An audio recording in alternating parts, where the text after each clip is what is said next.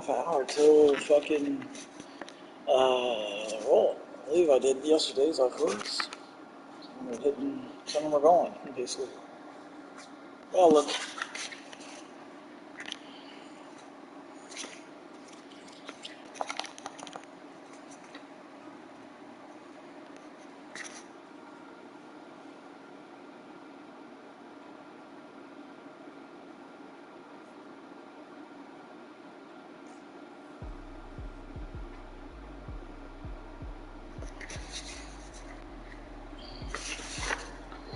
Three hours later.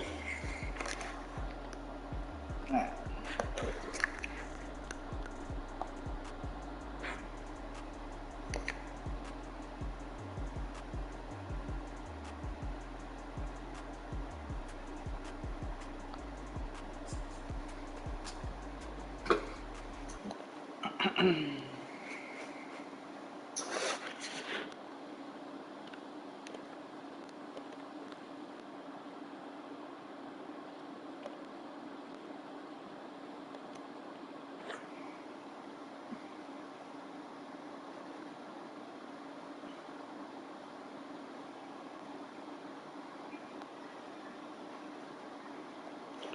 Keep my podcast up.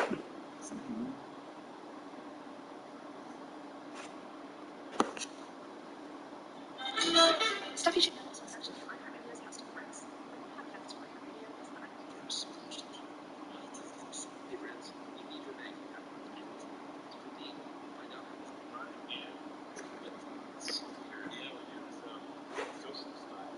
Yeah, so what happened was, and you explained to me, but I don't know, maybe my mind was elsewhere and I didn't fully understand. But what happened is, guest producer Noel got the record, he put the mouse on the hamster wheel, got the computer running, and left.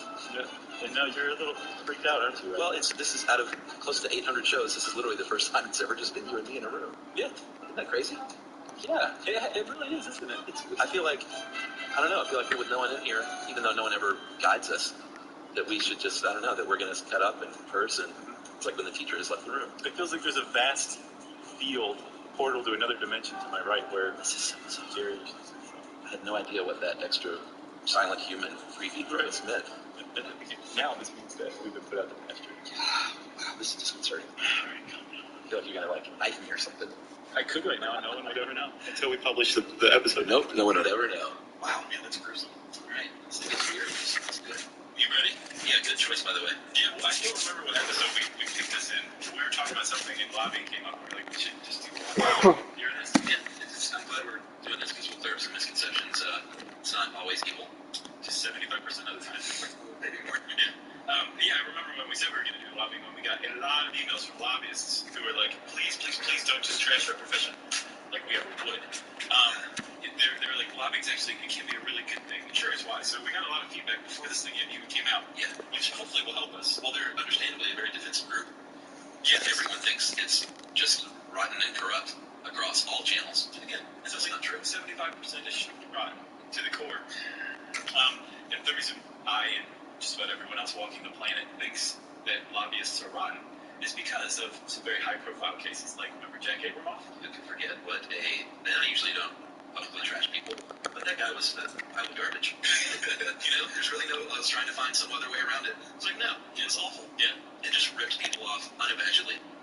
Ripped off Indian tribes, Bribed officials. bribed people, pocketed money. And he was a highly, highly successful lobbyist. Oh yeah, now DeMarcus Cousins is fully healthy, ready to play, huh? No, Piece of but shit. again, he was a successful lobbyist. He was at the top of his field for many years, actually.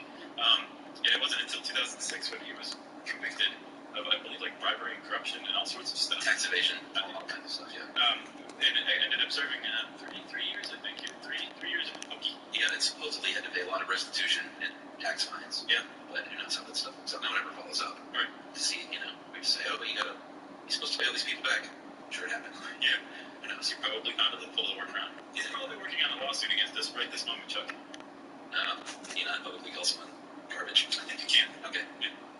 Can we read this opening statement from 1869? Yeah, because I think it makes a pretty good point that Jack Abramoff wasn't the first despised lobbyist. No, this is written by Emily Edson Briggs, who was a Washington, D.C. newspaper correspondent. at a time where there weren't a lot of women doing that, which is kind of cool. I think she was the first allowed into the congressional press room. Yeah, they said like her, she'll never say anything bad. So gave her this job. Yeah. And she's like, you fell for my baked cookies plan. So she wrote a column called The Dragons of the Lobby, so you probably know where this is headed. And the opening line of the column said, winding in and out through the long, devious basement passage, crawling through the corridors, trailing its slimy link from gallery to committee room, at last it lies stretched at full length on the floor of the Congress, this dazzling reptile, this huge, scaly serpent of the lobby. That could have been our Halloween episode. You really could have. Maybe we should gussy that up. I think we should. Or A little bit of sound effects, yeah. That was in 1869. Yeah, not very flattering. And it was actually, it did come at a time when lobbying and lobbyists were really getting a chokehold on Congress, on legislation, on sweetheart deals from the federal government.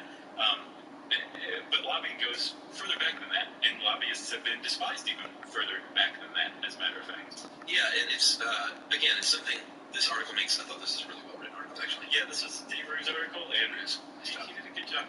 He points out that the knee-jerk reaction for your average person might be to say, just make it all illegal, get rid of the lobby. It's awful. Yeah. But he makes a good point that it is necessary. The First Amendment in our own Constitution says the right of the people to petition the government for a redress of grievances is necessary and constitutional and mandatory. Yeah.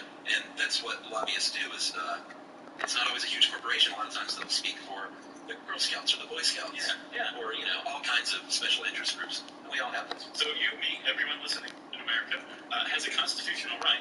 Go and petition Congress and say, hey guys, you guys aren't paying enough attention to government waste, or NASA deserves way more funding than you're giving it. Yeah, whatever. You could do that. That's lobbying, technically. But, unfortunately, almost from the beginning, corporate and big business special interest groups figured out a way to basically exploit that to their own benefit. Yeah, and it's, Bruce also points out, and we'll get to this later, which is one of the big problems. It's necessary because Congress and their staff don't have time to, well, again, we'll get to that later. Okay, yeah. I don't want to spoil it. All right. But they don't have time to go through the myriad requests and information, deluge of information that's necessary to make an educated decision. Right.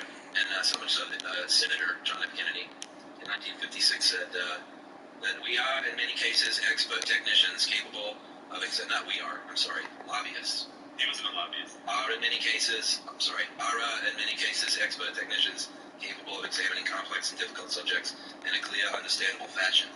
So that's the reason we need them in many cases, is to literally explain stuff to Congress people that staff strapped for time and resources.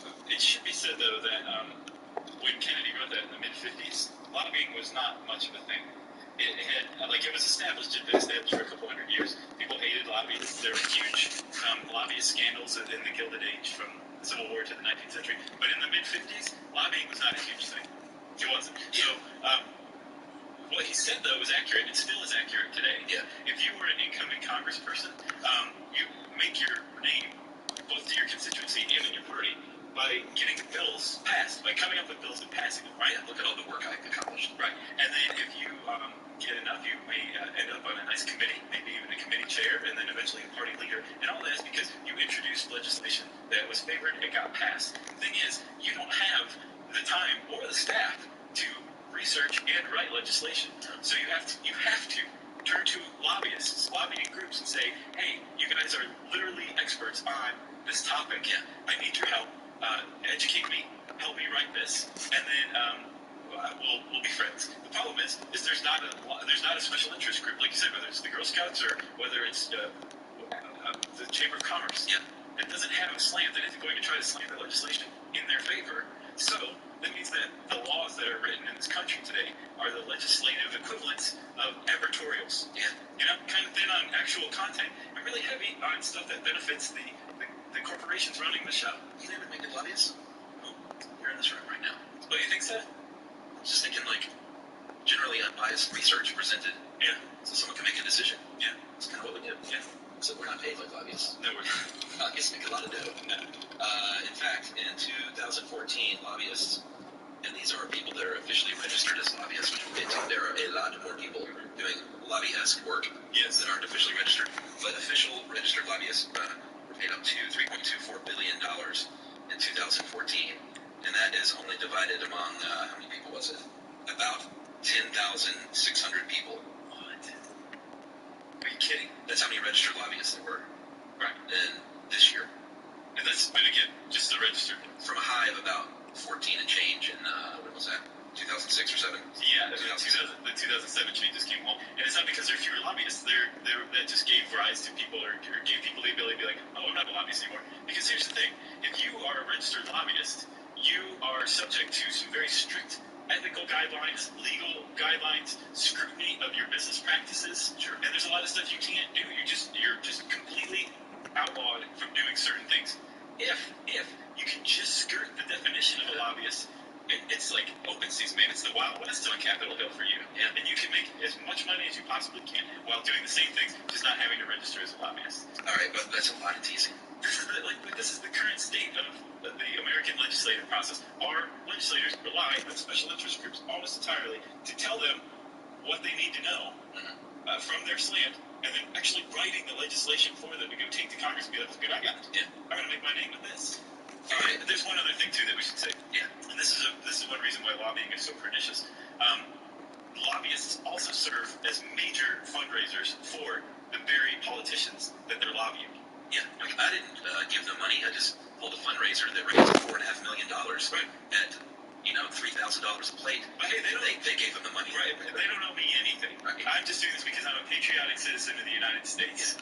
And I'll see you one day, Senator. And I like to overcharge for salmon. Yeah, isn't that crazy? Yeah. So that's the current state, everybody. Let's go back to the beginning because lobbyists have been around basically as long as America has. Yeah, let's take a little break and then we'll get to the teens stuff and start off with a little bit of history.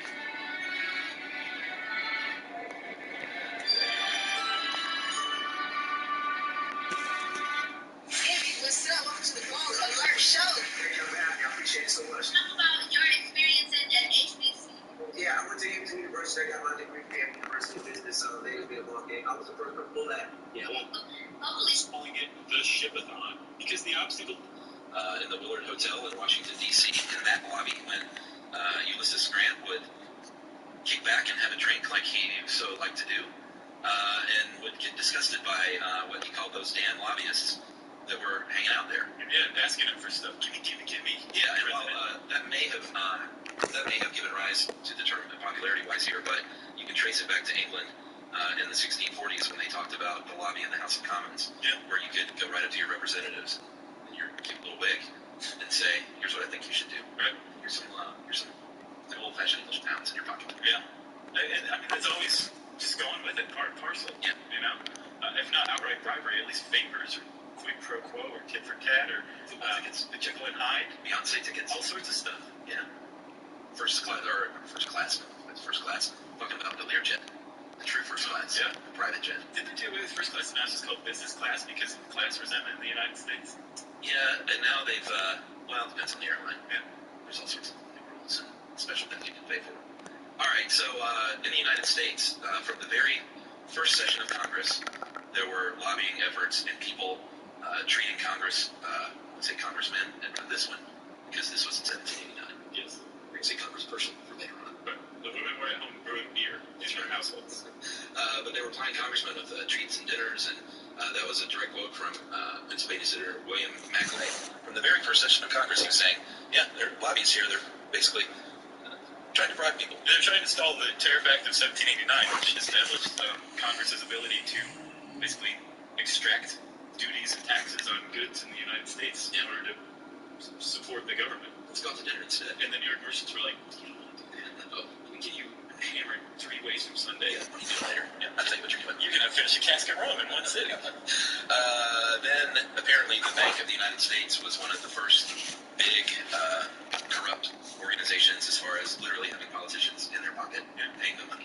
Yeah, like the United States used to have things like an actual centralized bank. Yeah. And Andrew Jackson came along and was like, this thing is just way too corrupt. Yeah. We need to get rid of it. And put me on your money. Yeah, but the scandals associated with it were things like the National Bank had on its board, as board members, were being paid by the bank, sitting congressmen who were writing legislation in favor of the bank. Yeah, this quote is the best. Massachusetts Senator Daniel Webster sent a letter to the Bank of the United States that said this, among other things.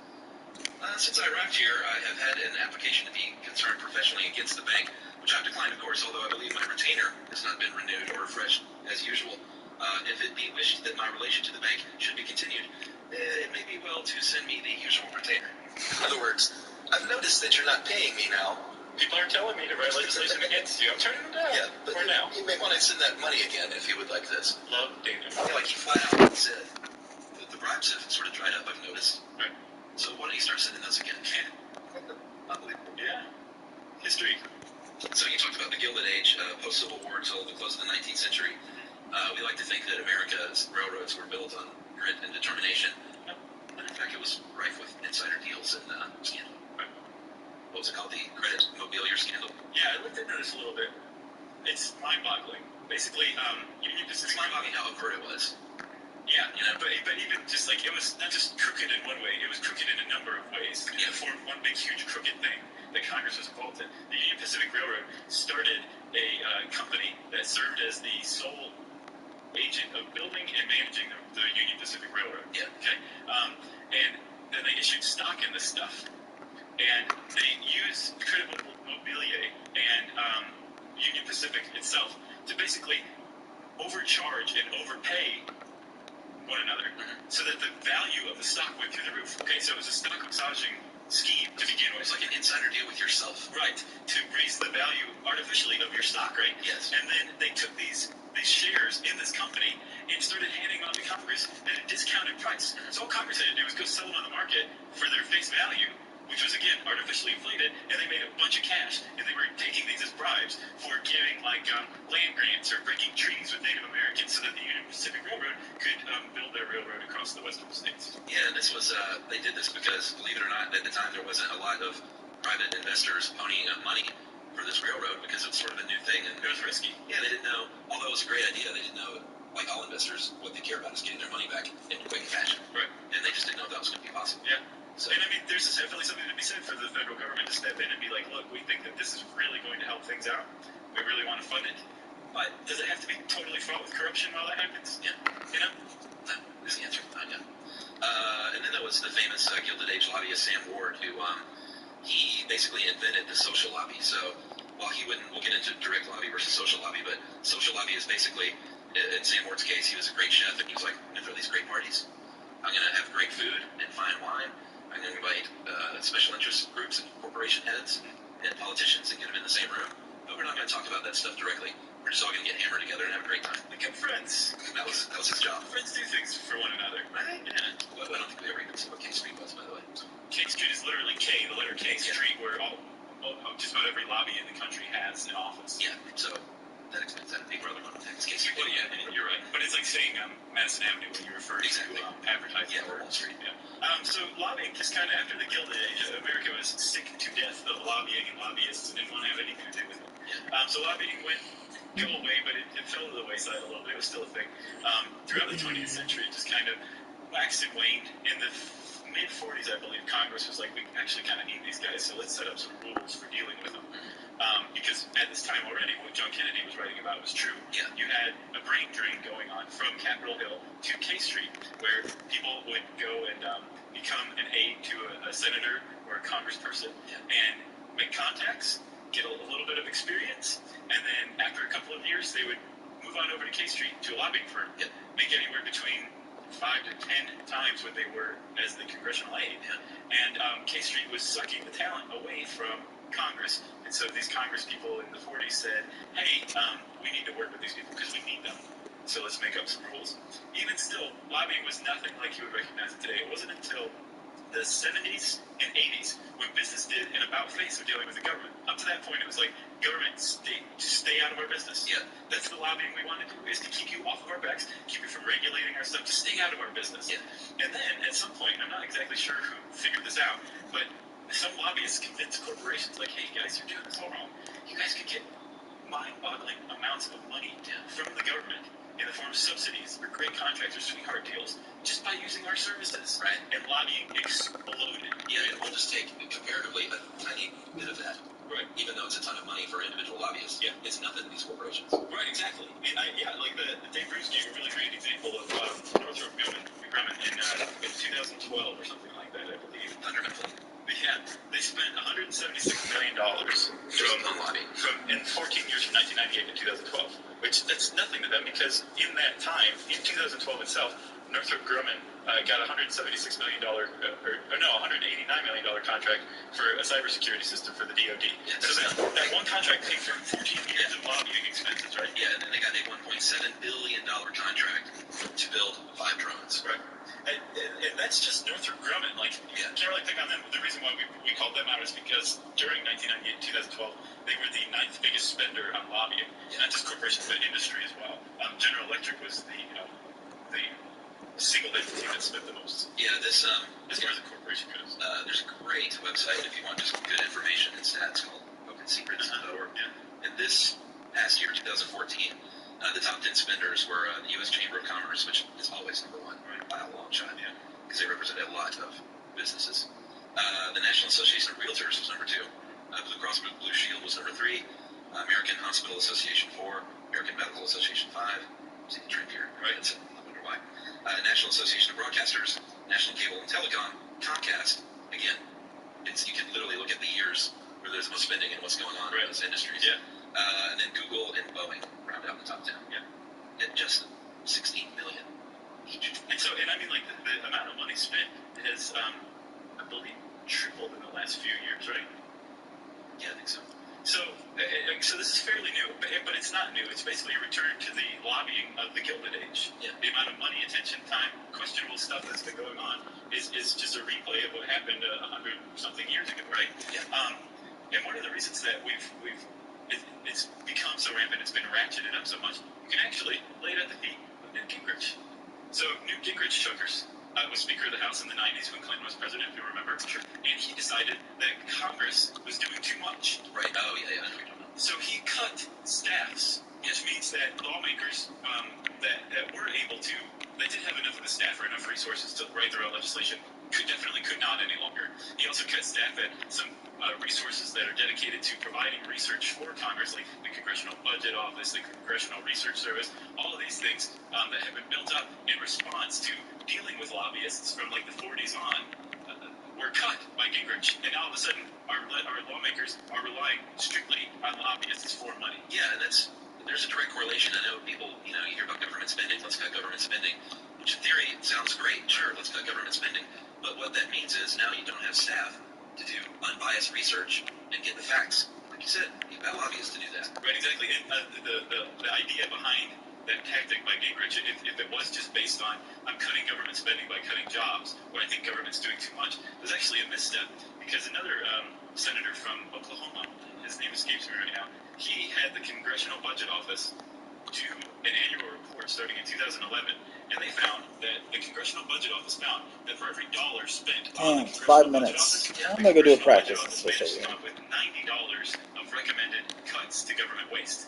So for every dollar you spent, you saved $89 just from the Congressional Budget Office. So cutting their staff is the opposite of what you want to do, right? Or against like and wasteful government. Yeah, it's pretty interesting on that stuff. It specifically is interesting as far as Newt Gingrich goes too, because him cutting Congress's ability to not rely on lobbyists really left a sour taste in a lot of people's mouths during the 2012 primaries. Yeah. Because he refused to admit that he was a lobbyist. Well, yeah, he's not registered as a lobbyist, but he has one of the things he does, he has a healthcare consulting firm where you can pay $200,000 to become a member, quote unquote, which you're not a client, you're a member. It's a membership group. Right. So he's not the only one. I mean, I think they have it here. They call it the revolving door, basically, when you leave your position as congressperson or senator, go directly to the lobby. The New York Times says there were more than 400 former legislators who worked as lobbyists in the past decade. It's just like, let me go make some real money now. Not just legislators either. Like there was very famously a guy who was running the Pentagon, I believe, Ed Aldrich, and he was a longtime critic of Boeing. And then Boeing hired him, and on his way out, he approved a $3 million contract to Boeing. That's the revolving door at work. Yeah. There's a Massachusetts representative named William Delahunt, and he took a job lobbying for a wind project that he had just earmarked a bunch of money for right before he left. Yeah. So I mean, this revolving door, people say like, well, let's just shut the revolving door, and it's a proposal, but at the same time, if you do that, then you're anti-job, and you can't even appear anti-job. So there's other solutions that I think are better for dealing with the lobbying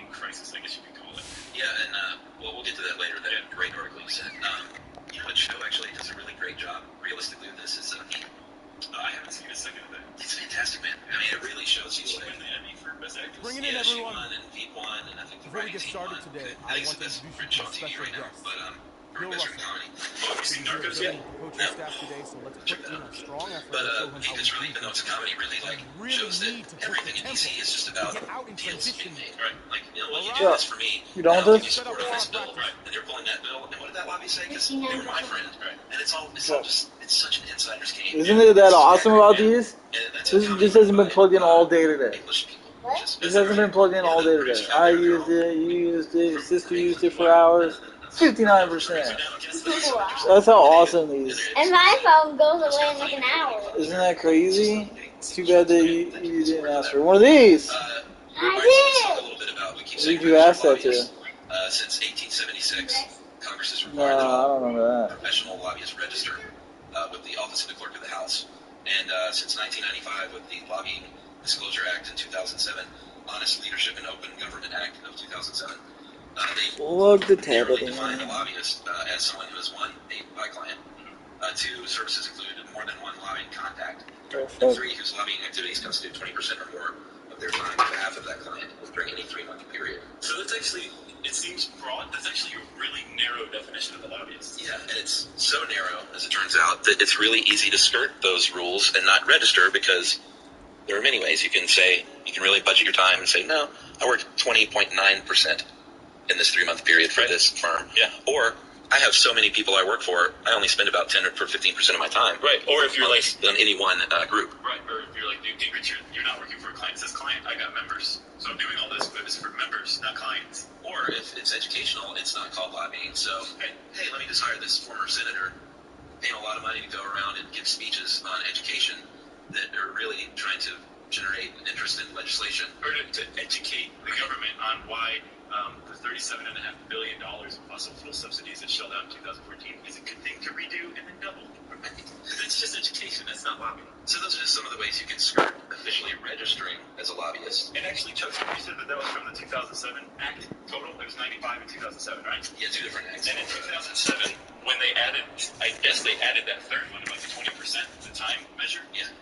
Like 3,000 lobbyists deregistered. Yeah, it's so easy to skirt. Loophole. Good. Yeah, oh, really? Yeah. All I have to do is account for my time in this way? And all the rules don't apply to me. That's pretty amazing. And so, as a matter of fact, the American Bar Association said if you just get rid of that third one, the time thing, that would help a lot.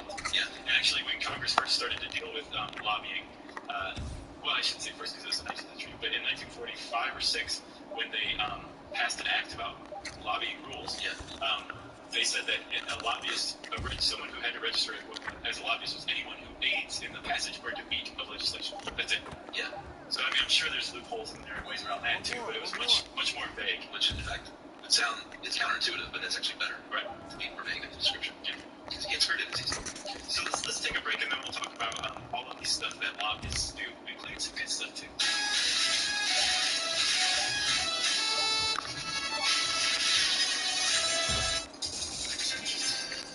Hey Chuck, did you know that over the last 12 years, Subaru of America Inc. and its participating retailers have donated more than $176 million to help those in need through the Subaru Share the Love event?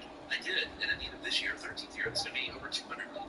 That's amazing. Through the Share the Love event, the ASPCA has had a significant impact on things like rescuing and transporting and adopting out more than 64,000 animals across the country. Yeah, they also work with Make-A-Wish, one of the best foundations out there, and they've granted life-changing wishes to more than 2,500 kids with critical illnesses. Yeah, not to mention Meals on Wheels and the National Park Foundation and National Park System. They're definitely back to Subaru Share.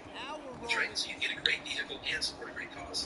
With every new Subaru purchase or lease, Subaru will donate $250 to your choice of charities, November 19th to January 4th.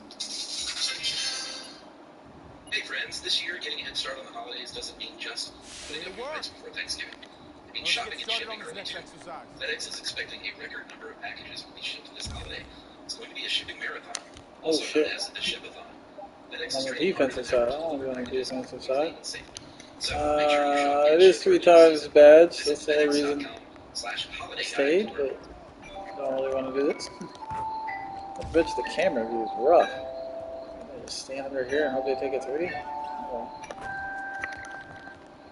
Alright, lobbyists, who are lobbyists, what do? They are full-time, as Dave puts it, full-time advocates for their clients. Yep, that's a good way to put it. There's no job description you're going to get, but you better be a people person. You better have you better have a stuffed Rolodex. You better be good at networking. Be super good at networking. Smooth talker. Yeah, you should throw a good party. Be good at fundraising. Yeah. And like we said, you got to know a lot of good people. You got to be a great communicator and persuasive. What might say slick? Slick, I think, is probably right. But that I imagine that those are good qualities to have with just about any. But I also have the impression that there are lobbyists who are just strictly grinding out research and stuff like that. Yeah, I think there's different types of lobbyists. Some are probably like, there's the glad handers. Yeah, like the front person maybe. And then there's like wonks, people who are literally like technical policy experts on a certain topic. Yeah. They know the ins and outs, they know both sides of it, they know what senators care about it, they know what Congress people could be persuaded maybe, like they know everything about this particular issue. Yeah, and like up to the minute, they have to be really up on the very, very latest policies and laws. They have to be experts, like you said, like inside and out, because they get paid a ton of money to do that. Yeah. There's typically three kinds of lobbying that people undertake. Again, whether it's the Girl Scouts or Greenpeace or the Chamber of Commerce or whoever, there's direct lobbying, indirect lobbying, and then grassroots lobbying. And then probably any lobbying group takes part in 3 times, so I'm out. Yeah, direct lobbying is when you can get a meeting with a congressperson or senator or their aides. Yeah, and you sit down with their staff or them and say, I'm experienced clearly because I'm in the room with you, and here's what we think is a good piece of legislation. Right. It's good for the country. Yeah. Wink, wink. Yeah. So that's direct lobbying. Indirect is if you, well, what's the difference between indirect and social? Aren't they kind of the same? Yeah, it's the same. All right, so that's like we said, Sam Ward would throw parties. The king of lobbying. Yeah, he invented this social lobbying, and that's still true today. The big swanky DC cocktail hour. Yeah. And get people in the same room, just connecting folks. That's a direct lobbying. Goosing them up with a little scotch, maybe. And all of a sudden, you're like, just sit back and you this is working. And then talking to each other. And then there's grassroots lobbying, which is kind of misleading. I don't think I've ever not gotten 3 stars on a free throw one. Not that my free throw is high, but still. Yeah. But, it still appears grassroots and folksy things like paying somebody who's an expert in a field or a recognized... Could do the 3-point challenge just to guarantee that I get it, but it's just longer. Yeah. And, name recognition counts for... And it's 3 times, so it's not like it's not worth it. It is worth it. Whoa. If somebody's saying, if a former Treasury Secretary is like, this is a really bad idea, we shouldn't pass this legislation, it's going to inform voters' minds. Yeah. It also is a huge message to the legislators who are also reading it. That, the Washington Post published this, so a lot of people just read it. You may want to listen to what I just said. Yeah, or grassroots in the purest sense of the word, in the more traditional sense, is be a small little NGO. That's all they can afford. Right. It's grassroots campaigns. And sadly, it's the dog that barks the loudest is the one that's going to get the most attention. Sure. And you're barking the loudest if you have the resources to make us get a bunch of dogs barking at once. Which is a really good point, Chuck, because and this article goes to great pains to make it clear that, not all lobbying is bad. That lobbying in and of itself isn't necessarily bad. And that there are plenty of public interest groups that are dedicated to serving the common good that engage in lobbying. So it shouldn't be outlawed. It shouldn't be cut off. We should figure out how to fix it. The thing is they found that for every dollar that a union and public interest group combined spends, the corporations or big business spend $34. Wow. 95 of the top 100 spenders were all corporate interests. So the field is very much skewed toward whoever has the most money or whoever is willing to spend the most. So to register as a lobbyist, which was required, like I said, since 1876, and then a few years after that, they required that members of the press register because with the House and Senate, because they had lobbyists posing as journalists. Right. So they had to take care of that pretty early on. But if you were registered, there are some things that you have to do according to the law. Well, first of all, you can't give gifts, blatantly give gifts. Yeah, that's one of the things that got Abramoff in trouble. All sorts of ways around this, of course, but you can't blatantly give gifts. You have to register, you have to file quarterly reports that detail the contacts made with elected officials. You have to disclose how much money you were paid. You have to file semi-annual reports that list contributions made to political campaigns. See, I have a question about that because from what I understand, on the federal level, if you're a registered lobbyist, you cannot contribute to a political campaign. Yeah, and maybe it has to do with like these $3,000 plate dinners or something. I don't know. Yeah, I wasn't sure about that either, actually. But you mentioned the American Bar Association. They, a lot of attorneys are lobbyists. Off and on during your career, my uncle was actually a lobbyist. Is that right? Yeah. Congressman congressman uncle. Really? He went through the revolving door, huh? Yeah, I don't know much about it, but Oh man, you gotta ask him. yeah, I should. And I will say this, even though we were not on the same side of the political spectrum, which I won't even say who's who. Oh, he's a Democrat, huh? But he's a good dude and an honest person. So even though we don't agree on things, I always felt like he's not taking kickbacks. He's not one of those guys, and I really believe that. He's a man for work. And so in no way disparaging your uncle for going through the revolving door. Right. One of the problems with that revolving door is not just that it causes this brain drain from Capitol Hill to the lobbying companies or the law firms, but it also makes Congress really interested in passing any kind of lobbying reform or revolving door reform. Yeah. Because pretty soon their term's going to be up and they can go get that job. Exactly. Yeah, because as a public servant, I mean, you don't make a lot of money.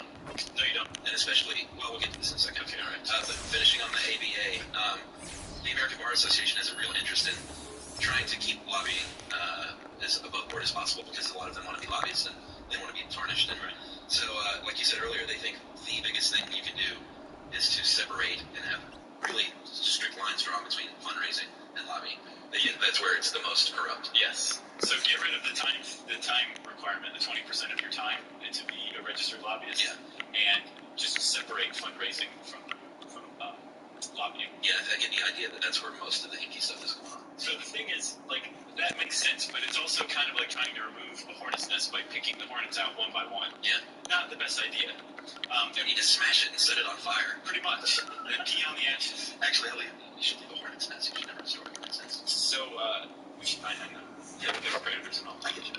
So the other idea to just shut the revolving door or to just outlaw lobbying altogether, again, I don't think that's a bad idea, especially if you just did it wholesale out of the gate. Yeah, you can't do that. But it's also unconstitutional, right? Yeah. So we read this really great article that was good. in Washington Monthly. So who wrote this thing? Lee Drutman, probably Drutman, and Stephen Tellis. They wrote it in the Washington Monthly. It's called The New Agenda for Political Reform. It was a great article, lengthy, but it made really good sense to me. Yeah, and it's not too wonky, but I mean, these guys clearly know what they're talking about. Yes, people. The long and short of it, and what they think is the problem, is what we touched on earlier, which is staffing of congressional offices has been cut and slashed so much, and there's so much more information now to ingest than there used to be. Yeah. They just can't do it. There are not the resources to do it, so we have no choice but to turn to lobbyists to act as the experts and to write legislation. Right. So they propose, and we have some stats in here actually that I thought were pretty striking. In the 80s, around 1980 is when they started cutting everything. The Government Accountability Office and the Congressional Research Services, what they do is they provide nonpartisan policy program analysis to lawmakers. There are 20% fewer now than in 1979. Give me some shoes.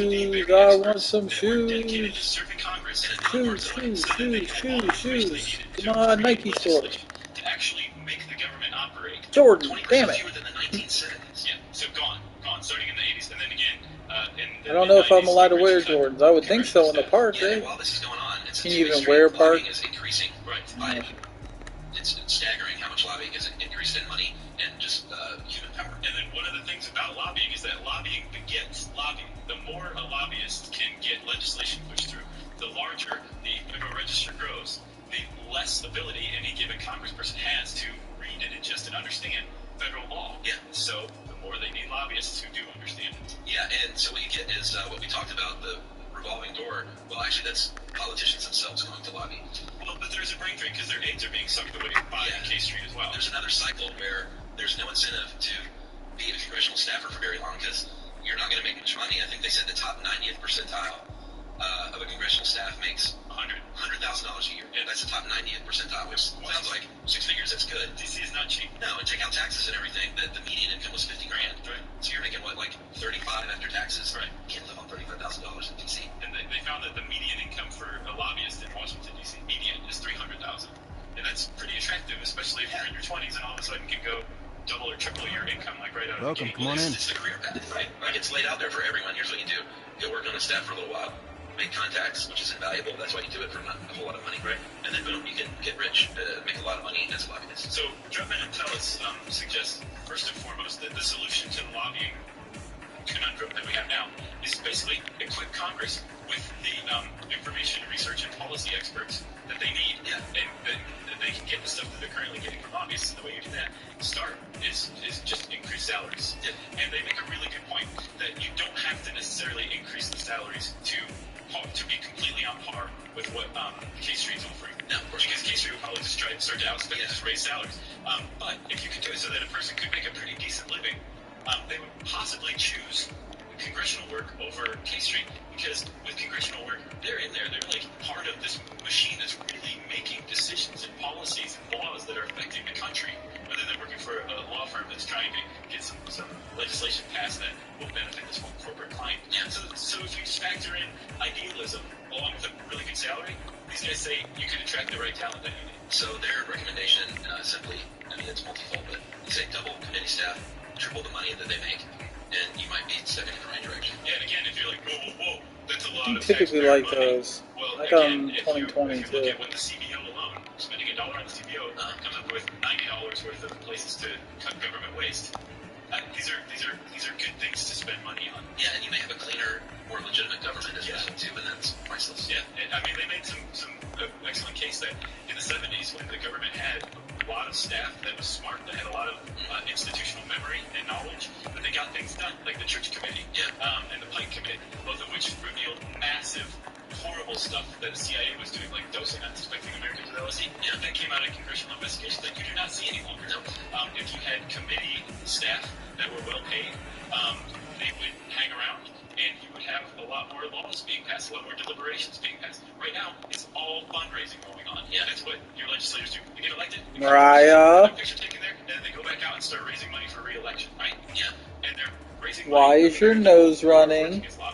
So yeah, all you have to do You need to blow your nose in. Jobs, The tissue. and you've got your lobbying problem largely licked. Yeah, I agree, man. I don't see any problem with this idea. It's sad whenever we dig into stuff like this, how like I talked about the Insiders Club, how I don't know, it just seems like it's such a broken, messed up system. It is. There was another thing I read a bit about something called rent seeking, which is where through lobbyists a corporation will go and just try to get a piece of the pie. Yeah. Not for doing anything, not even necessarily a contract, but just say like it's a subsidy. Yeah. And like the fossil fuel subsidies amounted to $37.5 billion in 2014. That was just stuff that the government gave, just money the government gave oil and other fossil fuel companies just for existing, right? Yeah. And that's called rent seeking. It doesn't do anything. They're not producing anything to generate that income. They're spending a bunch of income to go suck it out of the federal budget, right? Yeah. And I mean, if you want to talk about wealth redistribution, that's like the clearest version of it you can possibly imagine. Yeah. And that's through lobbying. And yeah, this is just lobbying. Like, don't get me started on things like campaign finance and all the other ways. That's another one we should do. Yeah, I actually wrote that article. Man, how was it? Tell me it was depressing. It was depressing and tough, and it's probably way out of date. So we will update it. Yeah, we would need a lot of updated. Campaign finance reform, big thing. Remember our presidential debates one? That was eye-opening. Remember, there's like a whole commission that like has a stranglehold on presidential debates, and they only serve. Yeah. No, Rick, I go back. That's a good one. Most of them on McCarty, I remember that. Well, if you want to know more about lobbying, you can type that word in the search bar, How Stuff Works, and it will bring up this fine article. And since I said search bar, it's time for listener mail. Alright, we've got this binge listening colon newest to oldest. Due to Jerry, by the way, I labored over that subject. Fine, like a publicist, and it's still awful. I thought this was a funny bag. Due to Jerry, I've been slowly Not making even my way through the funny. catalog of those Yeah, it is. No, it's not. Well, it is. Not a ring. I can tell it's a funny. It's not a ring. Broken. Rather than oldest to newest, which is how I assume most will listen. While the references to old episodes might be a little confusing, they also build a sense of anticipation. I can see that. For example, I finally listened to the infamous episode on the sun. You made so many references over the years to how bad that episode was that by the time I got to it, I was literally laughing from beginning to end. So it becomes like a comedy episode. Yeah, that's kind of cool. You can almost hear Chuck's brain sizzling and melting as the episode went on. Mine did too. If I didn't have that sense of anticipation, your agony Hey, would have been welcome asleep. in. I like this idea. I think it makes a lot of sense. I dread the day that I run out of episodes and experience withdrawals, the shakes, the jimmy legs, and will inevitably become one of Jones' juice stuff. That is Colin in Orlando. All right, Colin. All right, see you later. Terrible subject line, but totally forgive me because of the body. I think it's a bit. Binge listening that was the oldest. It's a sick. I guess it's just like this. But great, I'll call him. Oh, but if he's listening, he hasn't made it all the way back. Well, if he's listening to newest to oldest, though, does he just make time each week to listen to the newest one and then go back to wherever he lived? Oh, I don't know. Did he hear this? We need to hear all of it. God knows when he'll hear this, Chuck. We need to contact him directly.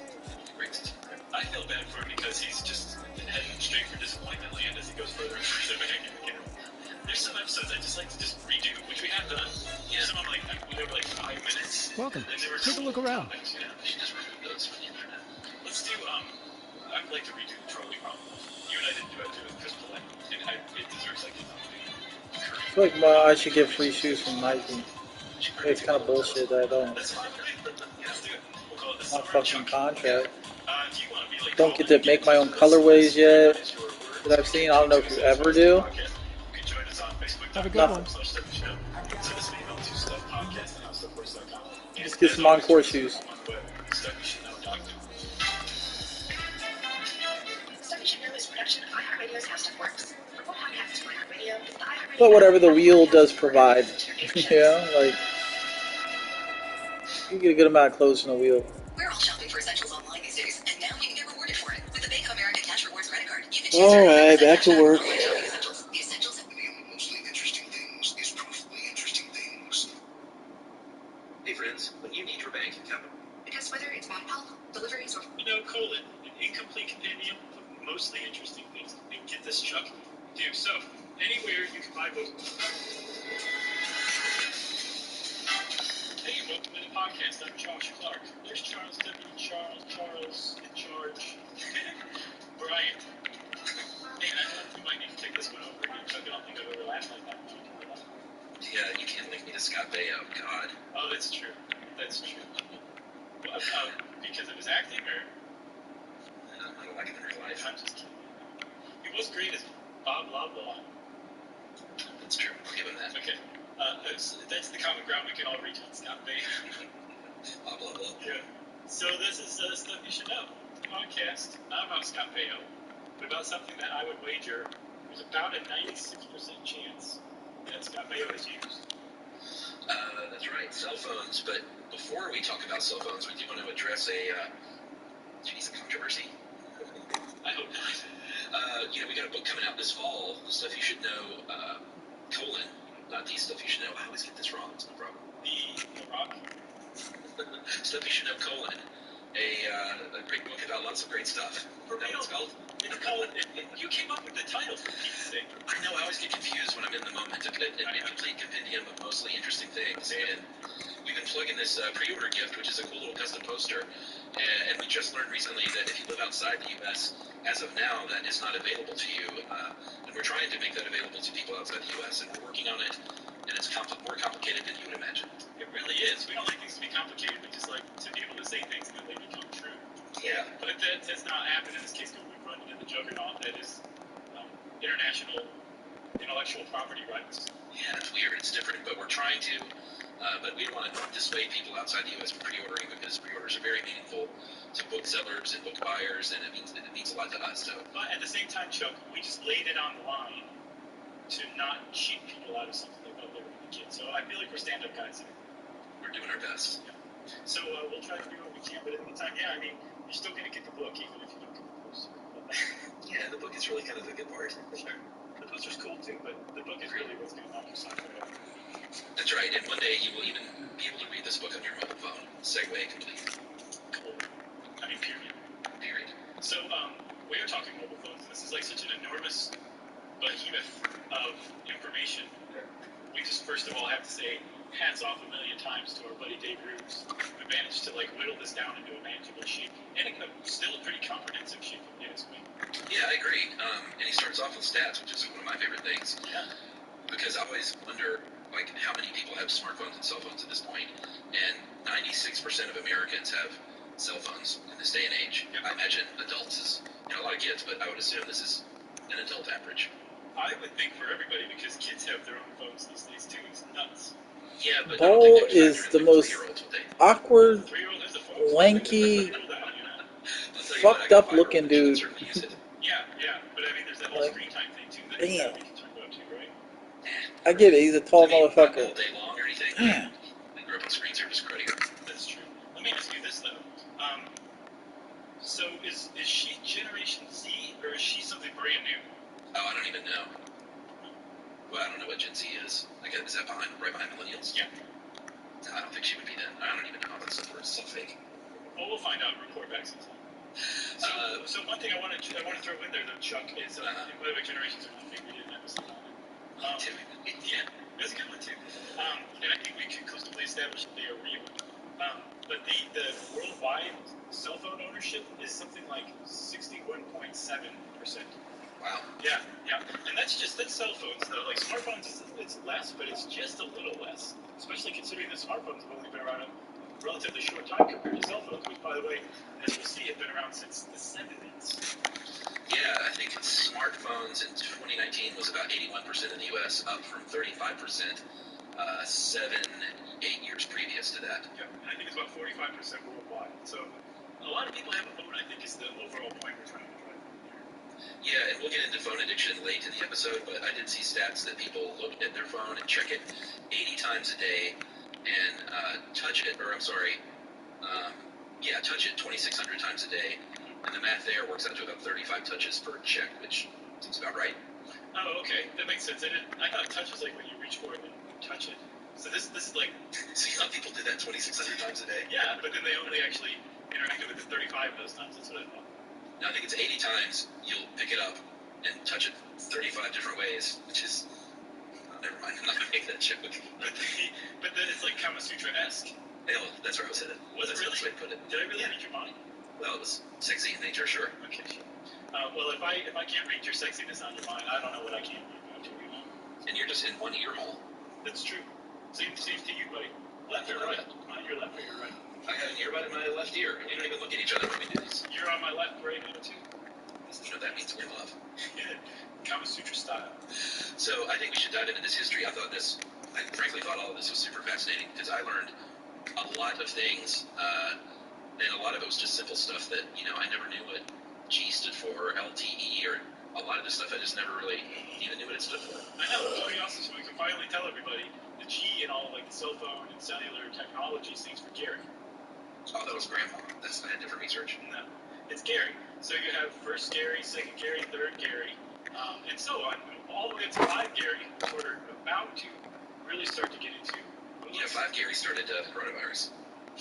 It did, how so? Well, that's one of the conspiracies about 5G. Out of all the wacky conspiracies about 5G, that's right. Is that it started coronavirus and then was put in place to keep people at home while they secretly go out and install a bunch of 5G things. That's how the world works. So 5 Gary it's all 5 Gary's fault. So this Gary guy, we need to have a talk with him, especially because in reality, G stands for generation. Sorry, Gary. But which makes a lot of sense. But a generation is not just like it's often applied to specific technology, like the 3G iPhone. It's the 3rd generation iPhone, but it was technically a 2nd generation mobile phone, which gets a little confusing. But when you're talking about mobile phone technology, you're talking about generations. The generation basically defines all of the underlying technology from the network to the actual devices that are designed to operate on that network. That typically describes a generation when it comes to telecommunications technology. And they can come really fast. They can come achingly slow. Like backing up and shooting is a bitch. But they do come eventually. And they seem to be worth waiting around for because they have advanced us by leaps and bounds as far as being able to sit around and touch our phones 35 different ways, 2,600 times a day goes. That's right. But we can go back to 0G. If you want to talk about the origin of a phone that was mobile, we have to go back to the 1940s. And, this sort of made me think of army phones, like field phones. I was like, what were those things operating on? And, the ones in the tent that you see with the general are, wired. But the ones out in the field worked on radio waves. And my dad actually had a couple of those when I was little that we used when we were camping. Really? Yeah, it was neat. It was sort of a later model. It wasn't like a World War II thing that was a big block with a handset that you stick on. It looked like a giant walkie-talkie, basically. I think I see what you're talking about. And I mean, that kind of technology, it just basically used the same kind of radio wave that you would use to broadcast, like, say, a ham radio, except it was a much more portable technology. And actually, we used that technology, like analog radio wave technology, for our cell phones up until, I think, basically the 2000s, maybe? So this initial, like, we weren't lugging around these clunky radio phones. We were using radio phones that were basically like mini radio broadcasters. But we were using the same form of technology, which is an analog radio wave. That was the whole thing. But what set the radio phone apart from what would later become a cell phone is the kind of network that the radio phone interacted with, right? Yeah, the first radio telephone network was in St. Louis in the mid-1940s. And that just had one radio tower, could handle about 25 calls at once. And they're routing this thing. Operators are routing this thing to landlines, basically, or other radio phones. But they were like, this has got to change. Like, this is a mobile phone. We got to be able to call from anywhere. And in I think 47, Bell Labs was working on a project, and a man named D.H. Ring, believe it or not, wrote a memo based on some, I guess, research by a guy named an engineer there named William Ray Young that said, hey, what we need to do is build a network of these towers, lay them out in a hexagonal pattern, and they'll just hand off, basically, as you move around, they will hand off the signal to the next tower, and that was the first sort of network created. Right, which I mean, that would make a mobile phone, an actual mobile phone. You didn't have to basically stay just in proximity of that radio tower. You could move around. You could actually be mobile. And that was, what'd you say, 1947? Yeah, that's it created. I should say the idea was created. It was a long time before it was actually created. Yeah, because that memo, it was just a memo. It was published internally only at Bell Labs. But it is, definitively the first idea for a cell phone network. But it wasn't until, like you said, a little while later, until the 60s, that some more Bell Lab engineers, a new generation of them, if you will, a new Gary of Bell Lab engineers, I have a feeling that's going to stick. came along, and they said, hey, this is really good. Let's figure out how to actually make this work. And so they took D.H. Ring and Willie Ray Young's design and turned it into the first, actual, here's how you do it kind of paper and research. And I couldn't see that they coined the term, but they seem to be credited with, if not coining the term cellular, at least describing something that would very soon become known as cellular. Because it's not the phone that's cellular, it's actually the network. Yeah, and here's the thing. If you want to, well, actually, here's two things. At your next dinner party in 2 years, you can be this guy or that guy, and that's gender neutral, of course. Sure. You can be the guy that says, you know what, they call them cellular networks because they were laid out in a grid, this hexagonal grid that looked like cells in a human body. And people will say, that's so cool, I never knew that. Or you can be this guy who says, so technically it's a mobile phone communicating over a cellular network, not a cellular phone. Right. Don't be the second guy. Don't be that guy. No. I mean, he's right. And he'll probably get into heaven just for being right all the time. But people won't like him here or there, Yeah. So, you've got a cellular network that started to be developed in the 60s. And I guess word started to get out because the U.S., I guess the FCC started working with Bell Labs. And they started to say, okay, we're going to build this network. Everybody get to making devices that can work on this. But it turns out, I don't know if they were inspired by it or if it's just kind of like a sidetrack or this is all going on at the same time. Like there seems to be some sort of ripple in the zeitgeist at the time that everybody wanted to develop a mobile phone network. And it wasn't Bell Labs in conjunction with the FCC that created the first one. The first one wasn't in America. It was actually, as far as anyone can tell, the first genuine mobile phone network was in Finland. Their audio radio equivalent, which I think I just nailed because I made it sound like New York at the end there. Yeah, they were the first ones, and they have the advantage of being much smaller, obviously, but that was the first nationwide mobile phone network in 1969. And by the late 70s, I think, they had everything covered with 140 stations. Yes. And 35,000 users in the mid-80s, which is not too bad. It's nothing worth sneezing at, but it's still technically not a cellular network. It's a radio phone network because they just had a bunch of radio phone towers that were placed far enough apart that you can kind of move around. It's not a cellular network. So if we do go back to the United States now and find the first cellular network developed in the world, as far as I can tell. But astoundingly, as that word got out, that everybody needed to start developing devices that could work on cellular networks, they actually got the cart ahead of the horse. And the first cell phone actually debuted before the first cellular network in the United States. Yeah, it seems like I've never had a Motorola, but it seems like they've always kind of been on the forefront of things without a lot of hoopla. Like the Razr was a big deal, and I think they had the first brick phone and bag phone even. I didn't know about the bag phone, but they definitely had the brick phone, the one that Zach Morris had, the Dynatac, was the very first cell phone, at the very least, to ever make a cell phone call in the United States. Yeah, that was 1973, and this guy, Marty Cooper, had been an engineer there for a long time, and the competitor with AT&T, obviously, and so he took this 2.5-pound phone that's 10 inches long. Everyone knows that great, beautiful brick phone. Sure. And went out on the street corner in Manhattan, supposedly, and called Joel Engel, which was one of those two guys, I don't think we mentioned them by name, who kicked off AT&T's program, and he was, I guess, sort of the arch rival at Bell Labs, and he called him up, And I don't know what he said. Like, hey, sucker, what do you think of this? Yeah, chump. Why don't you peel yourself off the ground? Get to work for me. And I saw there's a great Popular Science cover from July of '73 with that Dynatac phone on it. Yeah. And it said the new, did you see this thing? The phone or the cover? The cover. No, I haven't. It said the new take-along telephones. And I just thought how funny that would be if that stuck. You know, and we would be like, you see my take-along? I can't find it anywhere. Instead of just calling it the cell phone. And we had the exact same kind of cell phone, like it never evolved past the Dynatac. That would be even better. And by the way, another story in that issue was solving the mysteries of the Northern Lights. Are they God? Sources say yes. So we've got finally the first cell phone. We still haven't gotten the first cellular network. Apparently, Marty Cooper possibly made a call in Manhattan connecting to a radio tower from Bell Labs. We're not sure, but he still came up with the first cell phone. It wouldn't become a genuine bona fide cell phone for a few more years, though, until 1983. And I say because we finally reached the first generation of cellular networks. Chuck, we should probably take a break. All right, let's do it. Tempted to jack the minutes up to fucking max and put up 200 and some odd points again on this guy. But that's kind of a waste of time. This episode is brought to you by IBM. Today, every answer matters more than ever before. Because whether it's about health, deliveries, or finance, some things just can't wait. That's why IBM's helping businesses manage millions of calls. Every time you jump and you catch the fucking ball, throws off your shit. Doesn't matter how good you are, the timing's just different. It's not when your hand touches your head anymore.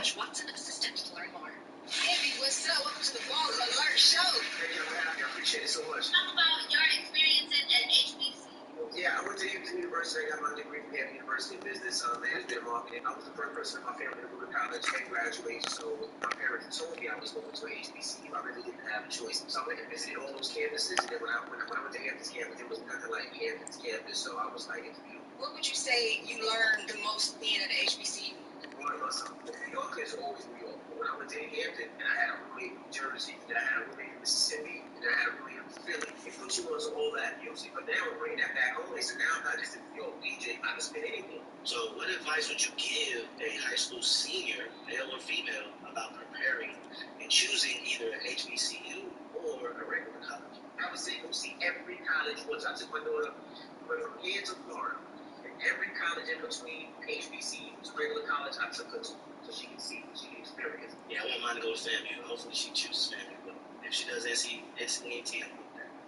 Like that HBC Experience, yeah, absolutely. sometimes you find that, like, for example, your daughter might, is going to NYU.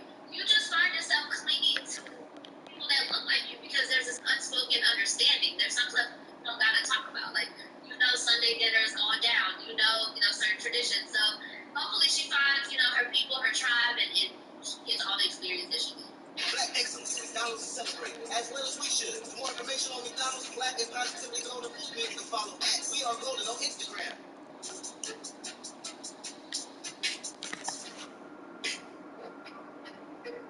Oh, wow. Is that it? Yeah. I just see Gary like, Turk, Benedict. Always getting my parts. Well, they looked a lot alike. They did, especially in 1983. And like you mentioned earlier, this was still on analog radio signals at this time. Right. No. Which is not great. Oh, yeah, you're right. I'm sorry. I'm right. So, yes, it was analog signals. Did you say you're right, I'm right? Yeah, everybody wins. It was analog signals, but now these radio towers were all part of a genuine cellular network. So, yes, you're right. It was analog. Yeah, which is, analog is great in a lot of applications. If you're talking about guitar amps, tube amps, and things like that, analog is great. But in record players, and there's a good argument to be made for analog technology. Yeah. But if you're talking about cell phones, they can only handle a certain amount of calls. There's virtually no security. You can tap into one of those calls back then pretty easily if you know what you're doing. But it was the first attempt. It was, and from what I saw, the sound quality is actually clear, but the problem is it's clear because there's not as much loss because you're not compressing anything, right? That makes sense. Yeah, and so analog had a lot of drawbacks, and it still has a lot of drawbacks whenever it's used. But it would stay that way for quite a while, actually. I think until the early 90s. So we went from 1983, where the first cellular network was set up by AT&T, into the early 90s, a good decade, where everybody was just using analog cell signals. And finally, sometime in I guess about 1991 or 2, the second generation came along, and this is an enormous leap forward as far as telecommunications technology went. Like 0G to 1G was kind of edging forward, and it was mostly about the creation of the cell phone and then figuring out how a cell phone network would work. 2G was like, okay, let's see what we can do with this puppy, and taking a dumpy loser short order cook, turning him into Dirk. What's his name? Benedict? Yes. Hey, I don't want to insult any short order cooks out there. No, it's Those are my favorite kind.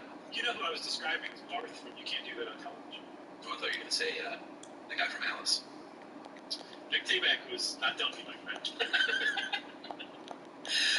So 2G, what they did was they digitized everything, and they squeezed all of that stuff down, and all of a sudden, apparently could fit about 10, and this is a rough estimate, but about 10 digital phone calls into that same bandwidth as the one analog call. And this was a big leap forward, and this was in Europe is where things got started, and also where text messaging got started. I didn't know what SMS stood for until yesterday. What do you think it stood for? I had no idea. I just never tried to figure this out. I never thought about any of this stuff. It didn't really matter enough to me to stop and think about it either. I have too much to do. You want to tell everybody what it stands for? I want you to. No, I think you should. All right. It stands for Short Message Service because the first text can only be 160 characters. And this was, like I said, rolled out in Britain. And when I think back to my first European trip in 1996, that is when I first saw widespread cell phone use. Yeah. It was in England. Yep.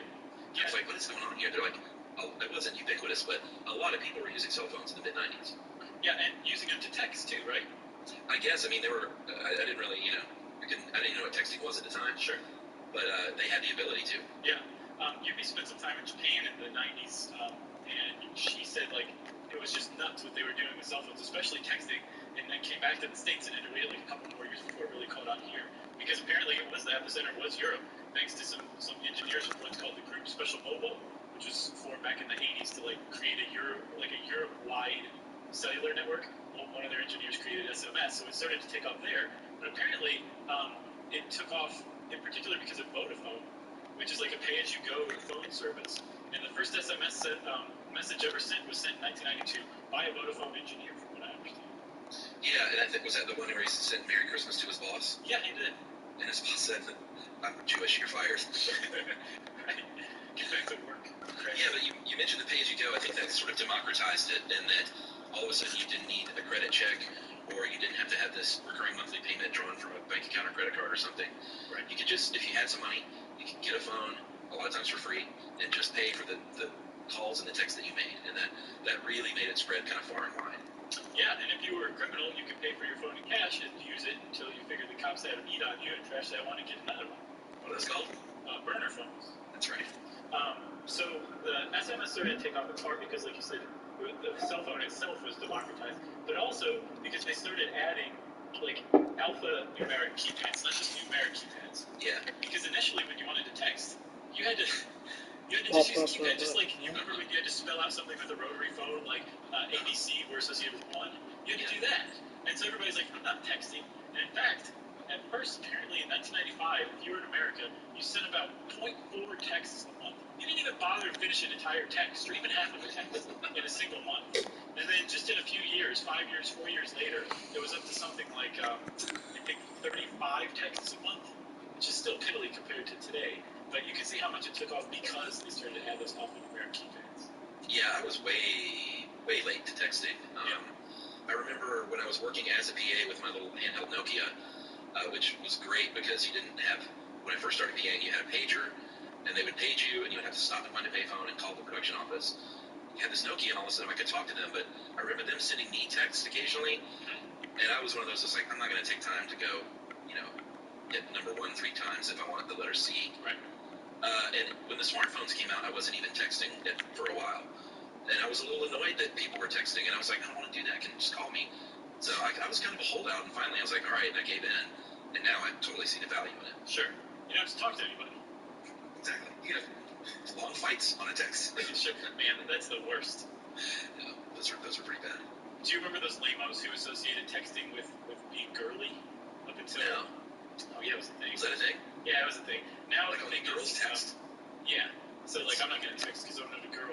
And then now they associate like recycling and other like eco-conscious things with girliness, which is super healthy for our society. Oh, gotcha. Okay, I know what you're talking about now. But ironically, they express their disdain for recycling via text to other dudes. So maybe they'll eventually come along.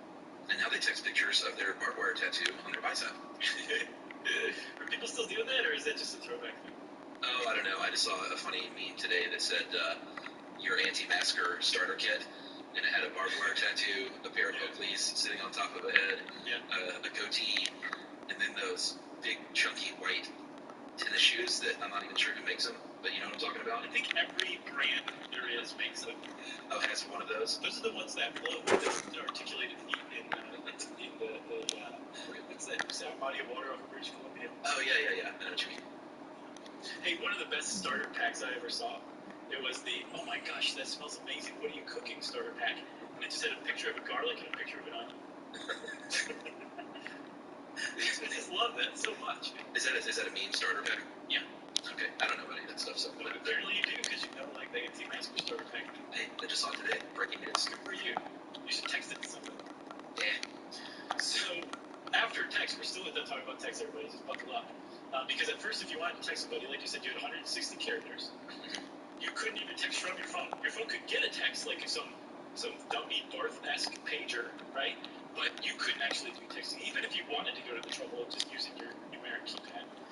So eventually we started to leap forward. The big leap forward was going from SMS to MMS, where all of a sudden you could now text more than just text. You could text pictures, you could text music, you could text all sorts of stuff. If the person on the other end had to spend days upon weeks downloading a single file that you sent, What are you doing? it would frequently get interrupted, and it was one of the most aggravating things you could possibly engage in. You're not playing Roblox? It was like the promise of this future I where this was wasn't going crazy. to It was get on my ordinary. computer to watch a video. Yeah, and first camera was the Sony Ericsson T68i. Yeah, you don't know what? Had an attachable I don't know camera, what which to is do. adorable. You don't know what I'm it is. hungry, I remember I'm seeing not some of those hungry, I'm early pics thirsty, that I'm were not thirsty, I'm very tired, I'm not pretty and tired, grainy. I'm not Very hungry, slight. Yeah, and small, but it It's sort of just that's a very lot heavy of a camera on the phone. contradictions. But I have to say, man, when I look at those old, when I see that Sony Ericsson, I've longed for that thing. Oh, you can get those. They're called dumb phones. Like a lot of people, as we'll see, are kind of making the switch over to that just because they just want a phone that can maybe text, maybe take a picture, and make calls. Well, I found one that I might get. There's something called the Light Phone. Have you seen that? No. So the first version of the Light Phone had, I think you could make calls, and it had maybe a clock and an alarm, and that's it. And the idea is that you use it as a companion phone. So you still have your smartphone, but leave that thing at home a lot of times. When you go out, take this Light Phone and engage with the world. And now the Light Phone 2 is out, and it can actually text, and it has a clock, and I think medical directions. No apps at all still, but it does have Bluetooth and a headphone jack, and it's meant to just sort of replace the smartphone for people that are kind of done with the distraction of it. I don't know, man. It sounds like the light phone is going down a slippery slope here. Yeah, I mean, I started looking at my phone. I was like, what do I really need? Like, I would want to call, text, and take pictures. What about email? And directions and get email. Right. And I think I could live without the rest. So, like, what do you use for directions? What app? I just use the Maps app on the iPhone. Do you? I use Waze almost exclusively. Yeah, because I almost never walk. You know, Atlanta's not a huge walking town. So when you drive, Waze is definitely the preferred app. Well, I don't ever drive very far, so Waze didn't really come. But I'm looking at all these dumb apps, and like all that stuff could wait really for me. Oh, totally. They're distractions. Yeah, I could wait till I get home to check my laptop for the most part. So I need a web browser, phone, text, and email. I could probably do fine with that. It would be nice to have Waze, but you can always just get like a, Yeah, but the web browser is all those things. The app just makes it easier to do. No, it's true. It is true. I guess, yeah, I'll give up my web browser. Okay. You don't have to. No, it's too late. I already said I was going to. All right, so let's get back to it here. Where are we here? Are we? All right, we're at 3G now. We're at 3 Garys, I think. Yeah. So second generation left ahead in a lot of ways, and then third generation basically kept going, and this was the generation that really said, oh yeah, that whole like texting video and pictures and music and all that's a really good idea. How can we improve on that? So if the second generation was all about kind of leaping forward with these right ideas. The third generation was all about like perfecting them, and this is where the first smartphones started. Yeah, I feel like this is when they were like, everyone really loves the internet, so let's put it in your pocket. Exactly. Because everybody was really super into the internet. In the late 90s, everybody's like, I love this Ask Jeeves thing. He knows everything. Oh, jeez. I love Lotus Notes CC or whatever it is, that email application. Like, people were into the internet, and like this idea of moving it onto your phone, it just seemed like a good idea to everybody. Isn't it so weird that we can already have nostalgia for early internet? Mm-hmm. Isn't it weird that there's entire groups of people who are now adults that have never lived in a world without the internet? I know. Hey, actually, hold on. I need to go get my webvan order. Your what order? My webvan order. That's going on today. They were just ahead of their time. Oh, yeah, of course. Poor guys. So, one of the big things that allowed, like, the third generation to move everything forward was there were some people working on how to get basically faster speeds. In the late 90s, there was something called the Third Generation Partnership Project. And they created two things that really kind of changed everything. Something called wideband code division multiple access and high-speed packet access. And basically, these were just ways that figured out how to take the information that you were sending. That's how I know when I'm getting tired. I should never, ever, ever, ever, ever, ever, ever be below 70% three pressure. Ever. Generally, from generation to generation, Just shouldn't happen. more information or data at faster speeds. Because the more you can do those two things, the more connected the world can be, the faster everything moves. And that's just basically the steps that we just keep taking with each new generation. Yeah, so 3G brought around a true mobile broadband network, and it really kind of set the stage for that first smartphone, even though in the mid-90s we did have the Simon and we had PDAs and stuff like that. Yeah, the Simon was pretty awesome. Yeah, it's kind of cool. But did you look it up? Oh, yeah. Okay, I like the Simon. I mean, it was genuinely the first smartphone. It was from 1994. It had a touchscreen for God's sake. Yeah, it had an interactive touchscreen. Sweet. Yes. But in 2007, with the launch of that first iPhone, is when that first big splash was made because of a lot of reasons, but one of the biggest was the introduction of the App Store and apps. Right. And I remember the app. People still use their apps, but at first, I remember just all of those dumb apps, and everyone was just like, look at this super cool app that does this really dumb thing that you'll do once and then never do again. The laundry minder. Yeah, and now, like, my apps, I have a lot of them, but they're all just useful interactive things like Venmo or my Sonos app or my Delta app, stuff like that. None of them are, I feel like the early apps were just kind of dumb. Yeah, for sure. But, I mean, that's how technology happens. Like, somebody has an idea. It's not the best idea, but it's a proof of concept, and then other people say, oh, that's a great idea. That, in particular, was a terrible idea, and you need to retire. But we're going to take your idea and convert it into something that people actually want. That's how it happens, That's how it happened with devices. That's how it happened with the networks. That's how it happened with apps, too. Should we take another break? Sure. All right, we'll take another break, and we'll introduce you to a shipment operated by people to get back by helping first responders. Okay, we finally reached the present, actually, sadly, because we entered 4G in about 2009. We've been languishing in hell there since, because we're technically still in the 4G era. The 4G era didn't do a lot except increase speeds, and it increased speeds a lot, but that's really basically the defining characteristic between 4G and 3G. Yeah, it was about 10 times, or is about 10 times as fast as 3G was, and what this brought about, kind of the big thing it brought about, aside from just transferring pictures and stuff quicker, was you could actually finally stream HD, like live sports and HD movies and stuff like that, if you want to watch something like that on your phone, which I never have or want to. But a lot of people do. For sure. And the big technology associated with 4G is called LTE, which stands for Long-Term Evolution. Didn't know that. Great. And LTE, at least in the US, it's the big 4G technology. But LTE basically runs on two kind of breakthroughs in data transfer technology. One's called orthogonal frequency division multiplexing. Can you get a Gladen, please? Hey. And the other one, it's called MIMO, multiple input, multiple output, which makes a lot of sense because basically what it is multiple antennas on your device, say your router or your phone or whatever, and it transfers data from the device and accepts data incoming to the device at the same time. It doesn't like switch back and forth. Like, do you remember back in the 90s or early 2000s when you could watch data transfer going on? If you had something uploading and downloading at the same time, you could watch your computer's little taskbar. This is not what it's called. What's that thing, the bar that kind of grows? Status bar? Status bar, yeah. You could watch it flip between uploading and downloading. Well, that all went the way of the dinosaur when MIMO became prevalent or widespread, because you can do it both at the same time without sacrificing speed, which made your transmission speed a lot faster. Yeah, so MIMO is the human centipede of cell phone technologies. I forgot all about that movie. Like, I literally forgot in my head that movie existed. And that was a good one, too.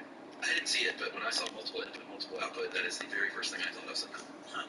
Well, you should see it for sure. I think every human alive should see the human centipede at least one time. Every human over the age of 18. Sure. How about this? Every human that has a phone. Oh boy.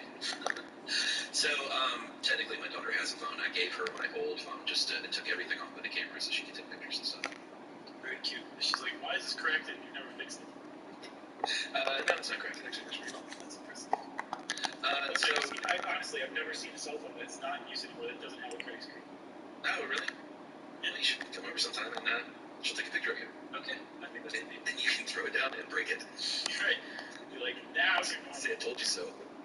So the big advantage of LTE, 4G LTE, of course, is capacity, and that is basically how many calls you can serve at the same time. And that's a big problem, depending on where you are. I remember even in recent trips in the past couple of years to New York and LA, thinking, why do you people even have smartphones? Because none of you can use them. It's so lame how slow it is. DC's is pretty bad too, actually. It's just really, really slow because there's so many people all trying to use data. And I mean, on a transmission frequency, like there's only so much bandwidth. And if out in Des Moines, doesn't matter.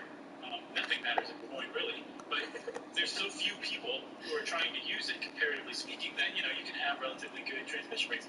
In New York, they have a huge network, but there's so many people trying to use the network, unless it just drags the whole thing down and everybody's internet is really slow. For now. Because I would suspect if it's not already going on, New York will be among the first cities that are ushered into the true bona fide age of 5G. Yeah, so the one big thing, or actually two things that 5G is going to help with, we mentioned capacity. The other thing that 4G improved upon that 5 Garys is really going to improve upon is lower latency. And latency is that delay when data is bouncing back and forth across the network, and you want a low latency. And 4G LTE has a latency of about 20 to 40 milliseconds. Yeah. Real time is 50 milliseconds, and that's what they're hoping that those 5 Garys can accomplish. Right. And so the big deal with 5G is that it uses a completely different range of the spectrum, the broadband spectrum, right? So it uses between the 30 and 300 gigahertz range, and it's called the millimeter portion of the spectrum because the wavelengths between those ranges are about 1 millimeter to 10 millimeters. So they call it the millimeter wave portion of the spectrum. And because there's so much bandwidth between 30 and 300 gigahertz, you can have a channel that takes up something like 800 megahertz, right? That's a huge, enormous channel. Yeah. And because you have a huge, enormous channel and you have a bunch of them, what that now allows is that big next step forward of the same progression, which is transferring a whole bunch of information at really high speeds. Again, that's the progress of all telecommunications these days. It's where we're going. And so this 5G changeover to the millimeter wave spectrum is going to allow that. So we'll be going from, what'd you say, like 20 to 40 millisecond latency? Yeah.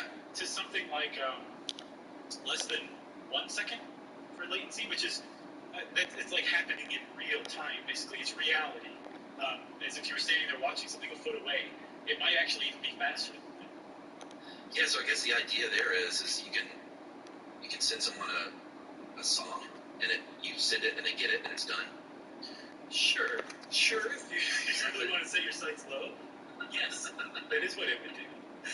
It just sounded like a grandpa. I don't know what happened there. You can send a picture of your light phone to your neighbor, and they'll get it immediately. The bad part, or I guess the drawback about those signals is they don't travel that far. They travel about 800 feet.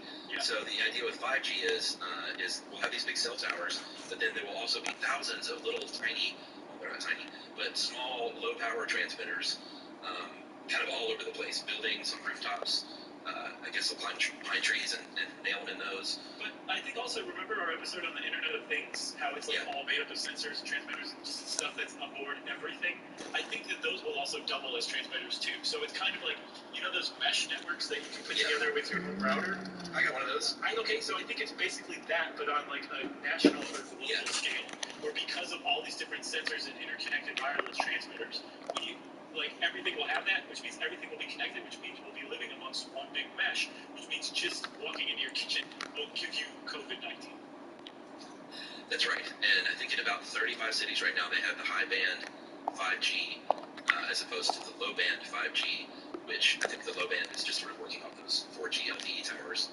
And the high band would be this mesh. Alright, I'm gonna watch his hands real quick because I feel like it's a little off right now. Ah, okay, I'm dead. I'm just zoning out. That's the problem. It's like, how in the hell am I below 70%? I keep getting slightly early. It's because I'm just zoning out, kind of feeling this whole shot instead of concentrating on his hand, you know? Just kind of fucking around. Could also be catch and shoot. Let's look.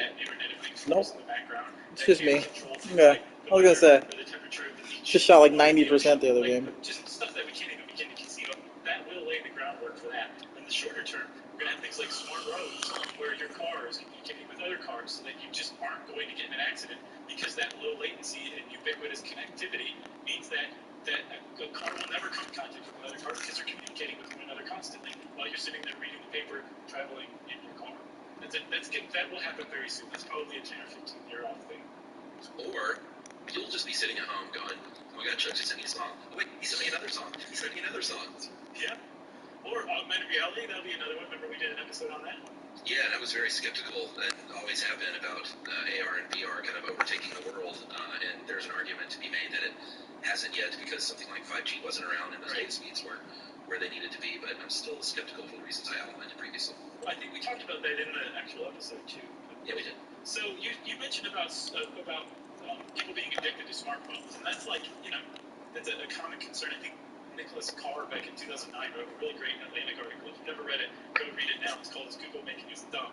Yeah, great, legendary article. And that article, he basically says, like, I can't remember if we did an episode on it or not, but basically he says, we have changed our brains, the way we absorb information, so we're shallow, it's much less deep, so yeah, maybe it is making us stupid. That kind of taps into this idea that we become addicted to our cell phones. Not so much that they're making us stupid. Oh, that bench me? Wow.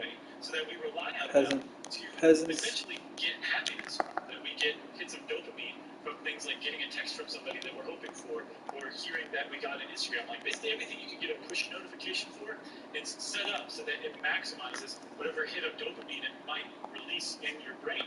And just on that very basic level, answers the question whether we're addicted to our cell phones or not. The answer is absolutely yes. It's actually designed that way. Yeah, and I don't have any push notifications set, and I wasn't trying to make some stand against it. It never occurred to me that I would want to know when someone made a comment on an Instagram post or whatever people get notifications for. Right.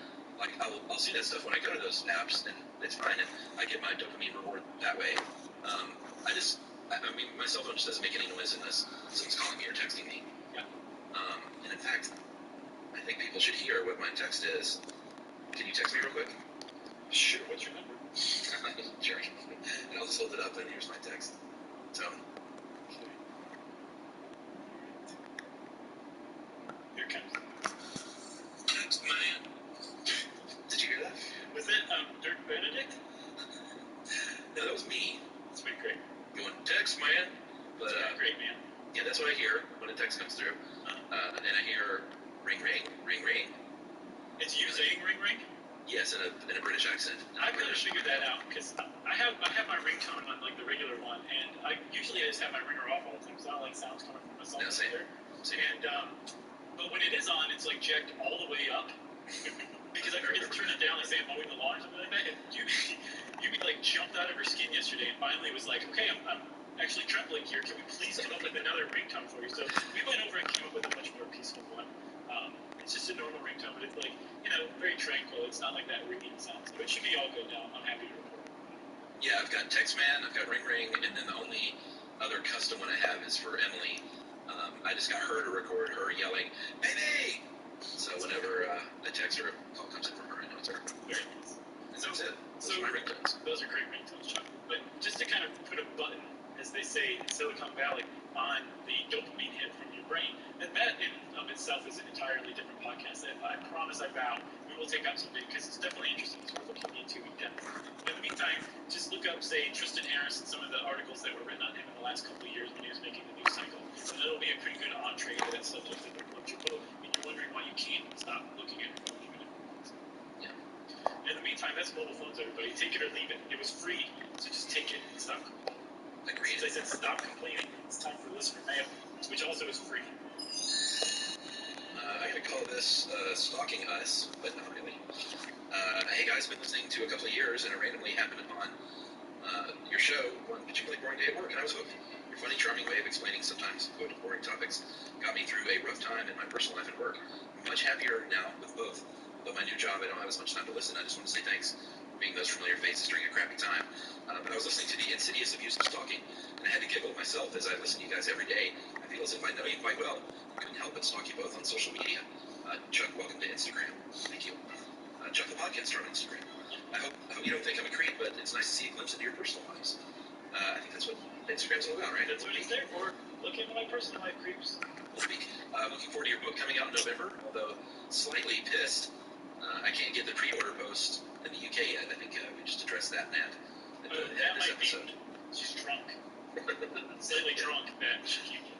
And can I ask, once the pandemic is over, you guys come back to England? I'd love to take my dad and sister to see you guys live. Yes, absolutely. You can see us probably 4 or 5 years from now. Okay. And she says, cheers, Nat. P.S. Keep those pet pics coming on Instagram. Nice, man. Thanks a lot. We definitely will do that. What are you at, Chuck the Podcaster at Instagram? Chuck the Podcaster. I'm at Josh on Clark. So you can find us both. You can find our pets. We'll peek into our lives. So enjoying it. That, too, is free as well. And again, much appreciated, Nat. We'll definitely be over there in the UK again someday. And in the meantime, if you want to get in touch with us like Nat did, you can send us an email. Wrap it up, spank it on the bottom, and send it off to stuffpodcast@iHeartRadio.com. Kind of like 2K20's like, oh, stop to talk to the fans and sign their shoes and shit instead of running in the locker room like a douchebag. You know what I mean? I'm surprised they took that out. We're all shopping for essentials online these days, and now you can get rewarded for it. With Street Podcast finalists. I thought that's how this story ended. Boy, you were misinformed, buddy. Yeah, I mean, the song literally stops with the townfolk and their kin, like the sea came rolling in to watch the hanging of Billy the Kid. And there's one more chorus, and that's it.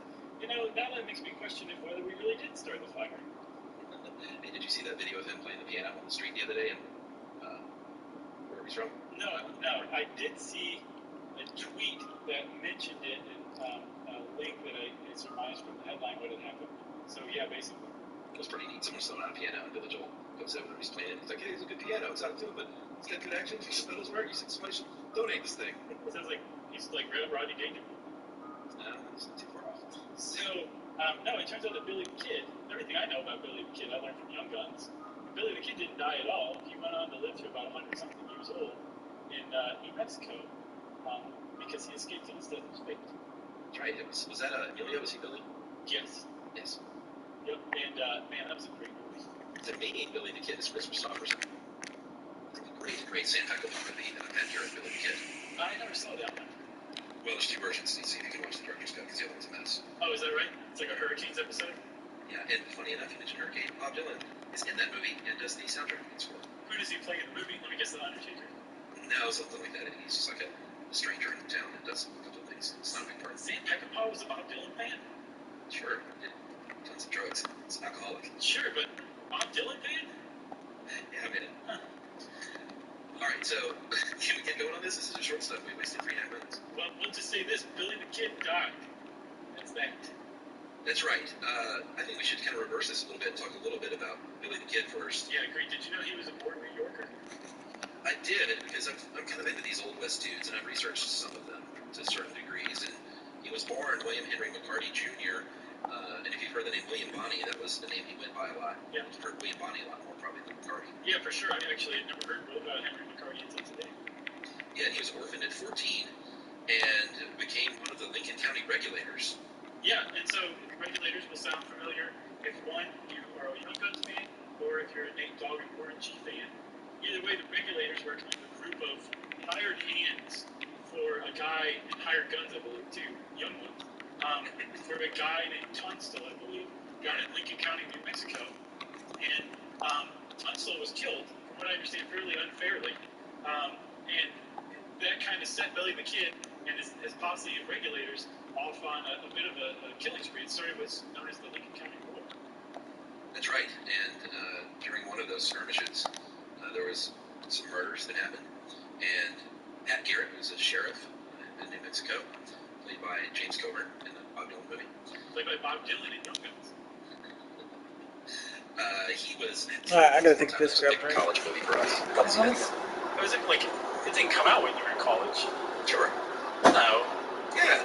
I don't think so. Look it up, and I'll keep going. All right. I got live corrections. So Pat Garrett formed a posse. Stretch my legs.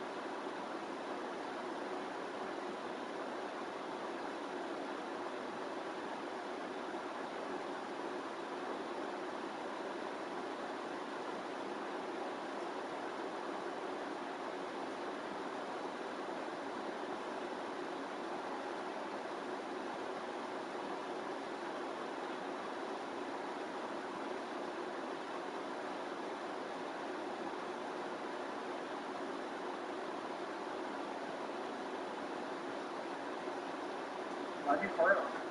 That's nasty. You're disgusting.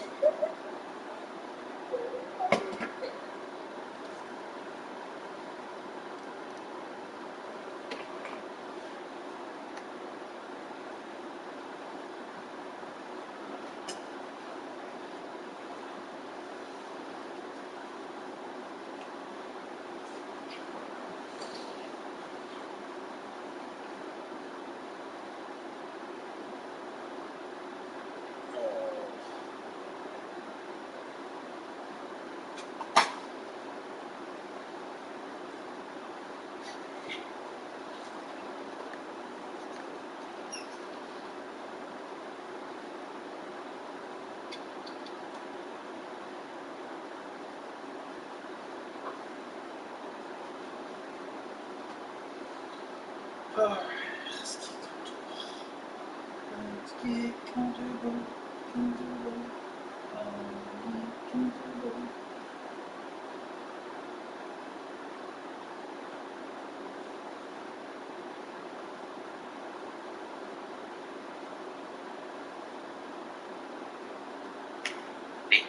Captured Billy, and that part of the Billy Joel song checks out. And he was sentenced to hang. They captured him in Stinking Springs, New Mexico. And while he was awaiting his execution, he was kept in it wasn't even a prison, it was a locked room in the Lincoln County Courthouse. I found, this article says too, I heard I saw there were 5 other prisoners. Regardless, there were other prisoners being guarded by some armed men. One of them was an enemy of Billy's named Bob Olinger. And at one point, he took all the rest of the guys over to a hotel across the street to eat, left Billy there under the charge of Deputy James Bell. Man, these are some great old-timey Old West names, aren't they? Oh yeah, when was that? 88. So if you were in college at age 17, then I said it was a big movie in college. I didn't say it came out in college. I asked you if it came out in college, and you said, oh, yeah. I thought you mean was it out in college, as if it came out after 1996. Classic Chuck and Josh. Listening to that often, that is what I meant. It came out in high school, but we watched the heck out of it in college. Oh, whatever. I should have said that. So James Bell is watching Billy. Billy says, hey, I gotta use the bathroom. Can you take me out to the outhouse? He said, I really gotta go. He's shackled, his arms and legs are shackled. Take him out, use the bathroom. On the way back in, they're going up the steps. Billy's in front. And the account I read was that he ducked around the blind corner, got his hands out, and then smashed this guy in the head with his arm irons. The guy went, what? Billy pulled his gun from his holster. The other guy's holster. Yeah. Of course, Billy didn't have a gun on him. No. Why would they do that? It's like, why didn't I think of using that first? They're like, well, he's in handcuffs. Just go ahead and keep his gun on him. And so he pulls the guy's gun on him, and the guy tries to run, and Billy shoots him dead in the back. And so now, roughly, we reach the end of the Billy Joel song, which I think is a good time for an act. We'll be right back. Mormons.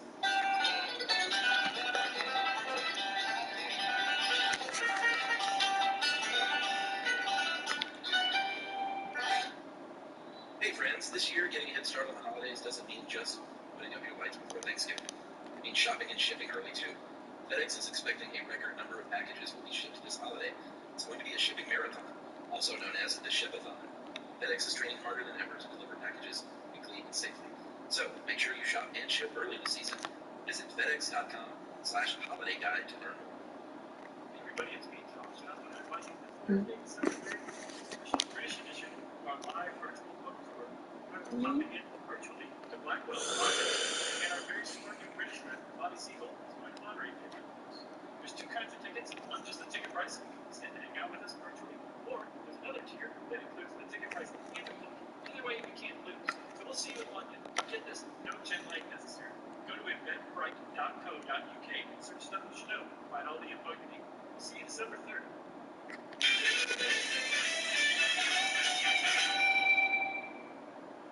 All right, Chuck, we're back, and Billy the Kid has just shot the deputy that's in charge of watching him.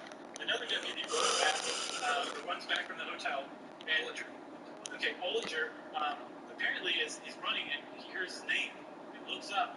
Billy the Kid's got Olinger's own rifle on him, shoots him dead like a dog in the street.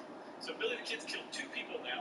He's out of his shackles, and he grabs a horse and hightails it out of town for a life on the run that would last about 4 more months. Yeah, that's the only dispute I have with that account is it supposedly took him about an hour to get out of his leg shackles with an axe. And I guess no one just came up there when Ollinger came to find him. Billy actually yelled down, "Look up, old boy, and see what you get." Wow. And that's the last words that he heard. Wow. So Billy's on the run at this point. And obviously Pat Garrett has a bee in his bonnet to go get him again. Well, sure, he's the sheriff of Lincoln County, and Billy the Kid, who's become one of the most notorious bandits in the country, has just escaped out from under his watch. So yeah, it's a reward. Well, sure, there's a reward too. So Pat Garrett had this history of lying in wait and ambushing people and shooting them whether they were ready to shoot back or not, killing them very frequently. He'd done it before, and he'll do it again. He went to go look for Billy the Kid. Like we said, he made his way as an outlaw, like a double outlaw by this point, on the lam for a good 4 months before he was caught up with, I think, still in New Mexico in July of 1881. And he apparently was staying at the house or nearby the house of a friend named Peter Maxwell. And Peter Maxwell had a younger sister that Billy the Kid was sweet on. And Peter Maxwell didn't like that Billy the Kid was sweet on her. By sweet on her, I mean that they were having extramarital sexual relations. And Peter didn't like that because he was planning on marrying off his sister to a rich land baron nearby. Billy the Kid was kind of toying with that possibility. So Peter Maxwell is in this kind of mindset. Allegedly, Pat Garrett shows up.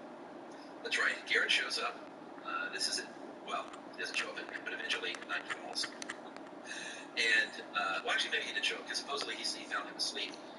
Pete Maxwell, that is. And Garrett very presumptuously goes into his room and sits down next to him and says, "Wake up, wake up." And then he wakes up and he says, "Where's that Billy the Kid?" And as the story goes, we're going to go calls that in a second. Right then, Billy the Kid actually walks into that room, that doggone room, and has a gun and a knife because he had just went to cut some meat off. He was hungry, I guess, after he had post-coital hunger pains. Sure. And carved some meat off and was from a yearling, supposedly, and had just eaten a little bit. So he has a knife and a gun and can't really see in the dark and starts going, "Canis, Canis," Spanish for "who is it, who's there?" And Pat Garrett supposedly recognizes the voice as Billy in the dark and shoots him dead. Yeah. And I just want to make sure we're all on the same page here. A yearling is a young horse. He's after some horse meat to eat. That's right. So this was the death, as far as Pat Garrett said, of Billy the Kid. But like we said before, Pat Garrett already kind of had developed a reputation of ambushing people, lying in wait, catching them off guard when they least expected it. And even in this story that he told, this is the official line that Pat Garrett told in the biography he wrote about Billy the Kid, that was how he died. But even that, which is kind of on the edges of fair, is disputed as probably untrue, and that the truth is probably involved even more of an ambush and more surprise, even less of Billy the Kid being able to defend himself from that. Yeah, I think the other version is that he was actually ambushed and set up by Maxwell because he didn't like him being with Paulita, his little sister. He basically said, "Hey man, it's all going down here, and here's your chance to come over to Fort Sumner and take care of this kid once and for all." Right. And so he did so, and a lot of people say that's how it really went down. And that he tipped off Pat Garrett, right?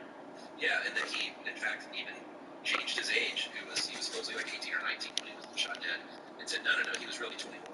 So I didn't have this extrajudicial killing of some kid. He was a full-grown man. That was just happenstance that he happened to walk in the room for us sitting there with a loaded gun. Yeah, and then other people, historians, think like probably Billy the Kid didn't walk in with a gun and a knife looking for some yearling meat. He probably walked in fully unarmed, expecting Pete Maxwell's sister to be waiting for him there, and instead Pat Garrett and his gun was waiting for him. So he probably was fully ambushed and killed. Murdered, I guess is the other way to put it. That's probably how Billy the Kid died. Either way, he died at the other end of Pat Garrett's gun. That much we know about. Right, even though there were and have been rumors over the years that he was in cahoots with Pat Garrett and he let him escape and that he lived to be a ripe old age. There have been exhumations and there have been DNA tests over the years. Obviously, nothing's ever come back with any sort of conclusion. John Gunn seemed to be pretty conclusive. I got a little cherry on top too if you're interested. Let's hear it. You know that very famous picture of Billy the Kid? Sort of one of two, although the second one they aren't quite sure of them, but there's that one very, very famous ferrotype, which is a picture on like a metal plate. That photo, that ferrotype, the original plate was bought for $2.3 million by none other than William Coke. Who's that? Koch brothers. Oh yeah, I forgot he's super into like Old West stuff. Apparently. Yeah, I forgot about that. Well, that's pretty interesting. Quite a cherry on top. As for Garrett, he was originally denied the $500 reward. A bunch of the cities felt bad for him and raised $7,000. And then a year later, there was I think an injunction or a vote or something where he actually finally got the reward. So in today's dollars, supposedly, if that all checks out, he got about $200,000 for giving away the kid. He's like that barista from Starbucks who refused service to the woman who wouldn't wear a mask. They're rich, right? Yep. Yeah, I don't serve anyone coffee without a mask. Thanks, man. There you go. We'll start a GoFundMe for Chuck, everybody. Well, that's it for Short Sleep, right, Chuck? That's right. Giddy up. Stuff You Should Know is a production of Hey, friends, when you need your bank, Capital won't need for a world of free TV. We are creating right now. Get that pre-order now? Yep.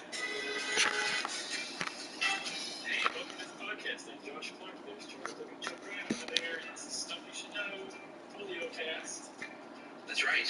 Before we get going, though, we want to tell everyone that we have a book coming out called Stuff You Should Know, an incomplete compendium of mostly interesting things that you can buy and pre-order online. And pre-orders are it's a very big deal to pre-order the book. I never knew what a big deal it was, but pre-orders are very important for the author. Are they? I didn't realize this. I'm kind of worried. No, they're a big deal. Well, yeah, I guess you won't regret pre-ordering the book. How about that? And why? Because you get a special gift. Not only that, you get a special gift for sure. You just go upload your receipt at stuffyoushouldreadbooks.com. But also the book itself is really great too. I think you're going to like it. 26 full and robust chapters that are going to just knock your socks off. And it's 100% stuff you should know. That's right. And you get great illustrations by Carly Bernardo, and a great writer working with us named Nils Parker, and a great publisher in Flatiron, and we're just super excited about it, and we appreciate your support. Yep. So you can go pre-order the book everywhere. Okay. Wow, Chuck, we're getting really good at that. Now let's talk polio. So we're not good at this transitioning. No, we never have. So polio, when I was researching this, I kept running across, whenever I typed in polio, that auto suggest in the search bar, it would say things like, does polio still exist? And it absolutely does. But it's one of those diseases that we're really, really close to eradicating thanks to an extraordinarily robust vaccination campaign. One of the first really big vaccination campaigns in the history of the world. And it was also one of the most successful too. So much so that we're down to just 3 countries. I believe Pakistan, Afghanistan, and Nigeria are the only 3 countries where polio is still endemic, where like you can just walk around and catch polio. And there are outbreaks in other countries. We'll talk about exactly why. But it went from this global, worldwide problem at the beginning of the 20th century down to 3 countries. And we're like that close to getting rid of it forever. Jesus. Yeah, so, and it's interesting to read about polio and its vaccine during the middle of our own pandemic with coronavirus and COVID-19. Because there's a lot of similarities and overlap. It's interesting. There was a pandemic on? Yeah, that's why I haven't seen you in 3 months. I know. Are you getting used to it yet? I mean, sure, just as anyone gets used to something that stinks. I didn't mean to say everything, but sure, that's part of that. That's for sure part of that. But it is weird talking about it for sure, because there are some real similarities for sure. Yeah, so polio is the disease, but poliovirus is the enterovirus, which is a virus of the intestinal tract, which is an RNA virus like COVID-19. But the disease itself, like COVID, is the sickness. Polio is the disease, as coronavirus is the polio virus. I mixed that all up, but I think it's right. So, coronavirus is to COVID what poliovirus is to polio. Yeah, that's the cleaner way to say it. Right, and then apparently polio specifically, if you say, this person, my grandfather had polio, you're not talking about just a polio infection. There's a specific kind of disease that you can get from the poliovirus where it attacks your central nervous system and can cause all sorts of problems. Lost the entire second quarter, huh? I was thinking about going for a big score, but it's only going to play me half the game, man. Which is what people are talking about when they're talking about polio the disease. Yeah, because a lot of people got the poliovirus, didn't know it, had no symptoms. Your body kicks into gear, that immune system just fights it off. You got those antibodies for life, and that's it. That happened a lot. But yeah, like you said, if you get polio, that means that it hits your central nervous system. We'll get more into detail about all this. But poliovirus is where it colonizes is in the throat and the digestive system. Right. And we're talking about your feces being contaminated, or infectious and contaminated in your saliva, depending on how you get it. So there's basically two ways to pass it along, either with your poop or with your saliva. And the fecal transmission is much more prevalent, especially in the developing world, because of poor sanitation. And like if you look at just the natural history of the virus, the polio virus, its ideal is to just replicate, right? It's the whole purpose of the virus is just make as many copies of itself as possible. And so living in the water, the drinking water supply, and then infecting people, infecting their gut, replicating, being passed as feces, back into the water supply to infect other people, but without really developing symptoms in people. That's ideal for the virus itself. Every once in a while, though, I think in about 1/4 of people who become infected, the polio virus will enter the bloodstream. It'll leave the gut and enter the bloodstream, and will produce what's called viremia, where it infects the blood and starts to infect other organs, and those people will develop flu-like symptoms for a couple of days. That's still not that bad. Probably nothing we would have mounted a global eradication campaign against. It's just that in a very small proportion of people who become infected, the polio virus not only infects the bloodstream, it actually travels to the central nervous system and attacks that. That is the real problem that comes from polio, what we were talking about earlier, poliomyelitis. Yeah, and no one knows why that happens. No one knows. I mean, basically, they just think it is completely random. I mean, that seems to be the case of whether or not you get the paralytic version or not. It is not many people, but when you spread those numbers out, it can be a lot of people. So when you look at numbers like 0.5% of everyone infected have paralysis, if you look at the human population, that's a lot of people. Right.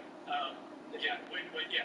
It's just a very small percentage. Everybody. I was a Heat fan when LeBron was there, so I know you can't shoot the three, Whiteside, you piece of shit. Big time, for sure. Enough so, and so not just the number also, but just the devastating effects that poliomyelitis can have on a person. It's a really bad jam, because not only can it cause what's called acute flaccid paralysis, where your motor neurons or your muscles are attacked so that you can't use your muscle in your muscles, making you just become fully paralyzed. It can also travel to your brain and affect things like your swallowing reflex and your breathing. And so it can very, very easily kill you when it starts to progress to the central nervous system phase of poliomyelitis. Yeah, and there's no treatment for polio. And we'll talk about the vaccine here in a minute to a great extent, but it's just like any other virus. You let it run its course. Your body will probably do the right thing and step up and fight it back, and not let it get to your bloodstream. But like you said, even if it gets to your bloodstream, you might just get sick. But that 0.5% chance that you actually have the paralytic version, there is no cure for that. No, which is weird. I was like, so what, you're just a goner if you get poliomyelitis? That's what the case was. And apparently your body can still fight it off. You can get poliomyelitis, and if you receive the proper care, one of the better inventions to combat polio is called the iron lung, which would breathe for you using the bellows and negative and positive pressure to move your chest up and down. Like that could keep you alive long enough to give you a chance for your body to fight off the infection with your immune system. But like that's not a cure. That's just keeping you alive long enough for your body. They're like getting so open. I can't even call it a ball. I have to start walking the ball up, I guess. Yeah, it's the big Lebowski when I think of iron lungs. Who is in an iron lung in that?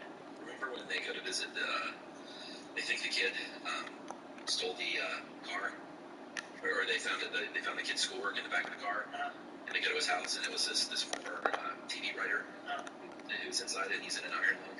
I genuinely don't remember that. I'm sure I'm being shouted at by some of our listeners with sorry. Let's play for laughs. The one I think of is Ralph Macchio in The Outsiders after he got burned from running in that house. What the fuck am I doing? That's what I thought. And so I looked it up to verify, so there's no mention of it. So I guess when I was a kid, I just made up that Ralph Macchio was in the iron lung in The Outsiders. If I'm not mistaken, he was just had I guess what you would call a respirator today. Okay. But was he upside down? Back then. Yeah, I think he was face down in traction and suspended and on a respirator. I'm not mistaken. My tiny little impressionable brain translated that good. It's okay. Signals. My brain hasn't gotten much better, Chuck. Sure it has. So you can survive. You can fend off a polio infection even with poliomyelitis.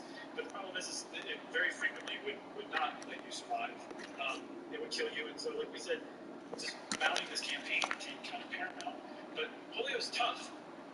because they think it's such an old virus. They think it's been around for a very, very long time. And that's kind of evidenced by the fact that polio is, it's only humans that it lives in and tries to replicate it. It's not like other viruses, there's like reservoir animals that it can hang out in and basically stay alive until it can infect a human. It's just humans, basically. Although there was a case in 1966 of some chimps becoming infected from humans with polio. Isn't that sound right? Yeah. And if we need to, if you need to go over viruses again, folks, look no further than the recent Stuff You Should Know Classic from March 20th, Virus Talk with Josh and Chuck. That was from March 20th? The pre-release. What do we call those classics? Aren't you like one half of this podcast? I am, but I call them classics in my brain. I don't know what the official branding is. Selects. Yeah. Like we have hand-selected this classic episode. Yeah, classics. I think if you scramble the word selects, classics is in there somewhere. But it's misspelled. But yeah, that one just came out recently, so that'll catch up on what a virus is. But should we take a break and talk a little bit about the ancient history, perhaps, of polio? Yes. All right, we'll be right back, everybody.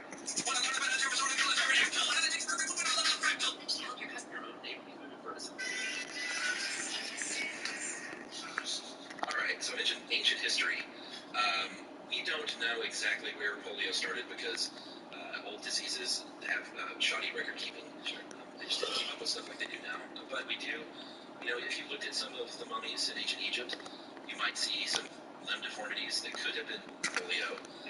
There are paintings on walls and things that maybe could be polio, but this is us extrapolating this from a modern lens. They, was no scope and smashed a heavy object accident as well. You never know. A combine accident. Well, I was going to say that, but they didn't have combines. So, a barge accident. Okay. So, over the years, people were studying polio, and we kind of started to get a pretty good handle on it. We didn't understand what viruses were, so we didn't know it was a virus until the 19th or 20th century. No, the 20th century, I think. 1908, our old friend Carl Landsteiner, who developed blood types, was also one of the two people who identified the polio virus in 1908. But other people had contributed up to that point. Like, it was recognized as being an epidemic disease. There were outbreaks, that kind of stuff. But everybody was kind of okay with polio existing. Like, it was not something that we were happy about, but nothing that, there was this great urgency to cure. Until about the beginning of the 20th century. And I think that people living together, in close quarters, urbanization, and better sanitation led to polio outbreaks that hadn't been seen before. Because the better sanitation produced a population that had not been exposed to polio virus. Yeah, that seems counterintuitive.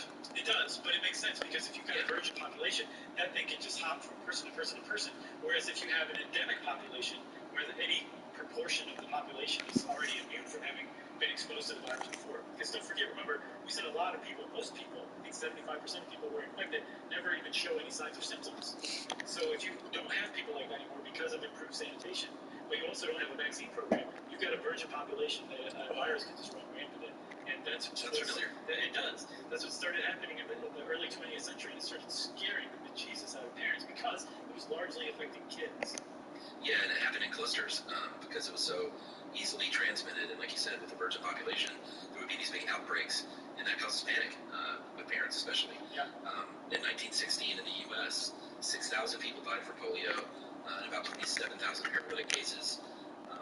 1952, 21,000 paralytic cases. And also, we said in our book here, remember, in the Mr. Potato Head chapter, that polio outbreak is what made Mr. Potato Head one of the first big toys, because so many kids were stuck at home that summer because of the polio outbreak. That's right, and that's exactly what happened, because, kind of mirroring what we're seeing now, is they would shut down parks and swimming pools and schools and public events. And America rallied behind it back then and said, yeah, that's what we should do for the good of the public. It's not happening now, unfortunately, but back then everyone got on board. Between, I think, 250,000 and 650,000 Americans were alive at any given time in the 20th century that had lifelong issues caused by polio. Right. That's a lot of people. I mean, that's a real problem, That's not over the 20th century. That's at any given point in the 20th century, right? Wait, COVID's giving the same shit. Because I have had breathing issues for a year already. Children struck down, with polio, some of whom, went on to have lifelong issues, some of whom died, that scared parents a lot. It scared everybody. It's almost so that it kind of laid the groundwork for this big national and actually an international push toward coming up with, if not a treatment, which they tried at first and found that was not happening, then a vaccine for polio, and that's exactly what we did. Yeah. And a big driver for this vaccine was a little organization called March of Dimes, which was originally founded in 1938 by Franklin Roosevelt. It's called the National Foundation for Infantile Paralysis. And I never knew this, but they had a march, and people would send dimes as donations to the organization, and that's why it's called the March of Dimes. Right. It's amazing. And because of that, because of all those individuals sending in dimes to the March of Dimes or to the Infantile Paralysis Foundation, that laid the groundwork for the financial support for all of this research that was going on, specifically for the research of one of the guys who came up with the vaccine for polio, because we actually have more than one. But the most famous of them all was Jonas Salk, who came into the picture in about 1947. And because of those dimes that were contributed by average everyday people, because that money directly funded his research, he very famously refused to patent the vaccine that he came up with for polio, and just said, this belongs to the world. Yeah, just like a farmer bro. Exactly. Same morals, right?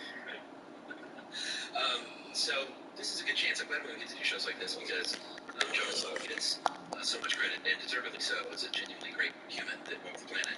But a lot of people had chipped in over the years to get this vaccine where it was, and we get a chance to talk about those people now, which is always fun. In the 1940s, late 1940s, John Franklin Enders, Thomas Uncle Weller, and Frederick Chapman Robbins. All three serial killers. That's right.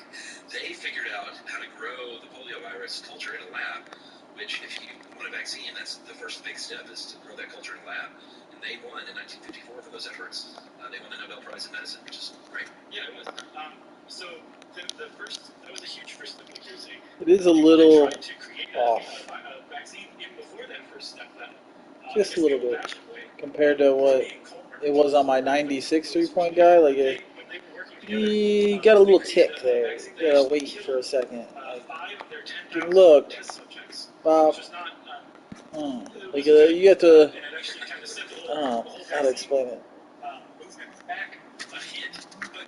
There's a couple animations where basically it's not whenever you touch your forehead, it's a beat after. And then there's the off-balance ones that are like a beat before. You'll be late if you're off balance. But like this one, it's just all about watching that hand touch the forehead. You know, there's no off balance, so it seems like I'm shooting about 80%. But overall, I'm shooting, you know, high 60s, low 70%. Looks like so far. I mean, repetition will make it go up. It's a huge dose of it. So if it's not dead, you're in big trouble. Yeah, it was a big deal at the time because it was new science, and a lot of scientists said that I don't think you could administer this much, even killed virus safely. And so what you had was a couple of different things going on, a couple of potential pathways to take. Was give a little bit of that weakened virus that's still alive to kids, which we know is going to infect them with the virus, so it's going to generate those antibodies, but hopefully it's not going to be strong enough to get to that central nervous system point of infection.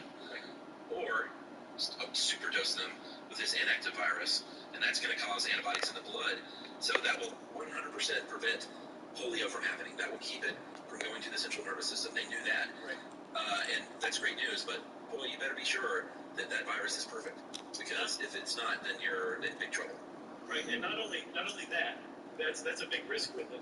But if you do it right, the risk goes very close to zero. The other problem with it is because it produces antibodies in the bloodstream, that leaves it in the gut, which means that you can still be infected by polio and colonize your gut, replicate, and be passed in your feces. But because you have those antibodies in your bloodstream, it's going to protect you from ever developing polio. That was a whole different animation. Super quick. Turn around, awkward, because I was still holding L2. I like to hold L2 when I call for pass, just because it squares my body. But if you get the pass behind you or something, you'll do like a turnaround through and shit. That kind of throws things off. Both came into use enough around the world that we actually have come close to eradicating Yeah, so Salk developed a two-part test that he used on himself in volunteers, and then in 1954, he had to, this was, he had to get a massive PR campaign behind this, like in a big way, because they had to vaccinate 1 million children. They were called the Polio Pioneers, and even though it looked good, it's still a big deal to vaccinate 1 million kids with this new vaccine that you're not quite sure about yet. But they figured that was their only choice. They were like, we can't just let polio continue to thrive and paralyze and kill our children. We have to take a chance with these pioneers. Right. So during this polio pioneer experiment, that was actually what I saw the first double-blind, major public health studies. No one knew whether they were getting the placebo or not, or getting the vaccine. But one segment of this group of polio pioneers, 200,000 of them, were given a vaccine that wasn't inactivated. So it was a huge dose of still alive polio vaccine. 40,000 of those 200,000 people came down with polio. 200 of them were kids who developed paralysis, and 10 died. And this was huge, huge. Like, can you imagine a setback like that? 200,000 kids were given a vaccine that hadn't been done properly. Like, that would just stop it in its tracks now. But again, because polio was so bad, America at the time was feeling very utilitarian. It's like, 200 kids developing paralysis is horrible. But without this vaccine, in 1952, 27,000 had developed paralysis. So again, they still pushed forward, even with the government temporarily suspending vaccination programs for this test, I believe. American parents still moved forward and vaccinated their kids anyway with this Salk, what came to be known as IPV, or inactive polio virus. Telepathy. Pay attention to your hands. You zone out, you're going to miss some. It's going to be annoying. And again, doesn't prevent the infection, but it does prevent the bloodstream from moving it on to the central nervous system. Which is, that's poliomyelitis. That's, again, what people need when they say polio. That's right. Should we take another break and talk about the other vaccine? Yes. All right, we'll be right back. Let's talk about the cheaper vaccine right after this. For all transactions and all businesses, but LifeLock can help you feel safer.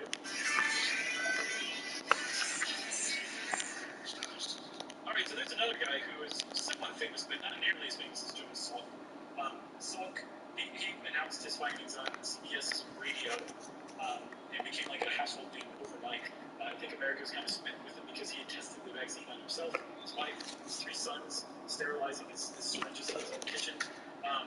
And he was very much derided by his main rival, a guy named Albert Sabin, or Sabin. I'm not sure which one I don't think it matters at this point. Sabin. Ooh, that's a good one. Let's go with Sabin. So Albert Sabin, he came up with what we were talking about, the other kind of vaccine, an attenuated virus that had a lot of advantages over Salk's virus, or Salk's vaccine. But because Salk had kind of beaten him to the punch in America, Sabin was forced to kind of go outside of the United States to test his vaccine, and he ended up testing his USSR. Yeah, and like you said, his was attenuated, so it was live, and it was actually a really infectious strain. But something about the strain, it just seemed to not go to that central nervous system and infect the central nervous system nearly as much. Right. So he went to the Soviet Union, tested more than 10 million people there in the 1950s, and they said, whatever Russian is for thumbs up, way to go. Great job, great ski. And it was widely used and came to the U.S. in the 1960s. So then all of a sudden we have 2 vaccines. We got the IPV that you have to inject. At first they thought it had to be boosted every few years, but it was in fact a forever injection. The best kind. It was very safe. There were no systemic reactions. The cost was high, which was kind of a problem at the time, as opposed to the lower cost of the OPV, which was oral. You gave it on sugar cubes. Right. So there's a lot of advantages for the OPV over the IPV, and as a result, between the advantages, just lower cost alone would make public health officials be like, we should go with that. But that whole Cutter incident, where 200,000 kids were accidentally given active polio, that really kind of shook people in Salk's vaccine enough that his vaccine got supplanted by Sabin's OPV, oral polio virus vaccine. And that became the standard in the United States from about the early 60s up to, I guess, 2000, basically, right? Yeah, and I think we failed to mention there were three serotypes, type 1, type 2, and type 3. And the OPV, you could get all three of those types onto that one sugar cube, right. Which is great. And if you have, if you're infected by one of those serotypes, Yeah, I'll take 50 in the first quarter. And a vaccine for one doesn't protect against the other two. So you have to considering it's 5-minute quarters. Against all three. And Sabine, remember, he found a strain of polio virus that was very infectious, but didn't attack the central nervous system very much. That's what I'm saying. I broke 200 in fucking a max quarter game, and I didn't even play a lot of that game. You can put some ridiculous numbers up in this game because shooting's so easy. So that means that you can actually, you are shedding polio virus in your feces. So let's say you want to start a vaccination campaign in an area that has poor sanitation and a lot of resistance to a vaccine campaign. Well, if you can just get in there and vaccinate a few people, they're going to go and shed that polio virus in their feces. And because it's this weakened strain, that weakened strain will go on and infect other people in the community, drink this tainted drinking water, and they will kind of become what's known as passively vaccinated by this. So it was another advantage in developing areas as well. But there were some major problems with this vaccine and still remain today, mainly because this is a live virus that you're being infected with on purpose.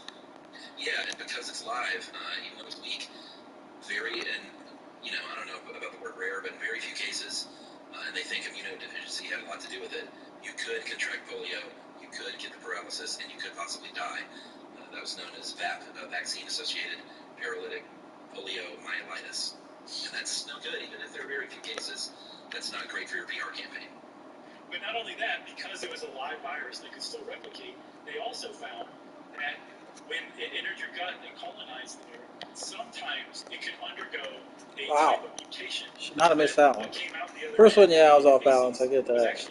Second one, no. Version of the strain that you had been given. And sometimes it was way more infectious, sometimes it was way more deadly, and that would be what you pooped out into the local water supply.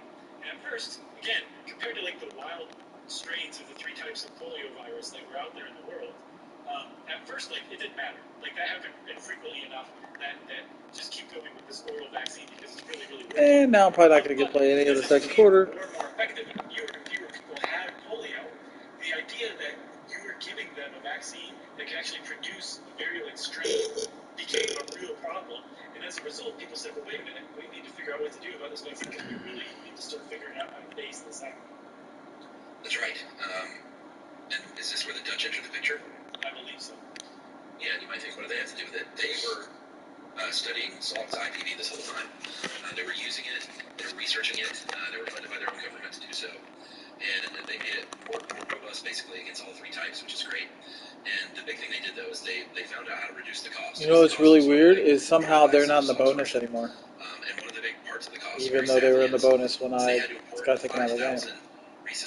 Magically, we got files disappearing. 5,000 monkeys in just the Netherlands. So in the 70s, these two people, Paul van Hemert and Anton van Fiesel, they figured out how to grow cultured monkey kidney cells, which is a great record title, I think. Oh, I think so too. I don't know the band. The band is the Plastic Beans. Okay. Their new album, Cultured Monkey Kidney Cell. So they figured out how to grow these on plastic beads and steel flasks, and then grow that polio virus on the kidney cells. So all of a sudden, you didn't need 5,000 rhesus monkeys. You just needed a few of them, and you didn't have to spend. A, you didn't have to kill all those monkeys, which is awesome. And B, you didn't have to import all those monkeys and that expense. And that saved a ton of money, and they could all of a sudden pump out these IPV shots at a really reduced rate. Right. So now all of a sudden, Salk's original, or actually new improved version of Salk's original vaccine is competitive to the OPV. Early. That's what I'm saying. Like, some of them are just, I don't know if it's when I'm too far back, but I really need to figure it out because some of the shots are off. They're slightly early, and they shouldn't be slightly early. Like, I'm not a bum. Like, they're about 90% from 3 in the first quarter. Now I'm at 72% in cold because of something. I don't know what.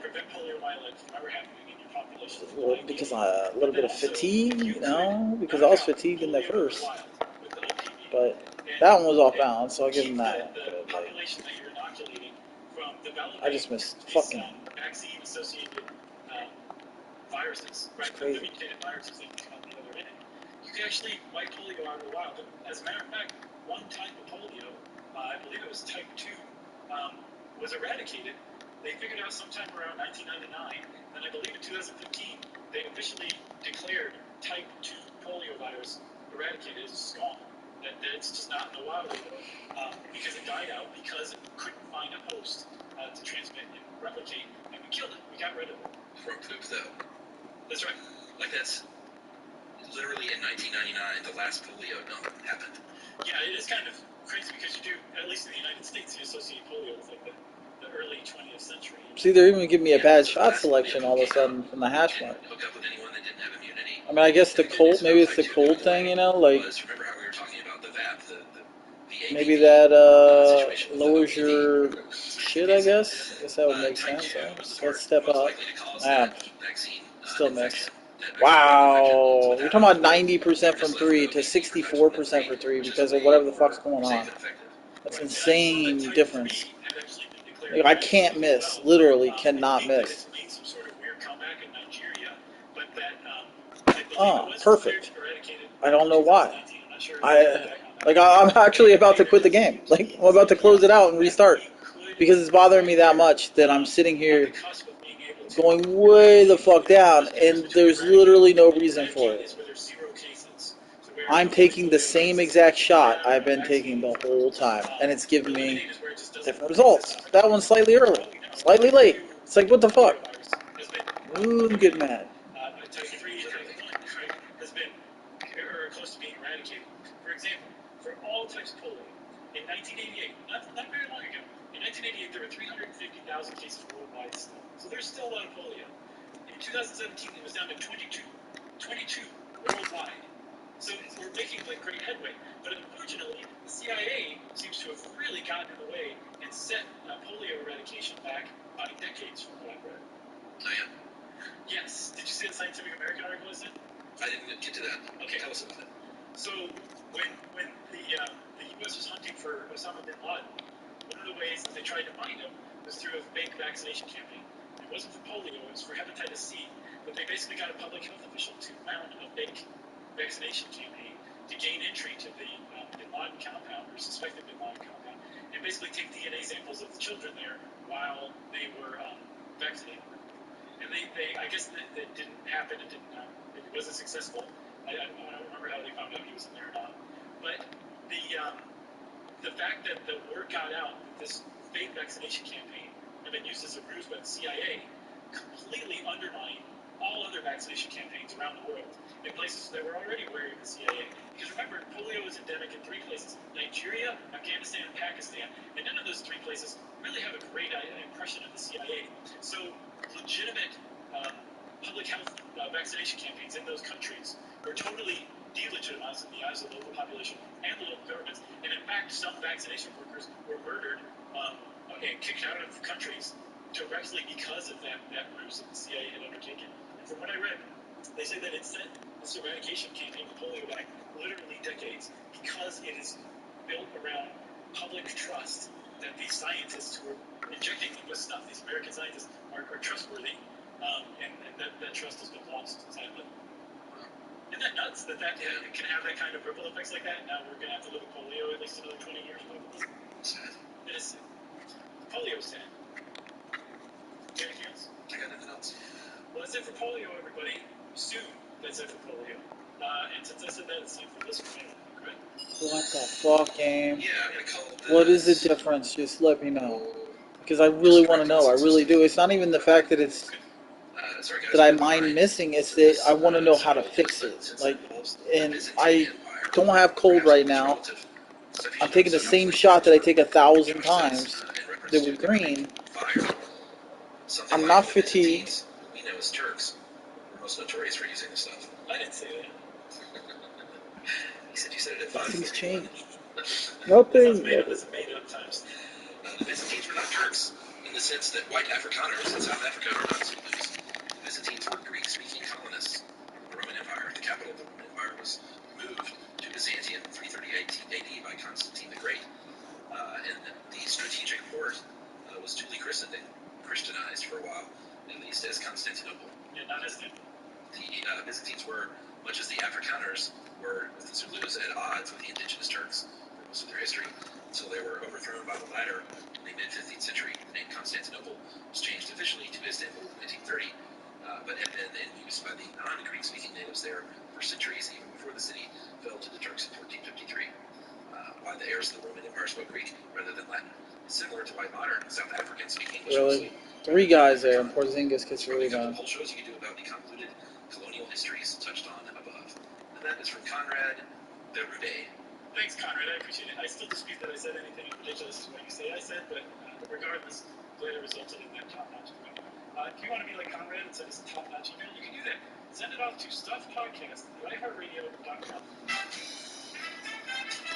Stuff You Should Know is a production of iHeartRadio's How Stuff Works. For more podcasts from iHeartRadio, visit the iHeartRadio app, Apple Podcasts, or wherever you Wow. get your If you knew how annoyed I was getting, you would just laugh your ass off. Because I'm like fucking furious right now. We're all shopping for essentials online these days. And Like, now you can get kick a rewarded baby, for it. man. With the Bank of America Cash Rewards credit card, you can choose to earn 3% cash back on online shopping essentials. The essentials have never felt more rewarding. Visit bankofamerica.com/more-rewarding to apply now. Copyright 2020 Bank of America Corporation. Are you ready for Best Life minus the burnout? I'm Zuri Hall from NBC's Access Hollywood, and my new podcast, Hot Happy Mess, is all about the most important VIP. You're the star of your life, so own it. And join us each Monday as we discuss relationships, self-care, career, and much more. Our podcast is for mindful, ambitious, diverse millennial women who are ready for more happiness, laughter, peace, and purpose now. Listen to Hot Happy Mess every week on the iHeartRadio app, Apple Podcasts, or wherever you get your podcasts. Hey friends, when you need your bank, Capital One is right in the palm of your hand. So you can check your balance, deposit checks, pay bills, and transfer money from your phone with a top-rated app. And when you're done banking, put it back in your pocket. A banking experience built around you and your life. This is Banking Reimagined. Get started online anytime. What's in your wallet? Capital One, N-A, Wow. FDIC. Veterans have a lot to teach us Just about wow. sacrifice, dedication, and community. That's why T-Mobile is helping launch iHeartRadio's Vets You Should Know podcast. I happened to be at a training exercise when they were in Germany, and I saw these guys parachuting on the back of helicopters. And I pointed up to my first sergeant who was standing next to me. I said, "That's the stuff that I want to do." Check out iHeartRadio's Vets You Should Know podcast. Available now on the iHeartRadio app, Apple Podcasts, or wherever you listen to podcasts. Bang. Wow. Bang is all I can say. Bang. And it's slightly early. What the fuck is going on? What is changing that would cause this? I have not had this problem yet with this character. Yet all of a sudden, I'm wide the fuck awake. I'm not even fucking tired now because I'm so pissed off. Something is slowing down my jump shot. And I can't figure out what it is. I hope you enjoyed this episode because it was a fun one to do. Unless if you go cold, the stat change is permanent. That would make sense. That's the only thing I can think of. Hey, welcome to the podcast. I'm Josh Clark. There's Charles W. Because if the stat change, like let's say it lowers your 3-point rating 5 points, that would change the shot speed. And if it's permanent, even though it shouldn't be, maybe it's bugged, that would explain it. But that is so good. This is so retarded. There's no way that we really got into it because it's one of like the least documented aspects of popular culture I've ever come across, man. And there's so much misinformation, and you run across people who act like they know exactly what they're talking about. Bang. Do more research. Every shot is perfect. And a lot of it, it's really. I've tried adjusting it forward, backwards. I'm getting bad shot selections in the spots that I get good shot selections. Something is wrong, and I don't know what to do about it. There it is, right there. That's the problem. Something in the game is dropping my 3-point rating to a 78 instead of an 88. And I don't know what is causing it. I figured that was what it was, because it's the only thing that could have lowered my shot speed and make me miss. So what could be lowering my rating mid-game? Yeah, which we'll get to it, but training them is a bit of a misnomer. Yeah, that's a stretch for sure. It's sort of like tying and gluing things to fleas. Crazy. I don't even know. Yeah, basically, as you will probably come to the same conclusion, flea circuses are really mean. Yeah, they're cruel. No matter how you feel about fleas, Cruel acts of barbarity. I think that's how I used to bill it, actually. Tiny roulettes of barbarity. Let's see Professor Longhair and his flea circus, which he torments. But they're small, so who cares? Really? So 1570s is. So basically, I'd have to go back to like the old strategy, which is like right here. Marcus Galliot, who, But even then, the didn't speed have a is flea different. circus, but he was supposedly in London. I can get used to it, but do you really want to get used to it? Use a flea as a prop of some sort. Yeah, to basically show off his skills. As what? He was a blacksmith. Yeah, he was a smithy, and he made like this really, really tiny, intricate collar that he put around a flea, and he said, "Check this out." Yeah, and everyone was, I guess, because apparently other people, like watchmakers and stuff, would make little tiny watches as well as gimmicks. But I guess the thing they were trying to show is, the only thing I can think of is if I can make something this tiny that works, right? Imagine what a real size human watch would look like. It would work even better. But he got kind of famous from it, from what I understand. Yeah. The idea of using fleas caught on. Kind of. It's fucked. Sure. There's no timing to it at all. The only thing I can think of is that once you go cold, the stats aren't returning. So you're just constantly fucked for the rest of the game. Like, that's beautiful. That's exactly where I want to release the shot, even at 70 rating. But apparently it was just a fact of life. So that's one thing. They're ubiquitous. They're easy to come by. The other one is that fleas are really, really good at jumping. And that actually makes them, under the right circumstances, really good for this flea circus idea. Yeah, and if you really want to educate yourself, go to listen to the flea episode. Yeah. But they come in a couple thousand varieties, and the ones apparently for circuses are the little flat reddish-brown ones, about 2.5 millimeters in length, and they can jump though. 2.5 millimeters, they can jump sometimes as high as 8-9 inches in the air. I saw up to 10. Where you get your fleas? That was from the Royal Air Force Experimental Station. They apparently set up some equipment in the 60s that were photographing fleas jumping. Yeah, I see here they said that at the start of a jump, a flea jump, they experience Slightly forces greater late, than okay. 140 times that of gravity. Yeah, That's crazy. Yeah, they have these little. Can't believe I'm trying to adjust it with 30 seconds. Like, what the fuck's it doing? And they can store a tremendous amount of potential energy in it. When they release them and they jump, that potential energy turns into kinetic energy. And since it's basically this elastic connector that's really storing the energy.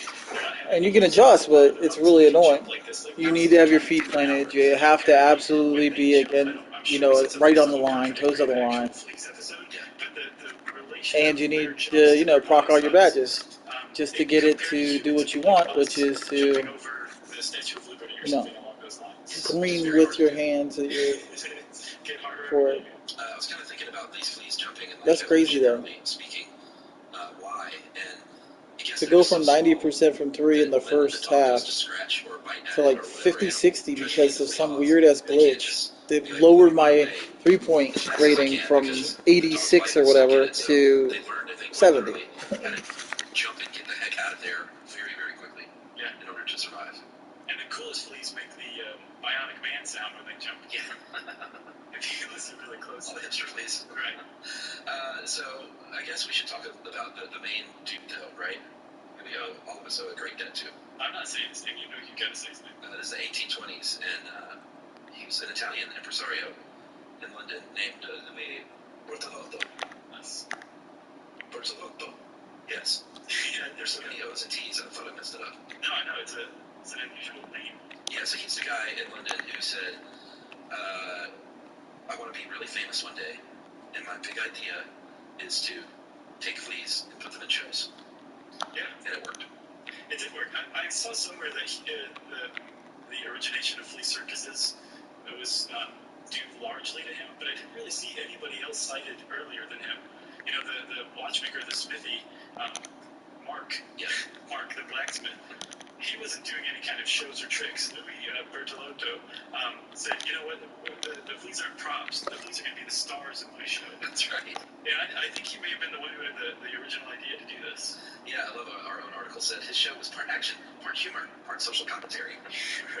But I think that was the case. They would, we might as well talk about what these things did. They would do everything from high wire acts to sword fighting to political and historical reenactments. Yeah, they reenacted the Battle of Waterloo, dressed in like military garb. Yeah, they would play soccer or football.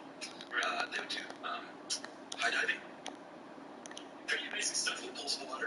Right. They pull chariots and carriages.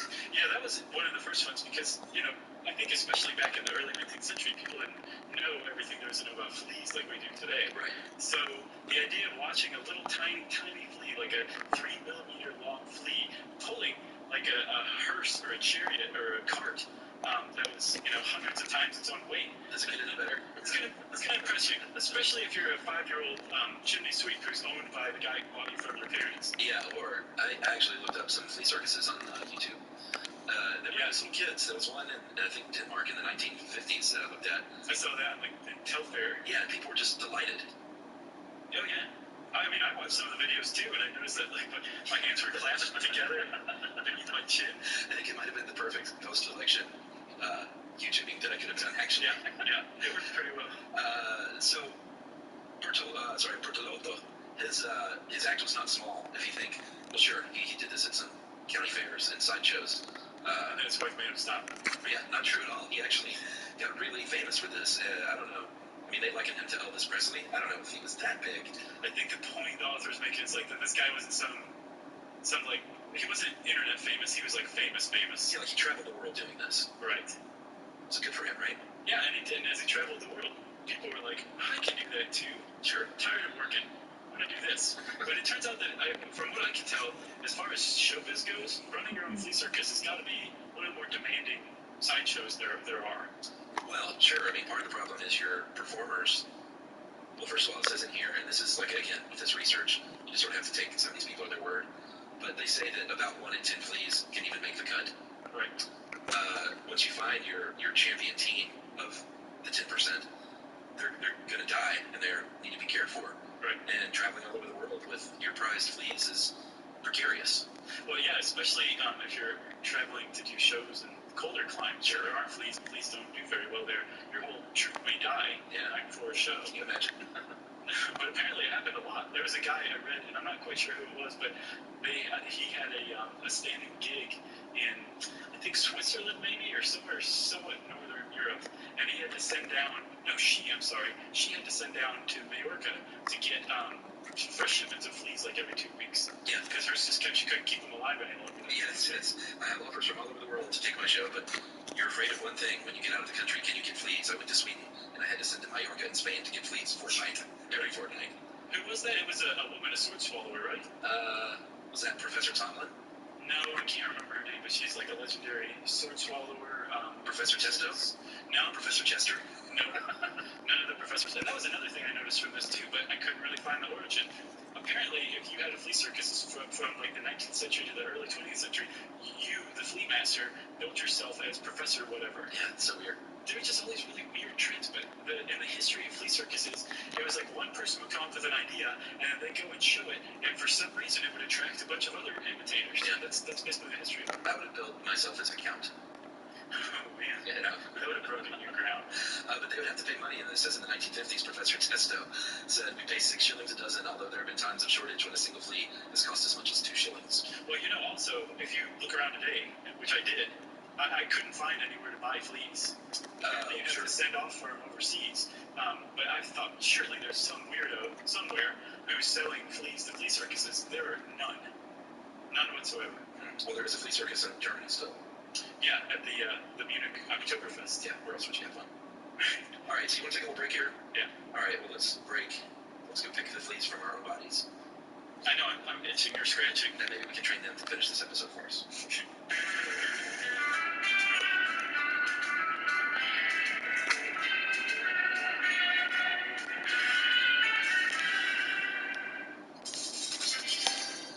Hey Chuck, did you know that over the last 12 years, Subaru of America Inc. and its participating retailers have donated more than $176 million to help those in need through the Subaru Share the Love event? They did, and at the end of this year, 13th year, it's going to be over $200 million. That's amazing. Through the Share the Love event, the ASPCA has had a significant impact on things like rescuing and transporting and adopting out more than 64,000 animals across the country. Yeah, they also work with Make-A-Wish, one of the best foundations out there, and they've granted life-changing wishes to more than 2,500 kids with critical illnesses. Yeah, not to mention Meals on Wheels and the National Park Foundation and National Park System have definitely benefited from the Subaru Share the Love event. That's right, so you can get a great vehicle and support a great cause. With every new Subaru purchase or lease, Subaru will donate $250 to your choice of charities. November 19th to January 4th. Hey, Chuck, did you know that McDonald's, which you tend to think of as a pretty huge global restaurant, is actually a local one too? That's right. Each McDonald's is owned and operated by people who live where that McDonald's is. When you eat at McDonald's, you're actually supporting American businesses, maybe even your own neighbor's business. Yeah, you're also supporting farmers, and you're also supporting the Ronald McDonald House charities. Your Ronald McDonald House charities give families with sick kids a home away from home when they have to travel far for the care that they need, which is a pretty great charity, if I do say so myself. Yeah, they've done great work over the years, and the franchisees also care about their community. They give back by helping first responders. They have a program called Thank You Meal Program, which provides free food for essential healthcare workers, first responders. And when you own and operate a McDonald's, you make a promise to serve the community where you do business. And that's what those franchisees do every day. Which is why they say, Chuck, McDonald's serving here.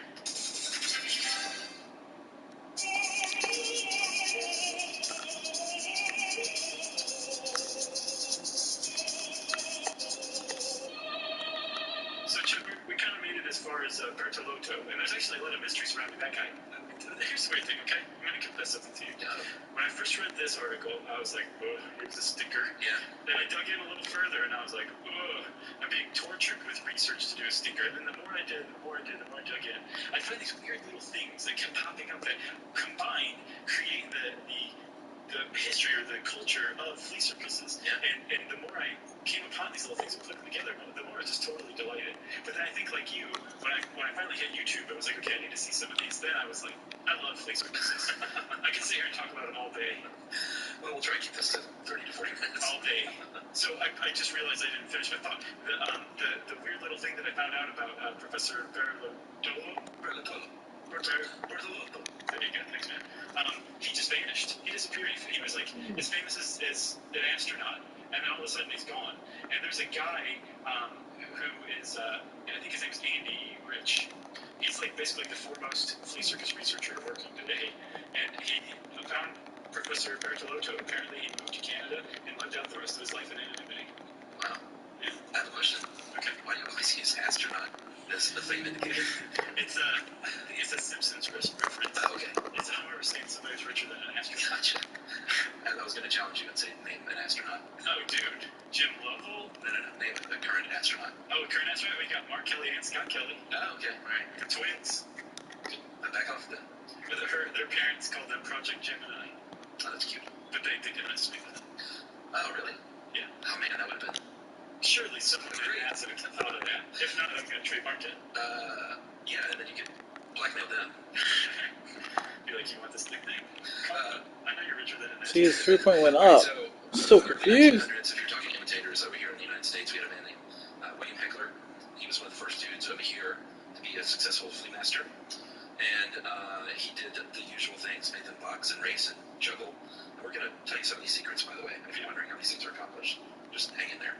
And he said at one point he was bringing in $250 a day or performance. In a day of performances. A day? Yeah. So many performances. And here's the thing, I kind of wondered, because I didn't find it until later in the research, like, well, how do you see this stuff? But you wouldn't have very many people in there. You'd have like 10 or 15 people crowded around a little table for 6 to 10 minutes. You would shuffle them out and bring in the next group. Yes, I saw somewhere that if you were really dedicated to it, I think Cecil Adams wrote it on the street note, that if you were like a really dedicated performer, you could conceivably do 50 10-minute performances a day. So that's basically like 10 hours with a 10-minute break every hour. And if you're not a really dedicated flea master, then just get out of my face. What do you even bother? Seriously, though, I mean, when we talk about how to do this, it will become clear just how much work this must be. Yeah, all right, well, let's talk a little bit about that. Every flea is different, and like I said, if you believe the research, about 10% of the fleas are fit for the job. Right. And like we mentioned, you don't really train them. What you do is, back in the day, you would take either some silken thread or some really thin gold wire. Like, hopefully you can't even see it. That's sort of the idea. And you tie a little tiny noose of sorts around this flea's neck. And apparently that was really hard to do. Oh, yeah. Because when a flea eats the blood of their master, which is true. Yeah. We'll get to that again later. But their neck swells, so you can't tie too tight, or else they're going to die, and your prize flea could die. Or if it's too loose, then the flea goes away, and the chariot stays behind, and that's no good. No. you just hear a tiny bionic man sound. That's right. So that's very hard, number one. Number two, with the idea that you have to do that with new fleas I would guess probably every few weeks if you're on average. Because fleas, I mean, they live maybe a year. Most fleas live about 3 or 4 months. That's a whole flea. So you've got like some star performers, and they're performing, for a few months or whatever. So you're having to basically constantly harness fleas all the time. And again, before you even harness them, you have to sort them. So you have to study and observe the adult fleas, see which ones like to jump. There's an old legend that apparently came from Professor Heckler's son, if not Professor Heckler himself, who said you put a lid over a jar, and you can train them not to jump too high because they'll hit their head on the jar, and they don't like to do that, so they learn not to jump. Then they pass their first test. Right. It's not clear whether that's actually hokum or not, but that's for a very long time that's been part of the lore of training fleas. The problem is, I think you said it, fleas can't actually learn anything. They're not really being trained. They're actually being physically restrained in lots of ways, including that harness and starting with the harness. Well, I don't know though. Professor Heckler, that is, also said, and this is fascinating to me, as far as whether or not these fleas can learn anything. He said that he would, to get the best fleas, put them in a glass jar that's too tall for them to jump out. Right. And he said that he would notice the really good fleas would jump up on the side, fart out a little bit of sticky stuff, whatever that is, and then spend the rest of the time trying to hit that identical spot again to grab hold of the sticky stuff, basically the foothold, to be close enough to the top to leap out. Right. Amazing. I don't know if I believe it. He was a showman, consummate showman. Like, he didn't just basically point and be like, look at the fleas, give me your money, please leave that. Like, you were, like, carrying the show on, right? You had to tell this you had to help the performance along. You're a professor, for God's sake. Right. When this guy is being interviewed over the years, I can't imagine he didn't, like, ham it up in the interviews. No, sure. So, I don't know, like, a lot of it's lost to time, what was true and what wasn't, as far as these old guys go. Yeah, but Professor Heckler also said, when he was picking them out, he said stodgy ones are broken to the merry-go-round harness. Flighty fleas make good dancers. Those with especially strong legs will become kickers, jugglers, and chariot racers. Yes. So you've got a fleas harness. That's like the first initial thing. But there's other things you need to do to them too, right? You can take that harness, and the most basic thing you could do is take that harness and actually hook it up to, like you said, a chariot or a merry-go-round or something like that. And yeah, people would be like, that's pretty neat, that's cool, but I could do that, But you could do other stuff too, and a lot of it involves glue, unfortunately. So say like you take a tiny piece of wood or a tiny piece of metal, and you glue it to the flea's arms, right? Yes. And we should say, once that happens, that's it. That's never coming off for the rest of the flea's life. Okay. Yeah, I mean, do you think they even survive that day? I think so, yeah. I think that they typically survive a few weeks of performing. Okay, so even if they have a little sword glued to their body? Yeah, I just think they live really horrible lives. I mean, basically, we as a species should know more about this, because if the fleas ever rise up and become intelligent, like, our backs are against the wall for what the flea circus flea masters have done to them. Yeah, glued to the wall. They'll be like, oh, guess whose turn it is. All right, so go ahead. Oh, so you glue a piece of stick or something to their arms, and remember, already they're harnessed. And then you do the same thing to another flea, and then you tie their harnesses down, and you just kind of tickle them or do something to stimulate them, and they start waving their arms, and it looks like they're sword fighting. So that's a really good example of a flea circus. Like, you're having them do things, and then the flea master's like, well, look at this. This is a sword fight. Everybody see they're dueling or fencing or something like that. Right, and I've trained them to do so. Exactly. So there's these things where really it's the interaction between a restrained flea, usually with the prop glued to it, defending itself or responding to some sort of noxious or threatening stimuli, and then the flea master coming in saying, oh, they're fencing, right? They're walking high wire, something, or this is Napoleon at the Battle of Waterloo. Yeah, they would play soccer, like I said. So what they would do there is they would get a little piece of cotton wool.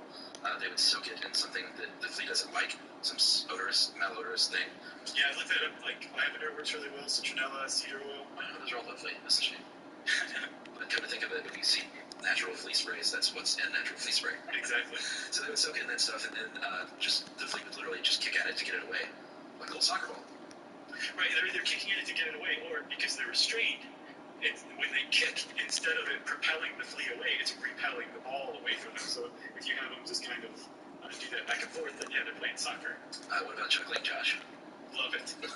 What you would do there is you would glue a flea to its pants back, basically, and then put another little tiny piece of cotton on their legs, and they would kick at it trying to get it off, and it apparently would just kind of go up and down and spin around like it was juggling. Amazing. Yeah, and like this is thanks to Heckler in particular in the United States. He really started hitting the county fairs and the carnivals. So it became basically part and parcel with sideshows, the flea circus. Like basically anytime you went to a decent carnival, there's a flea circus there.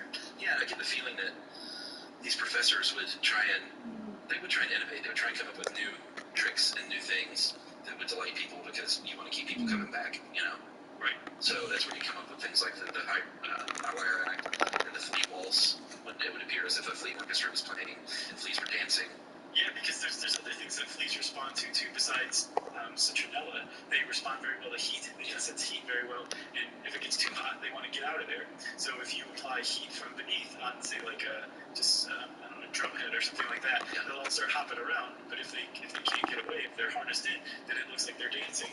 You put a little flea orchestra to the side with instruments glued to their arms. And a nice backbeat. Exactly. Then you have fleas playing music and fleas dancing to it. A flea ball. So this all is delightful and well and good.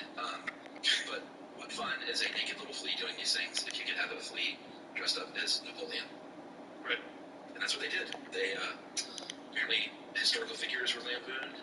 They would supposedly get Mexican nuns who had, quote, nimble fingers, tired, and eyes deteriorated. I don't see how that makes any sense. So their nimble fingers grew tired and their eyes deteriorated as they were making these things. Okay, that was a good quality they look for in a Mexican nun. Seamstress. How are your nimble fingers feeling? That's tired. That's sad, actually, then. Sure. So they would get, apparently, these Mexican nuns to make these tiny little costumes, and they're still on display today. If you go to, how do you pronounce that name, Linda? I mispronounce everything in England. It's spelled Hertfordshire, so Cambridge. All right. Cambridge, England, I think is where it is. At the Rothschild Zoological Museum, there are two fleas dressed as Mexican fleas on display.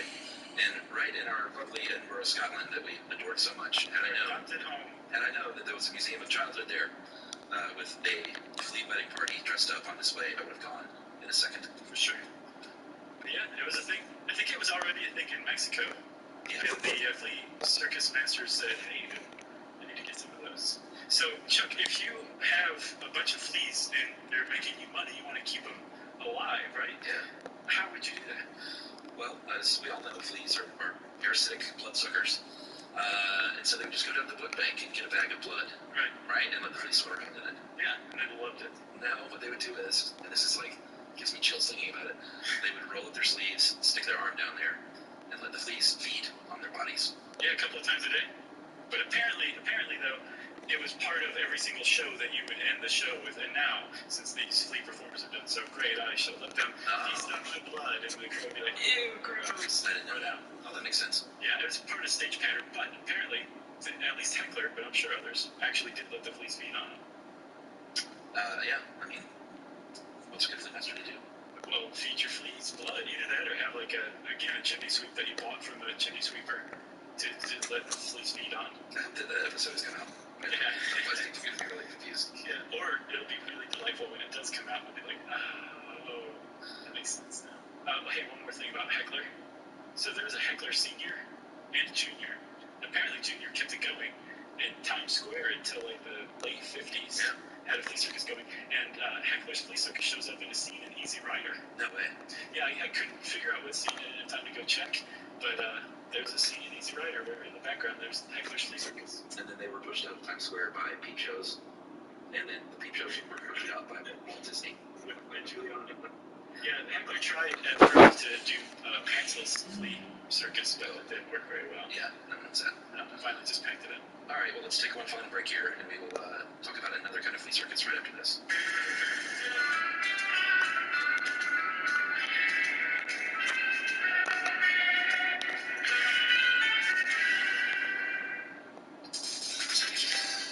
Stuff You Should Know is brought to you by Infinity, making your car buying experience as convenient as it is luxurious during the Infinity Winter Sales Event with Infinity Now. Is that not correct, Charles? That's correct, because Infinity has rethought every step you take to get into a vehicle, so each aspect of the process can be on your terms. That means that purchasing and leasing is offered online, so you can do it from the comfort of your home.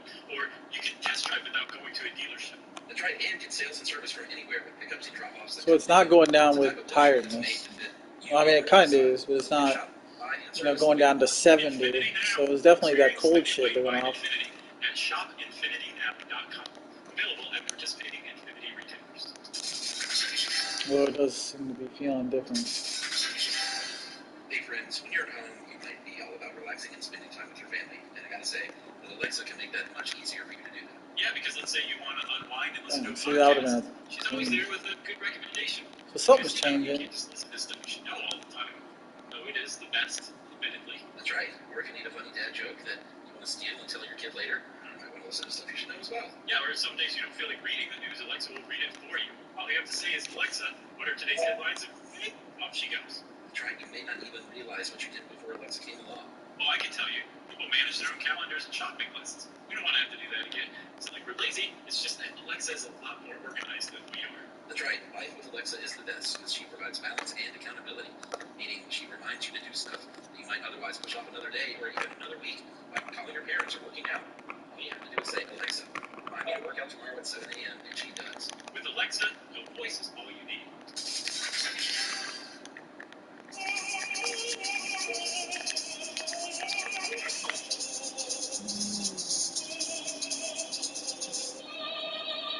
So, Jeff, one thing that I found, pretty sure you found it too, was that when you start looking into flea circuses, some people think that there is never such a thing as flea circuses that used real fleas. Yeah, I thought you were going to say when you start looking into flea circuses, there's no going back and you'll never be the same again. That's definitely true too. Like, I've changed forever. Yeah, I always thought that flea circuses were a complete ruse and that there were never any real fleas performing. Right, apparently, no, that's not the case. There have been, and indeed are as recently as the 90s, there have been flea circuses that used real fleas following these traditions that we just mentioned. But if you believe that there are plenty of flea circuses out there that don't use any fleas whatsoever, you're right too. Because there's both. Yes. There's the type of flea circus that doesn't use fleas. It's called a humbug flea circus. It's all stage magic. It's all illusion, and it's pretty awesome actually. Yeah, there was a magician named George Tollerton in the 1930s, and he wrote a booklet actually outlining fake flea circuses and skits that you can do, wherein you're sort of while the carnival barking was going on in the real flea circuses, you really want to take center stage if you have a fake flea circus. President not only introducing the death-defying feats, but then you are following these fleas jumping around with mimicking it with your eyes and following it around, by moving your head around, as if the audience is looking at some invisible thing, which they are. Right, they are, and you're basically just using your powers of suggestion to get them to think they're seeing what you're saying, right? Yeah. That's the most, basic humbug flea circus there are. Right? Sure. But there's one that started, I guess the genuine stagecraft, stage magic humbug flea circus came about from Michael Benteen. Oh, yeah. Who was a goon, actually. Right. Remember the goons? Explain that what it is. The goons showed up in the Monty Python episode. They were the direct predecessor of Monty Python. Right. Spike Milligan and his goons. Yes, he wasn't a hockey playing goon. No. That's a different thing. Or a goon on Scooby-Doo. Or a goonie. Right. Never say that. Just a regular old goon. Yeah, Michael Benteen, he was a British performer and entertainer, and he, in 1950, performed called the Royal Variety Show, I guess. I think so. And it was a little, fake flea circus, apparently a pretty elaborate one.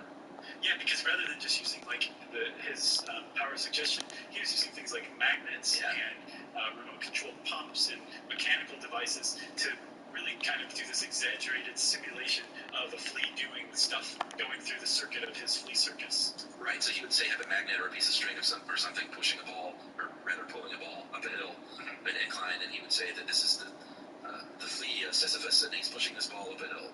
Right. Or, this is my favorite, this gets me every time, a flea going up on the high dive board. And then, so as he's going up, the rungs of the ladder, each one gets depressed. Right, so you can see the flea's progress up the ladder, gets up to the end of the board, jumps a couple of times so the springboard goes up and down, and then it makes a spring sound as he jumps off. Yeah. Right, exactly. Dives into the water, and there's this huge splash, which a flea could never make a splash to begin with, but a huge one is just hilarious. Or, I like the one, the sand table. They would have a little sandbox, and the fake flea would invisibly jump around, but it would create a little splash of sand everywhere he dropped all over the place. Right. And it's all with magnets, all fakery.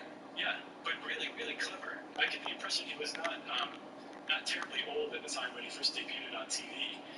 And in the grand tradition of flea circuses, some other people saw it and said, I want to do that too. So the humbug flea circus took off and became pretty popular in like the second half of the 20th century. Yeah. I should say popular as far as flea circuses go. Which is to say, not very popular. Right. Popular among weirdos. Yeah, I'm kind of wondering about this Bertolotto and his fame. Like he might not have been. I don't know. I mean, just because he traveled the world, I mean, he could have been traveling the world performing in front of, 60 people a day. That's not exactly illness. It's true. It's true. This whole thing is under cloud suspicion. It is, yeah, man. It's really tough to figure out the what's from the who's and the whens and the why. And the fleas from the magnets. Yeah, because once you introduce that humbug into it, everything comes into question. There's actually there's a book that I want to get. It's a pamphlet basically turned into a book from 1975 that a guy named Tom Palmer wrote. It's called The Famous Flea Act, and it teaches you everything you need to know to do a humbug flea circus. I just want to read it. Just your funsies. Christmas is coming up. I bet you someone out there will send that to you. I was talking to you. I bet you someone else out there will. Okay. My call to you, the public, listening to Stuff You Should Know public, is I know they're doing this at Oktoberfest, but somebody needs to bring this back in a big way. Well, a woman did in the 90s, but it didn't take for very long. But it was pretty big in the 90s. Her name was, what is it, Chuck? Maria Fernanda Cardoso. Oh, okay. Did you read about her? No. You should check out her act. You didn't see the video of it? No. There's like a 7-8 minute video of her act, and apparently it's just the highlights. So I guess her act was longer. And she's a performance artist. So she did it at like different places. Like she did it at the New Museum in New York and San Francisco. Just kind of some pretty neat places.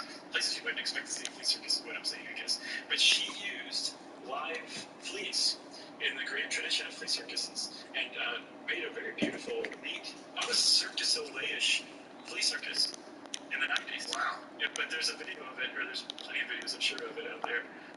Just look her up and look for the flea circus video with our thumbs up on it. Yeah, and we kind of joked about this being cruel. It's easy to say this is a flea, so who cares?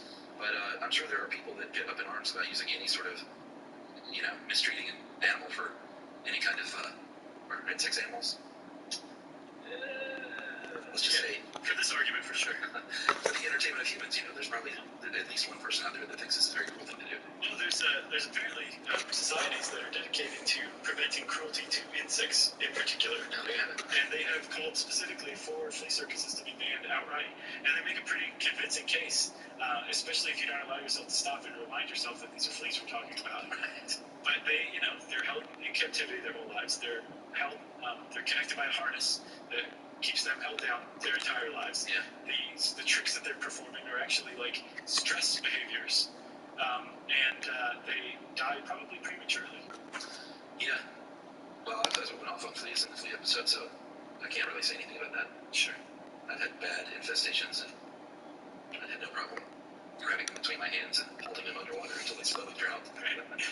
They're like, please just crush me. You say never drown. Can't crush them. You can crush a flea if you get need fingernails. That's your problem. You bite your fingernails too much. Yeah, but you try to smash a flea and he just goes, ah, twang. You got anything else?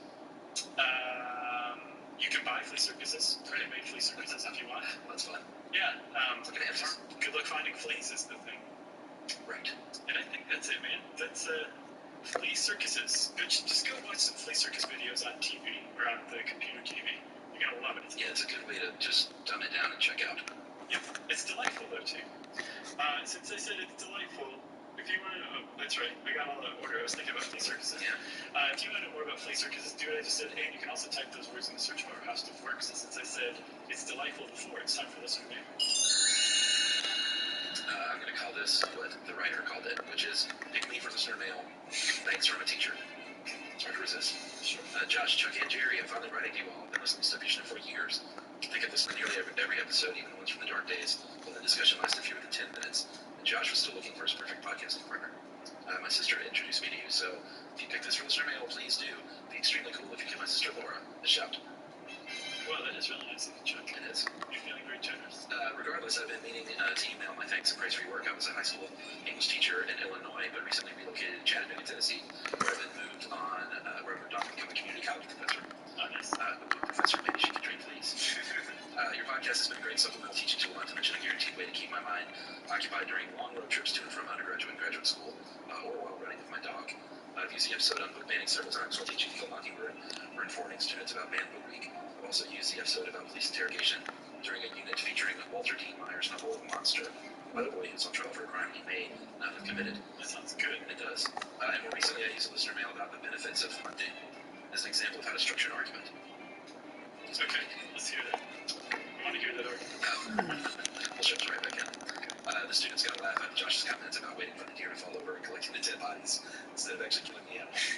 Anyway, really enjoy the show. Look forward to new episodes every week. If teaching doesn't work out for some reason, I think podcasting would be a pretty great career. And that is from Sarah Amato, Professor Amato, and shout out to Laura. Yep, her sister. Laura Amato, or whatever her name is. Shout out. I'm presuming they have the same last name. I'm a modern guy. Yeah, you are. Anyway, You have a beard. thanks for teaching and doing what you do, Professor. Yeah, and thanks for writing in. Smart thinking with the subject line. It worked. If you want to get in touch with us, you can tweet to us. I'm at Josh Clark at Twitter, and you can also follow the official SYSK podcast on Twitter. You can hang out with Chuck at Charles W. Chuck Bryan on Facebook, or facebook.com/stuff you should know. You can send us an email to stuffpodcast@howstuffworks.com. And as always, join us at our home on the web at stuffyoushouldknow.com.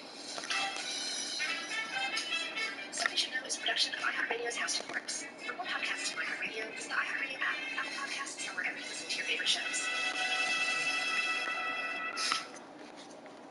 We're all shopping for essentials online these days, and now you can get rewarded for it. With the Bank of America Cash Rewards credit card, you can choose to earn 3% cash back on online shopping essentials. The essentials have never felt more rewarding. Visit bankofamerica.com/more-rewarding to apply now. Copyright 2020 Bank of America Corporation. Ever wondered why there are two ways to spell donuts? Or why some people think you can find water underground just by wandering around with a stick?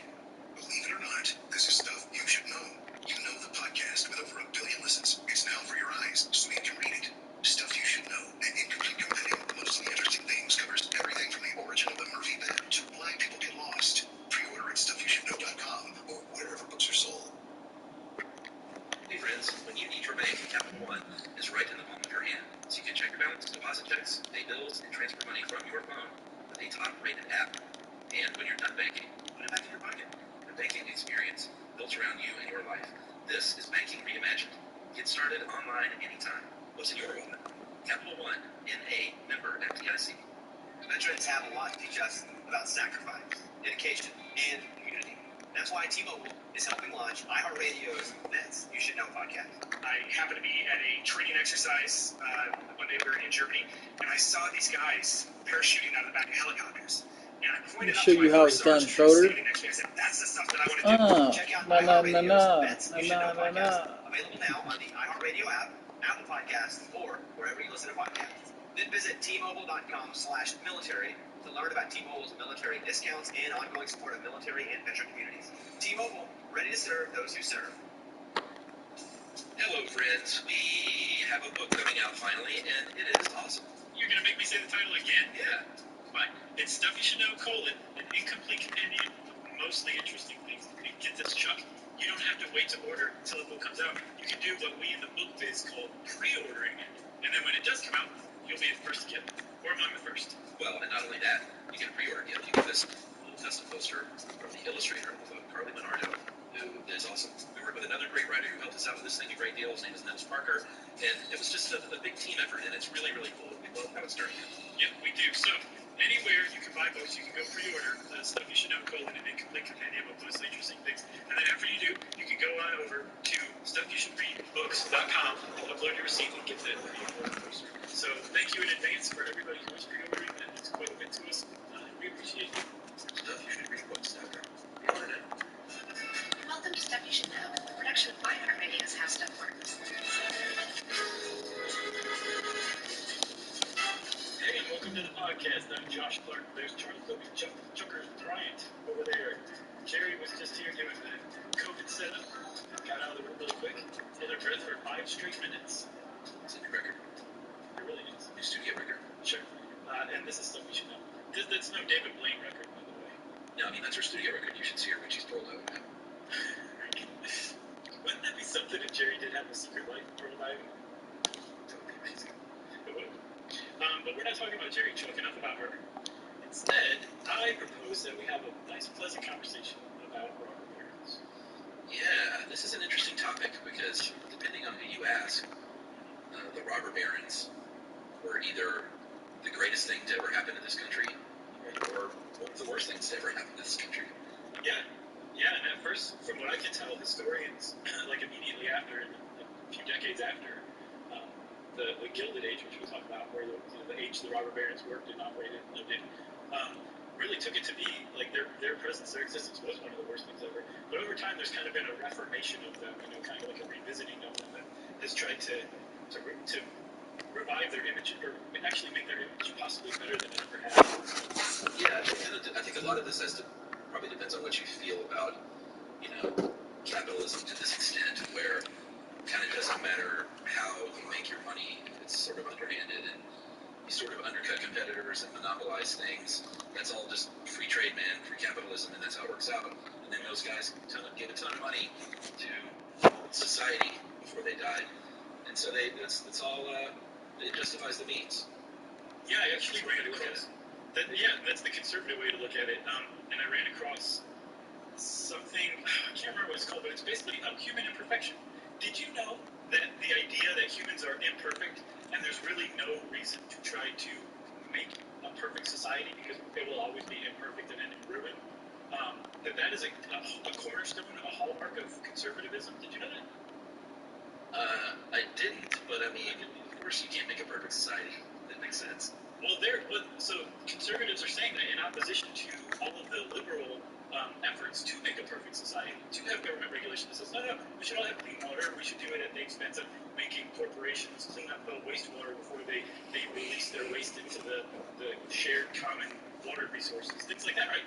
And that there's this idea that you can mold society into some perfect form, that's the opposite of human imperfection, that's like what liberals think, and that right there is one of the main dividing lines between conservative and liberal. I've been on the planet for almost 44 years now, and I had no idea that it was just that simple, and it really kind of is. I think the word perfect is what's the stumbling block for me, because I don't know a single liberal thinks that they can make things perfect. Yeah. I hope to make things better. Yeah, agreed. I don't know that it's a great word either, but I think that's, I mean, hey, you can argue with the Stanford Encyclopedia of Philosophy. I'll bring it on, man. I'll punch that thing right in the face. Speaking of Stanford, did you know that Stanford University was endowed and funded? Yeah, a robber baron named Leland Stanford, actually. Yeah, a lot of universities are named after robber barons. Yeah, there's a lot of problems with some of the early histories of universities, as we'll find out in the coming weeks. So, we should get into the Gilded Age. We should hop in the old Wayback Machine, because that's the age that we're talking about. And when you hear Gilded Age, it might sound really great, because, I mean, what's better than a gilded, I don't know, toilet? Gilded Lily? Isn't that another one that other people gild? I don't know, it's a pretty good band name, though. Gilded Lily? Yeah, like a 90s power pop. Oh, totally.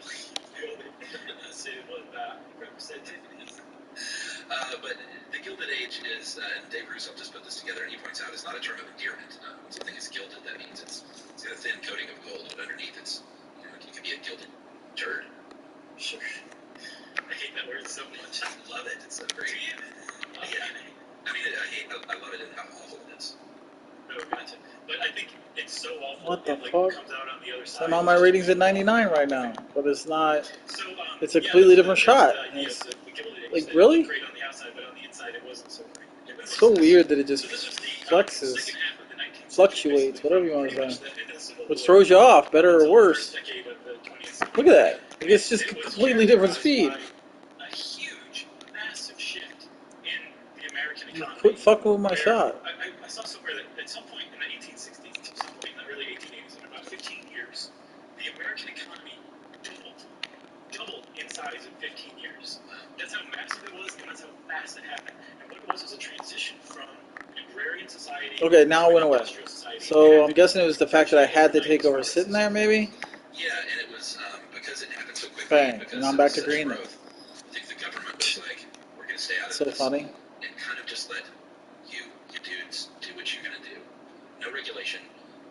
you can be as competitive as you want to be, and you can satisfy and scratch every capitalist itch you want. And we're just going to let that happen because we're also kind of getting rich on the side. Right. So that kind of raises something that I saw, is that the idea that it's kind of That was my fault. Should be slightly late. During this era, they were definitely I was looking down at my when it comes feet. to regulation and letting corporatists run roughshod Yep, over slightly labor. late. But they were anything but hands off when it came to corporate welfare and political entrepreneurship and helping out the wealthy class at the expense of the people in general. So on one hand they were laissez-faire, on the other they Hasselhoff. Yeah, and what we're talking about here is stuff like snatching up resources where you could, hoarding them for yourself, building such a massive business that you could drive out every other smaller business, drive them right out of business by undercutting their prices. Jobs were more scarce, so you could have people work harder for less and less wages, that kind of thing. Exactly. And what's crazy is, like, it was a dog-eat-dog economy. Yeah. It was just nuts how it happened, and there was a lot of, like, learning on the fly, and the learning curve was extremely steep, because, I mean, this was just basically a country of farmers who had been, looked down upon by Europe for a century or more, and they all of a sudden were captains of industry. What if Schroeder's like a league leader in assists? There was no rules. There was no Could be a decent amount of catch and shoot from him. standards of business. They were all figuring it out as they were going along, and they went immediately to the worst impulses that capitalism can raise in a person when you're in pursuit of as much possible wealth as you can get, and there's plenty of it to be had. And then, like you're saying, not only did the federal government not get involved, they weren't equipped to get involved, because at that point, most of the government was focused on local stuff. And now all of a sudden, as the United States is truly becoming a continent-wide nation, the federal government is kind of lagging behind to catch up, and would really begin to catch up with the progressive era. And some would say that the pendulum swung the exact opposite way, to the exact opposite extreme direction that it had during the Gilded Age. Yeah, I mean, let's talk about the Gilded Age, and I guess just you owe it all to trains, really, and trains you owe to steel, so you got to go back a little bit. Steel was a very big deal in that when they found out, Mr. Henry Bessemer in the 1850s found out how to make steel like a lot cheaper. He got a new process going where it was just like making vast amounts of steel for a fraction of the cost and speed. Right. And all of a sudden, you could open up those local rail lines to stretch across the country, and all these regional specialty businesses and industries, whether it was, Cincinnati was known for furniture, and obviously in places like Wyoming, you had coal, and you had copper in Montana, and you had a lot of timber in Oregon. You could get that stuff anywhere you wanted to go, and that changed everything. Yeah, not only could you get it to where you wanted to go, you could do it exponentially cheaper than it used to be over land, say using canals, and then also way faster too. So now if you were making like really great armchairs in Cincinnati, like you were saying, like I want that $100 PlayStation. That's their mascot. I'm not even using. Right. Not only did you have the town of Cincinnati, maybe some other regional parts of Ohio as your market, you now have the entire country to supply with chairs. And that happened at a really great time with steel coming along and building the railroads, because the United States economic engine was kind of idling at a really high RPM for a little while before this. Apparently the War of 1812 caused the United States to kind of stop relying on Europe and turn inward, become much more self-reliant than it had been before. So it started to exploit more industry and resources rather than rely on imports from Europe. That was a big one. And then the Civil War had brought a lot of factories online in the north that hadn't been there before. And so when the Civil War ended, these factories were all ready to go. And with the abundance of plentiful steel, that engine got put into gear, and it just kind of took off like a rocket.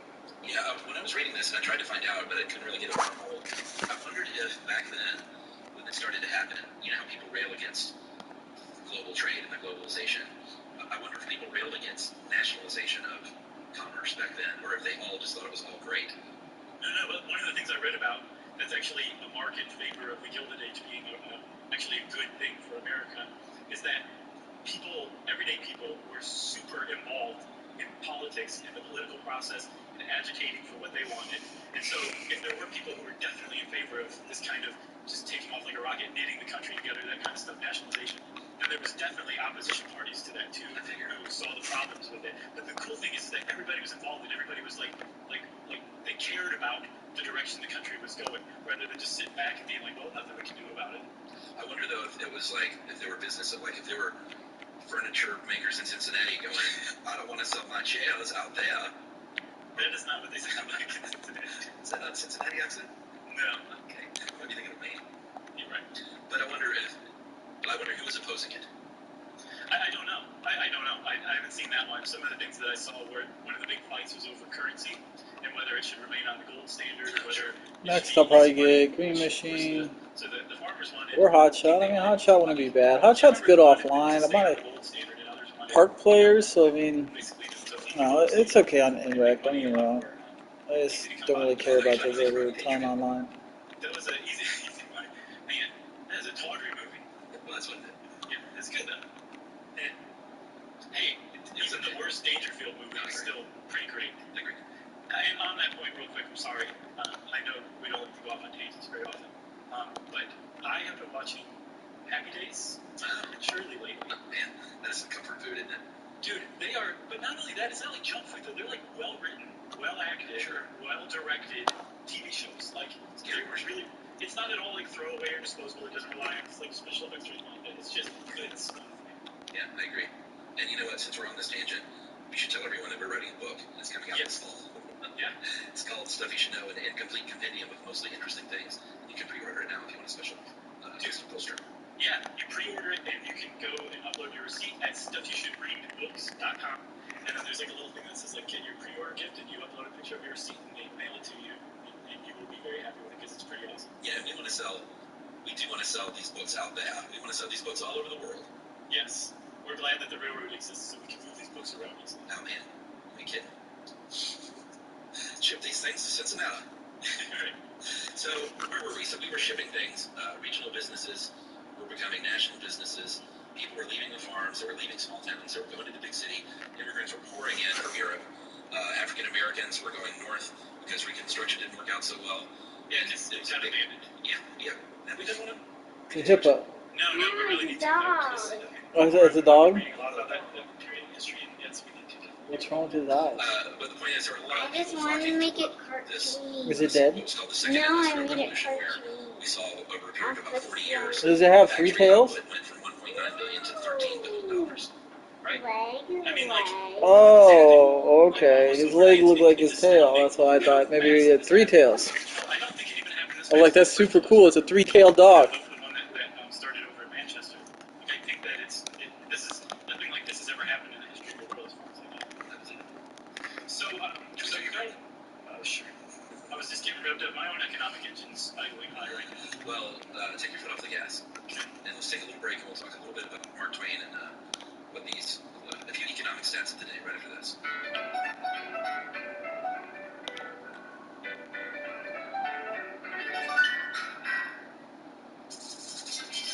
Hey everybody, I want to talk to you about your website that doesn't look good and is hard to program because Squarespace does it better.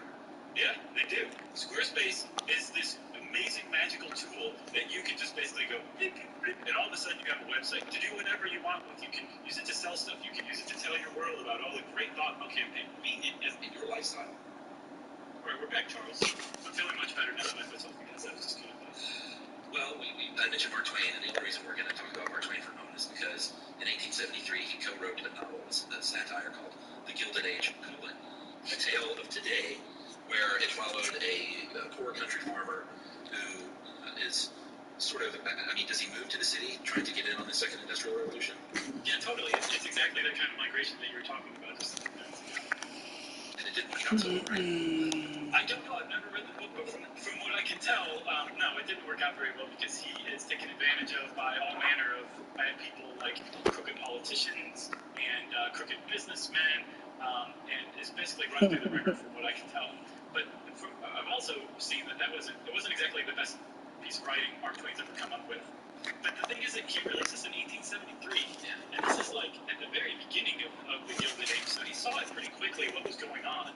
And what he saw was this emergence from a relatively egalitarian society, a group of ultra, mind-bogglingly wealthy people that just rose up from the United States, and through, cheating and business acumen and taking advantage of people and overworking people and underpaying people, but also like having a lot of vision and foresight, all these things coming together. Seeing Chris Paul and the Suns, it's interesting. All of the wealth that was was being produced by the average American and all of the average Americans put together who had moved to these cities for the promise of better wages, better living than the farm could offer.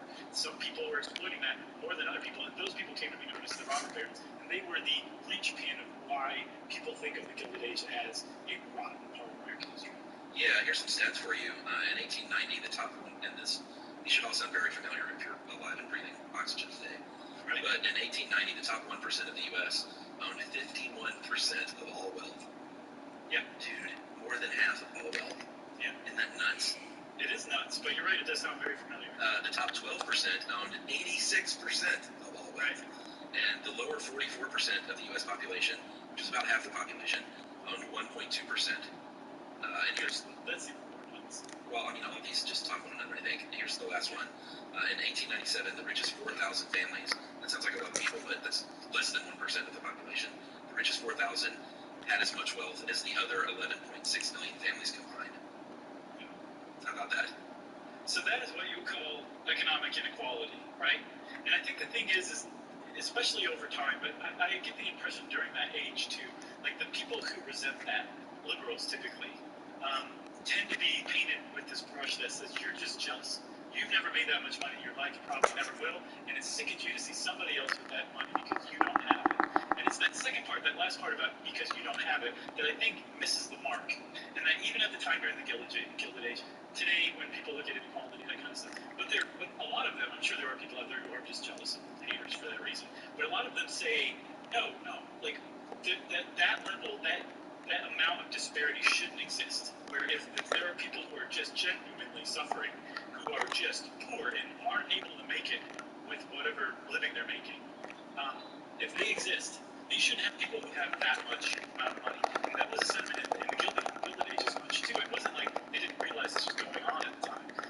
The sentiment was very much like it is today, except in the Gilded Age, they did things like form labor unions and strike and just basically did something about it. They didn't take it laying down, which is actually criticism that's levied, or has been levied in the past against people today. Yeah, and I think there's also a notion that the more left-leaning people are anti-success, and that's not true either. It's well, that's all I'm going to say about that. That's just not true. It's just not true. They're not. They're not anti-success.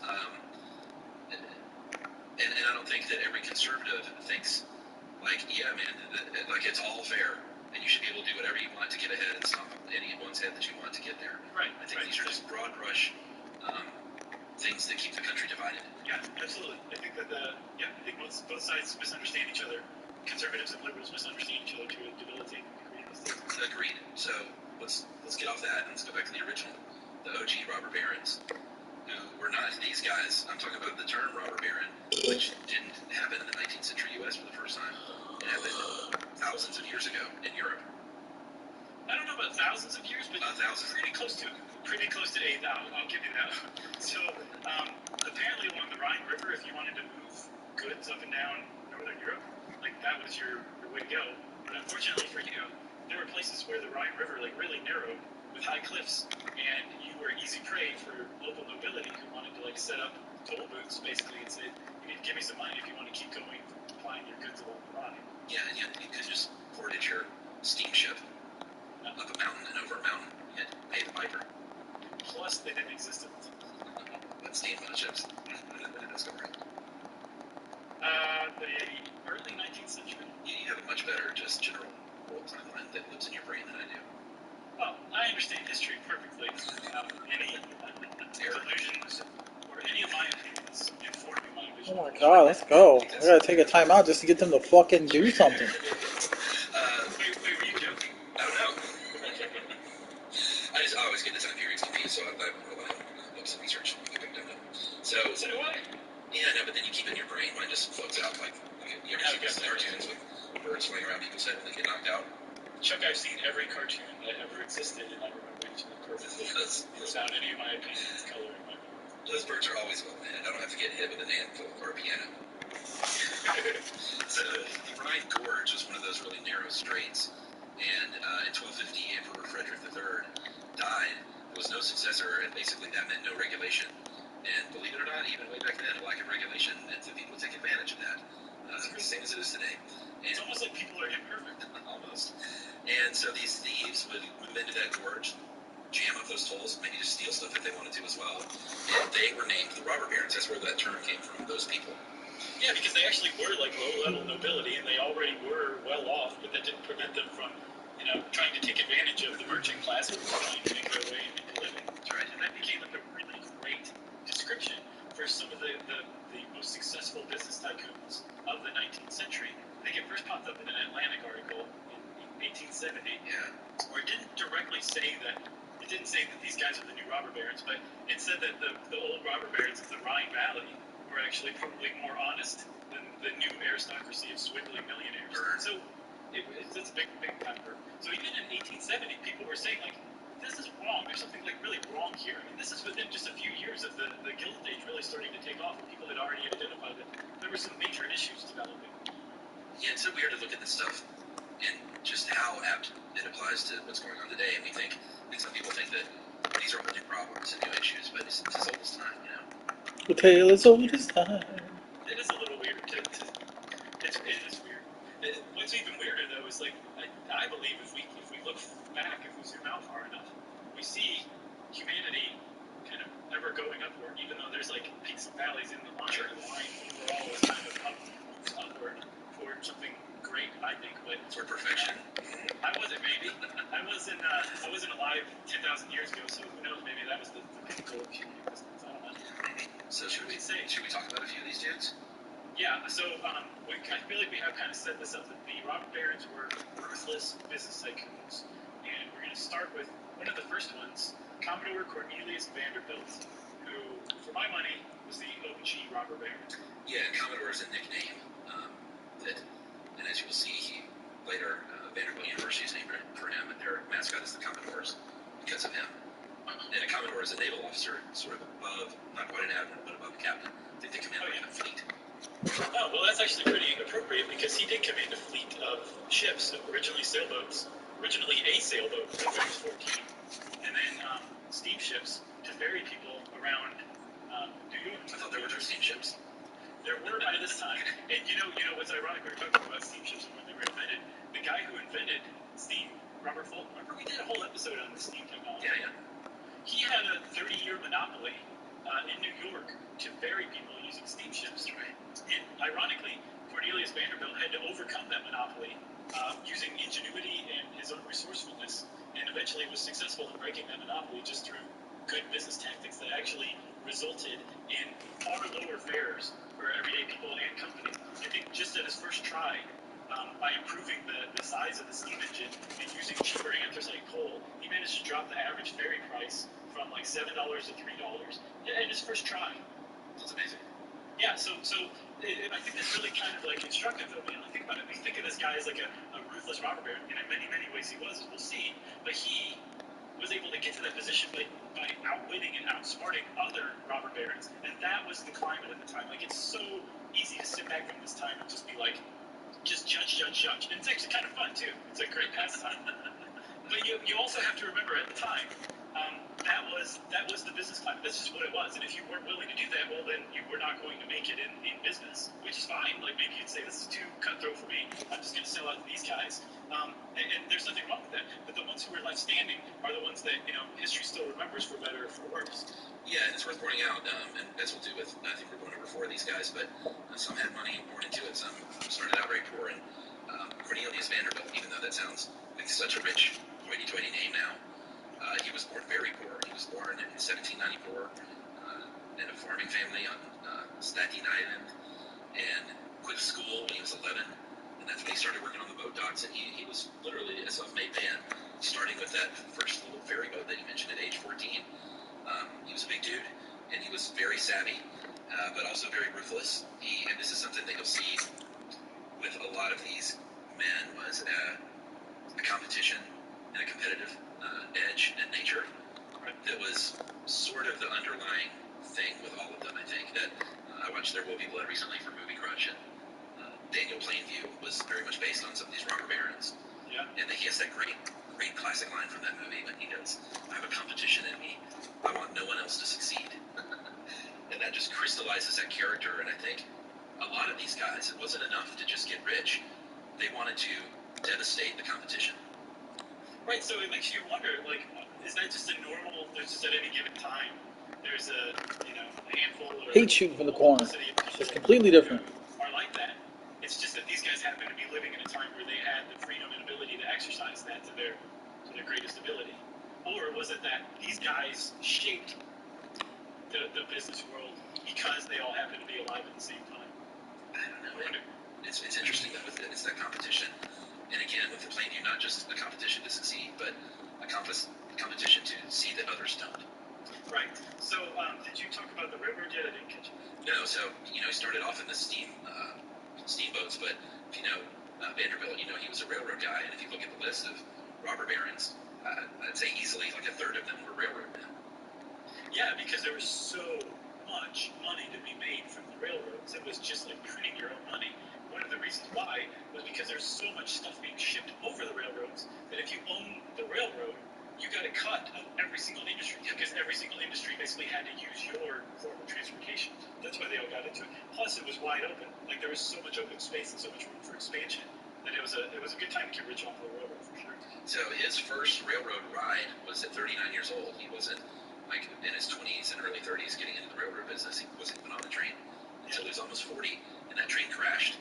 An axle broke and went down an embankment, and he punctured a lung, broke some bones, and I guess was lying there wheezing out of a hole in his lung saying, "This is the future." That was so great. And he got into railroads. It's crazy, like a year later. Yeah, he did. One of the things that he had a really great talent for was identifying like loser railroads, seemingly loser railroads, and figuring out ways that they actually had been overlooked. Yeah. And a really good example of that is the Harlem Railroad, which is just a short little line that other railroads, larger railroads, used to connect to New York City. But Vanderbilt recognized that it was the only line that went all the way into the heart of Manhattan. And so he bought that up, and he also, at the same time, not only got control of that little railroad, this is a really early chance for him to show how good he was at driving up stock prices. So when he came along and bought the Harlem Railroad, or started buying shares of the Harlem Railroad, that was worth in today's money $168 a share. Not too shabby, but from what I could tell at the time, not very great at all. By the time he was done cornering the stock, he had driven the shares up to $5,998 in just a few years.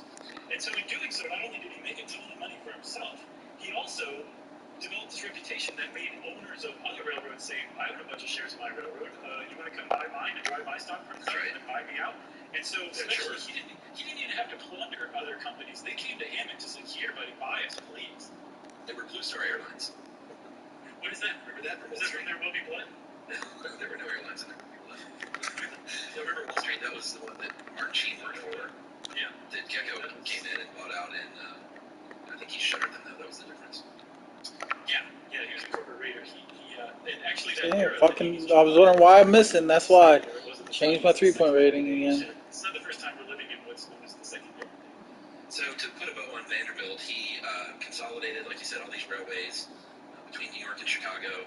He manipulated stock. He fixed prices. Like you said earlier, the government wasn't looking, so you kind of do what you wanted.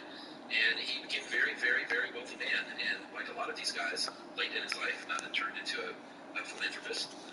Built Grand Central Station. It was called the Grand Central Depot at the time, which during the recession provided tons and tons of jobs for people. And then the Central University of Nashville was eventually renamed Vanderbilt University because they just give $1 million. Isn't that crazy? Is that right? Because back then that's what I mean. It's significant. Sure. Like I feel like we could get Stuff You Should Know listeners to pitch in. Right. Get a university named after us. Let's try that actually. Stuff You Should Know. We could organize a struggling university.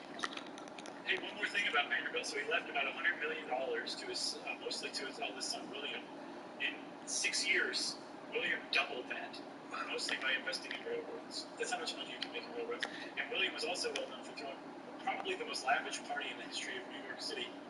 They spent $1.8 million in today's dollars on champagne alone. Yeah, that was when he finished his mansion on Fifth Ave, and I looked it up to see if any of these robber baron mansions were still around today. Oh, yeah. I mean, I know this one was demolished in 1926.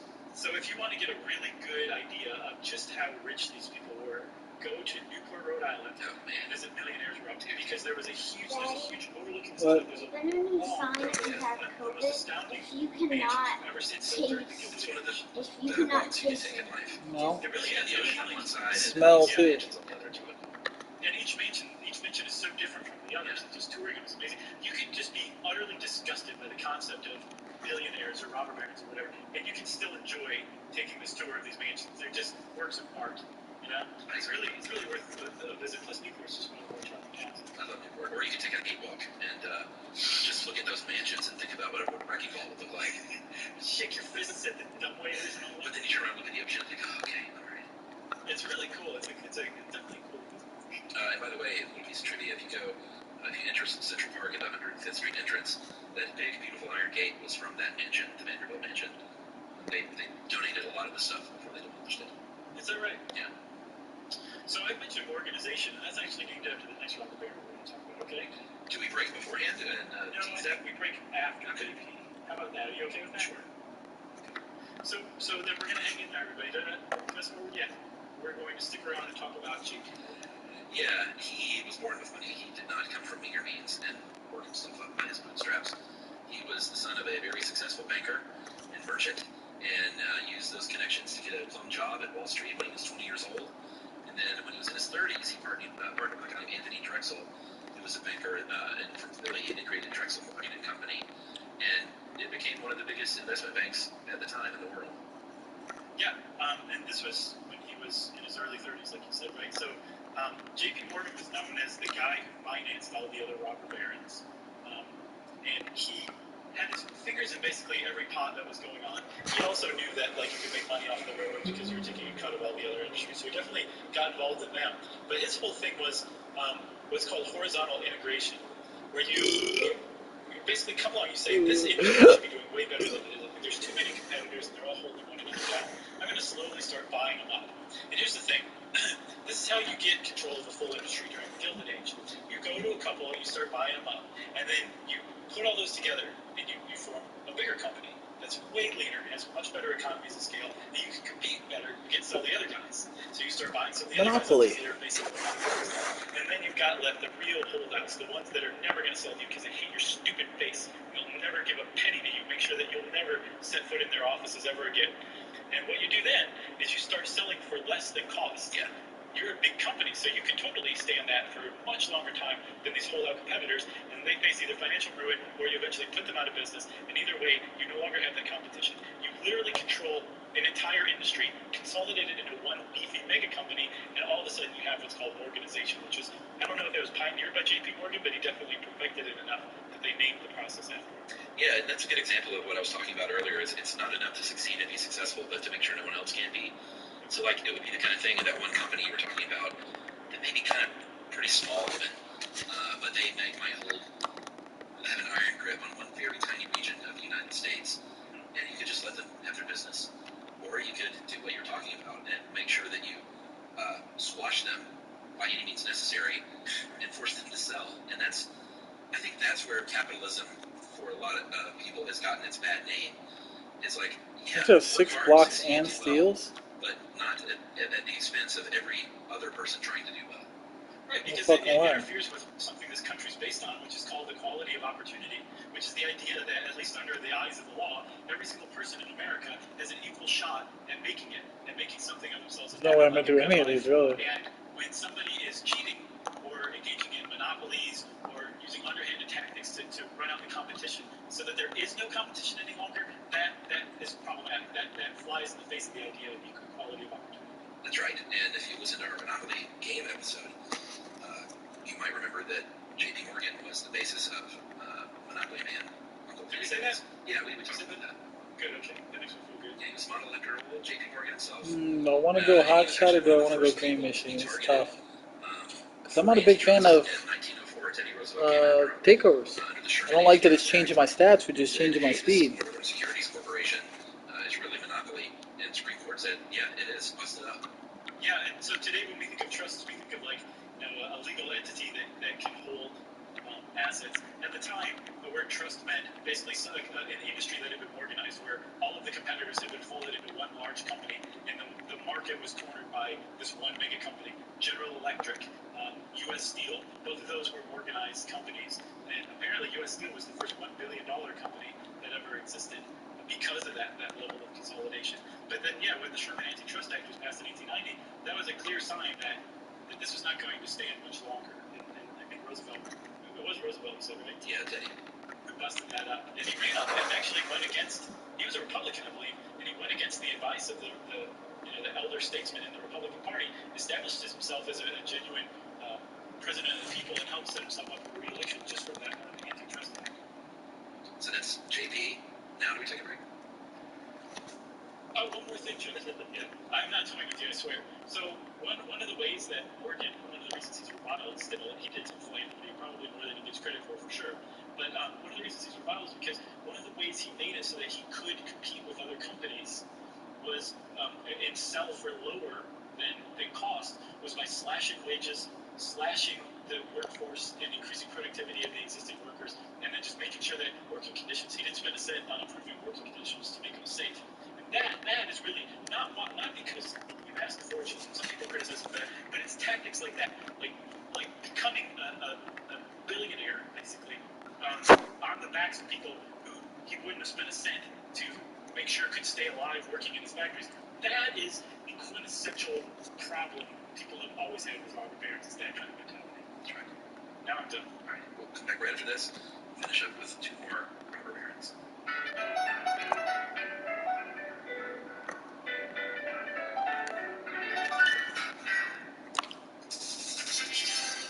Hey, Chuck, did you know that McDonald's, which you tend to think of as a pretty huge global restaurant, is actually a local one too? That's right. Each McDonald's is owned and operated by people who live where that McDonald's is. You eat at McDonald's, you're actually supporting American businesses, maybe even your own neighbor's business. Yeah, you're also supporting farmers, and you're also supporting the Ronald McDonald House charities. Your Ronald McDonald House charities give families with sick kids a home away from home, where they have to travel far for the care that they need, which is a pretty great charity, if I do say so myself. Yeah, they've done great work over the years, and franchisees also care about their community. They give back by helping first responders. They have a program called Thank You Meal Program, which provides free food for essential healthcare workers and first responders. And when you own and operate a McDonald's, you make a promise to serve the community where you do business. And that's what those franchisees do every day. Which is why they say, Chuck, McDonald's serving here. Hello, folks. This holiday season may feature more merriment with our devices than ever before as we stay connected with family, friends, and a blizzard of online shopping. But all that online activity can mean chances of exposing your personal information. Yep. Whether you're buying gifts or getting something special for yourself, you may not know that your identity's been compromised or that your info has been sold on the dark web. You don't want that. Don't spend your holidays without identity theft protection from LifeLock. It monitors for uses of your personal information, and if you have a problem with identity theft, a U.S.-based identity restoration specialist will work to fix it. No one can prevent all identity theft or monitor all transactions at all businesses, but LifeLock can help you feel safer and warm this holiday season and all year long. So save up to 25% off your first year by going to lifelock.com/stuff. That is LIFELOCK.com/STUFF to save 25% off.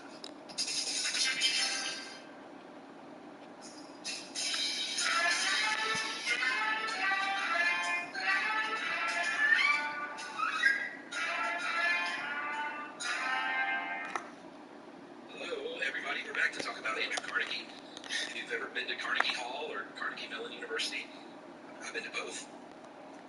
I've been to the university. That's right.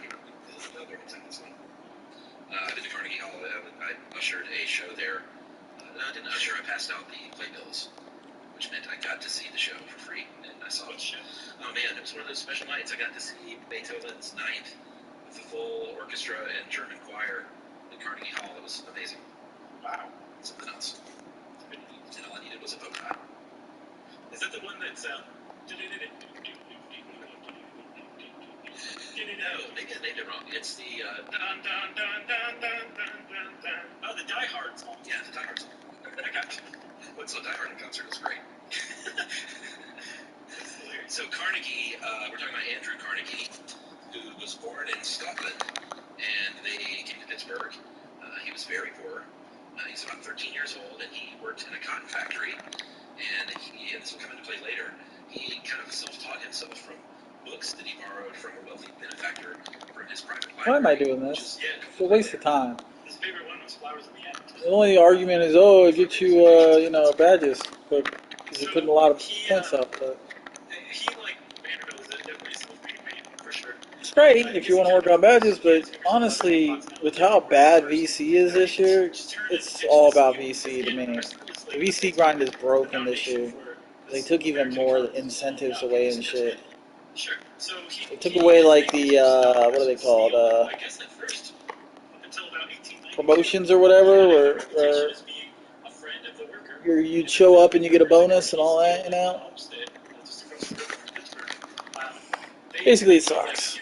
That's all you can say. And they found out the hard way that was not the case when they went on strike in 1892 during what came to be known as the Homestead Strike, which would result in the death of 10 people, which is not how they planned things to go. And apparently the reason why that happened is because the Christians were called in the strike breakers. Yeah, I might want to eventually do an episode on this, but that's sort of the overview. You bring in the Pinkertons, and then they battle with the, literally with guns. Pinkertons died, I think, like 8 or 9 of the 10 or 12 people that died were the Pinkertons. No, I think it was just one. I think the 9 were the strikers, yeah. Okay. Well, we should definitely do a whole episode then, because for sure, I think that's right. But what I read was that the strikers, so the Pinkertons showed up in barges, and they were basically hired on as a private army to protect scab workers and bust the strike out.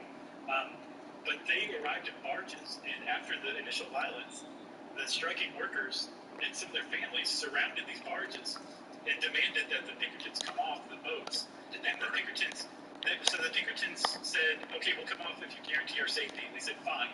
And the Pinkertons came off, and they got beaten by all of the strikers. They just completely went back under and set their barges on fire. I guess the Pinkertons escaped to the factory with their life, and the National Guard was called in to quell the violence. Yeah, well, the National Guard was called in not only to quell the violence, but also called in to act in the interest of Carnegie. So he kind of commandeered his own little personal army to take care of things. Right, starting with the Pinkertons, then with the National Guard, and it's like this kind of collusion that is also another huge criticism. We're saying the government is known for being like laissez-faire as far as regulation is concerned, but they'll totally send in the National Guard not just to quell violence, but to make sure that the strike breakers don't attack the scab labor to keep the factory going. And that kind of like government capital collusion at the expense of the workers there's a long-standing tradition of that being almost universally reviled in America. Over enough of an arc of time, if that keeps up, more and more just everyday Americans start to notice, start to resent it, and that apparently is a really good force for social change because Americans don't like that kind of thing after a long enough period of time. Yeah, and I think Carnegie tried to distance himself from that strike by saying that he was sort of out of the loop. He was in Scotland the whole time, but they have since found correspondence that shows that he was very much involved in that. And, there's some speculation that he may have had some genuine moments of regret and guilt over that because he was a big-time philanthropist later in life. I think he said in his book, The Gospel of Wealth, the man who dies thus rich dies disgraced.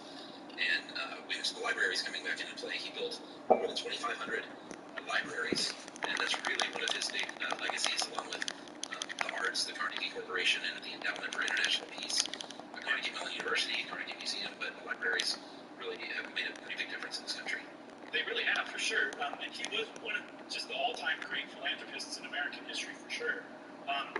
But he still pales in comparison to the all-time top record holder philanthropist, John D. Rockefeller. I was going to say Rockefeller. But he also is far and away America's most prolific and generous benefactor, for sure. He's also one of the most visionary philanthropists of all time, too. Yeah, and some people say that he was, if you just account for money and inflation, the richest man ever to live. I'm not sure how they calculate that because his $900 million peak in 1912 is about $23 billion today. So here, I saw how. You ready? I'm sure it's, go ahead. If you do his wealth relative to the total economic output, which is an even larger figure than gross domestic product, I had a feeling it was something like that. His wealth represented 2% of the total economic output of the United States at the time.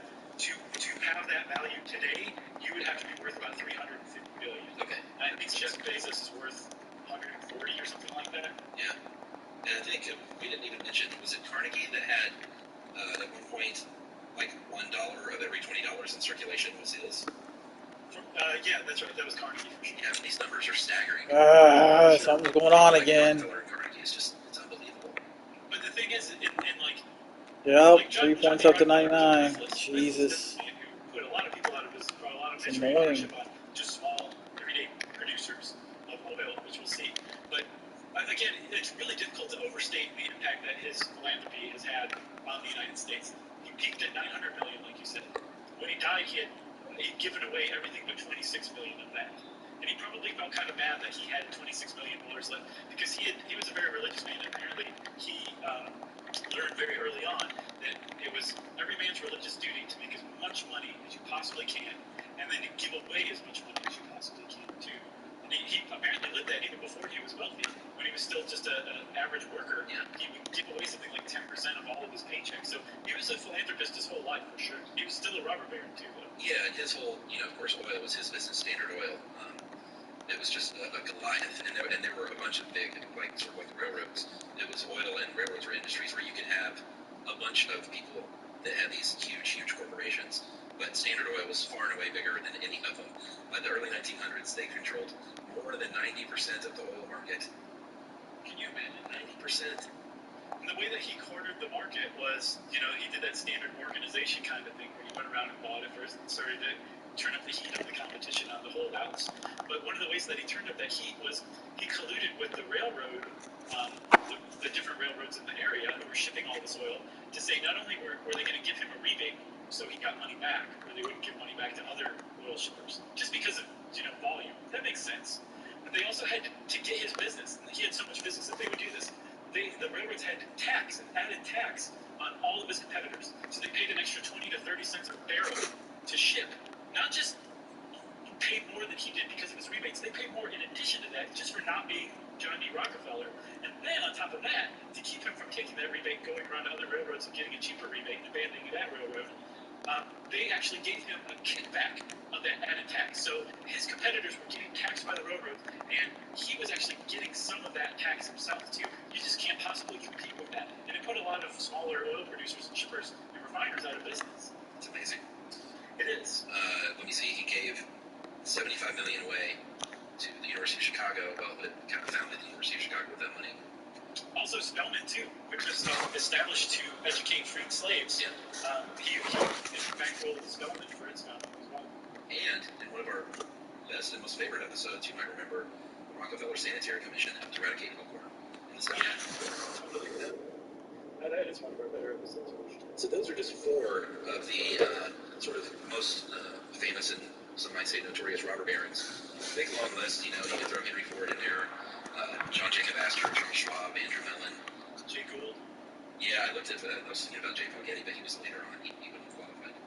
So some of these guys had some terrible quotes too that also just made them despised through history. Carnegie said that it's not the man who does the work who gets rich, it's the man who gets other men to do the work, which is not very tasteful thing to say when you're ultra wealthy and breaking strikes with guns. That Jay Gould guy I mentioned, he said that he could hire one half of the workers in America to shoot the other half to death if he wanted to, which is another nice thing to say. And apparently, John D. Rockefeller once said competition is a sin. So these guys had some terrible PR. And because of that, a lot of people have said, well, I wonder some of the ultra-wealthy industrialists or innovators or people who, basically the billionaires who are leading the world today, are they just like robber barons with better PR and better marketing? And apparently, supposedly that's not necessarily the case. Here's why. Remember I was saying that robber barons were kind of being reformed by historians these days, especially conservative historians? Well, they point to some really indisputable things. Like these guys were ruthless, they engaged in horrific anti-competitive, kind of anti-capitalist tactics to get the wealth, and they did it on the backs of workers they took advantage of, didn't pay very well, killed in their workplaces basically. But the reason that America is still powerful today is because of the work that these guys did, of the industries that they created. Public schooling came about and became widespread to prepare people for the jobs that these guys created. And you really can't look away from the fact that some of them were the greatest philanthropists that the country has ever produced too. That flies in the face, with kind of the exception of Bill Gates. It flies in the face of the people who are around today. That not only are they not great philanthropists necessarily, looking at Steve Jobs, who isn't around anymore, but definitely was not a good philanthropist in his life. He is now, his family is, but he wasn't when he was alive. That's a big mark against people who have control significant portions of the wealth in America today. But also even more than that, those guys today they're presiding over a decline in wages, decline in living conditions, whereas these guys, these captains of industry, the robber barons of the 19th century, they were presiding over a rise, like an improvement in the way that America lived and the standard of living. Kind of the polar opposite, even though the inequality is roughly the same. I think so too. I also wonder though too if this inequality will usher in a second progressive era, which it seems like it has all the markings to do that. So we need to do a progressive era episode too. Okay, deal. All right. Well, since you said deal, Chuck, I think it's time for a listener mail. Yeah, I think I alluded to this in another one about the word marijuana. Yeah. Didn't I talk about that? Totally. But I didn't read the mail right. Not that I remember that. All right, this is from Jack. Like, hey guys, love the show. Been listening for 5 years or so. And make sure not to miss any new episodes. Listening to the one on Macho, when you started to talk about marijuana, decided to get in touch. I'm the lead analyst on cannabis taxation for the Canadian federal government, and we long ago made a decision to refer to the plant by its proper name, cannabis. Marijuana has a number of historically racist associations, and I know you guys are always wary of using appropriate terms for things. I had a good laugh at the question over whether womb was still okay to say in the ultrasound episode. I thought you might like to know that how outdated and implicitly offensive marijuana is. I'd like to encourage you to use the word cannabis when referring to it in the future. All the best. Keep it up. That is from Jack Glick. That is a great name, Jack. Great job, great name, great email. What a great guy is. Sounds like a great guy. If you want to show off what a great person you are, you can email us yourself like Jack Glick did. What a great name. You can wrap it up, stick it on the bottom, and send it off to stuffpodcast@iHeartRadio.com. Stuff You Should Know is a production of iHeartRadio's How Stuff Works. For more podcasts from iHeartRadio, visit the iHeartRadio app, Apple Podcasts, or wherever you listen to your favorite shows.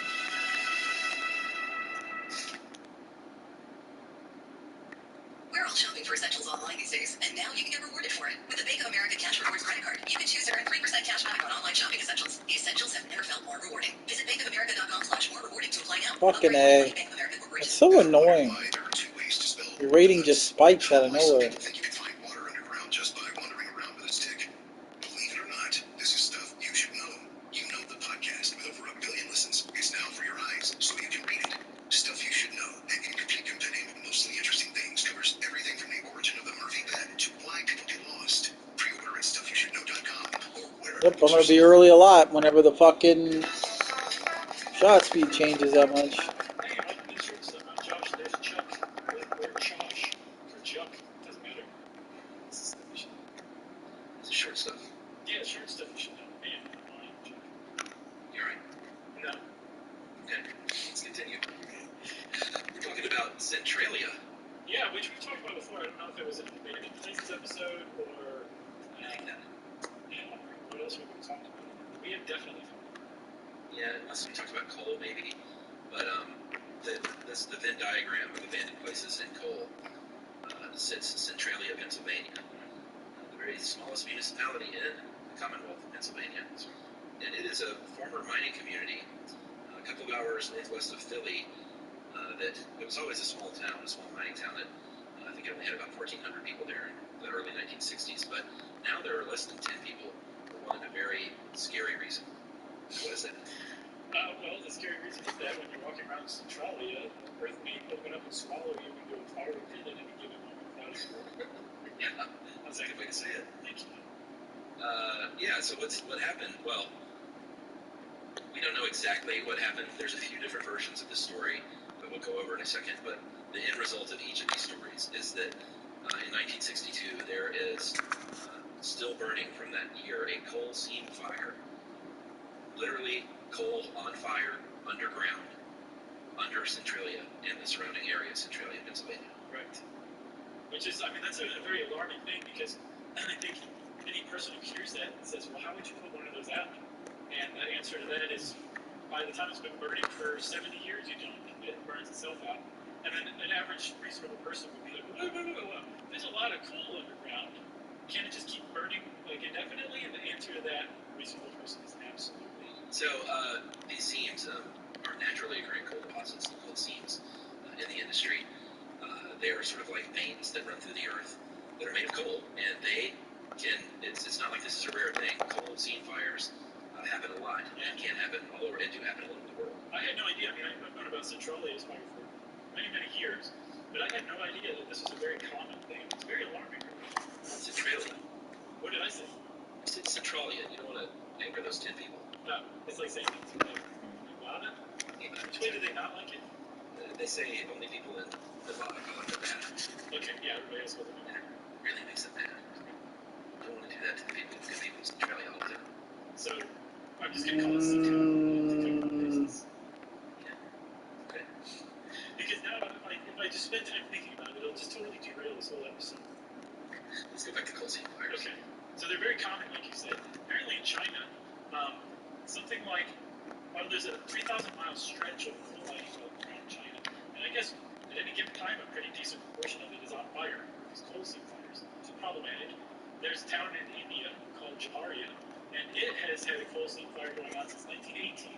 And it's lost something like 41 million tons of coal to this fire. Just pumped in smoke, quite literally. Yeah. Obviously, this happens more often if the miners didn't do the right thing when they left. So, like, they're down there mining and they've got these tunnels. You got to take care of that stuff when you leave. You can't just say, all right, we're out of here, and put the fun fishing sign out front. Well, unfortunately, a lot of mine owners have done that. Yeah, absolutely. So, if you don't have, like, the right supports to keep the ground from collapsing, that can be a fire risk as well. Yeah, I saw. You got to fill them in. I saw also, Chuck, that there's this company that developed what they call a cellular foam. It's actually a mixture of Portland cement and fly ash, which is a very difficult waste to get rid of. Some other stuff. It's a foam you can spray on whatever coal's left over, and it will prevent these fires from catching, which is a really great thing. And also, it gets rid of, like I said, that fly ash waste that's tough to remediate on its own. So you're killing two birds with one stone. But one of the reasons that you would want to seal off whatever coal seam is left after you abandon the mine is because it's not just dipstick humans who set coal seam fires. Like, they can happen quite naturally too. And because that's a very tantalizing thing to say, I suggest, Chuck, that we take an ad break right now. Okay, that's good.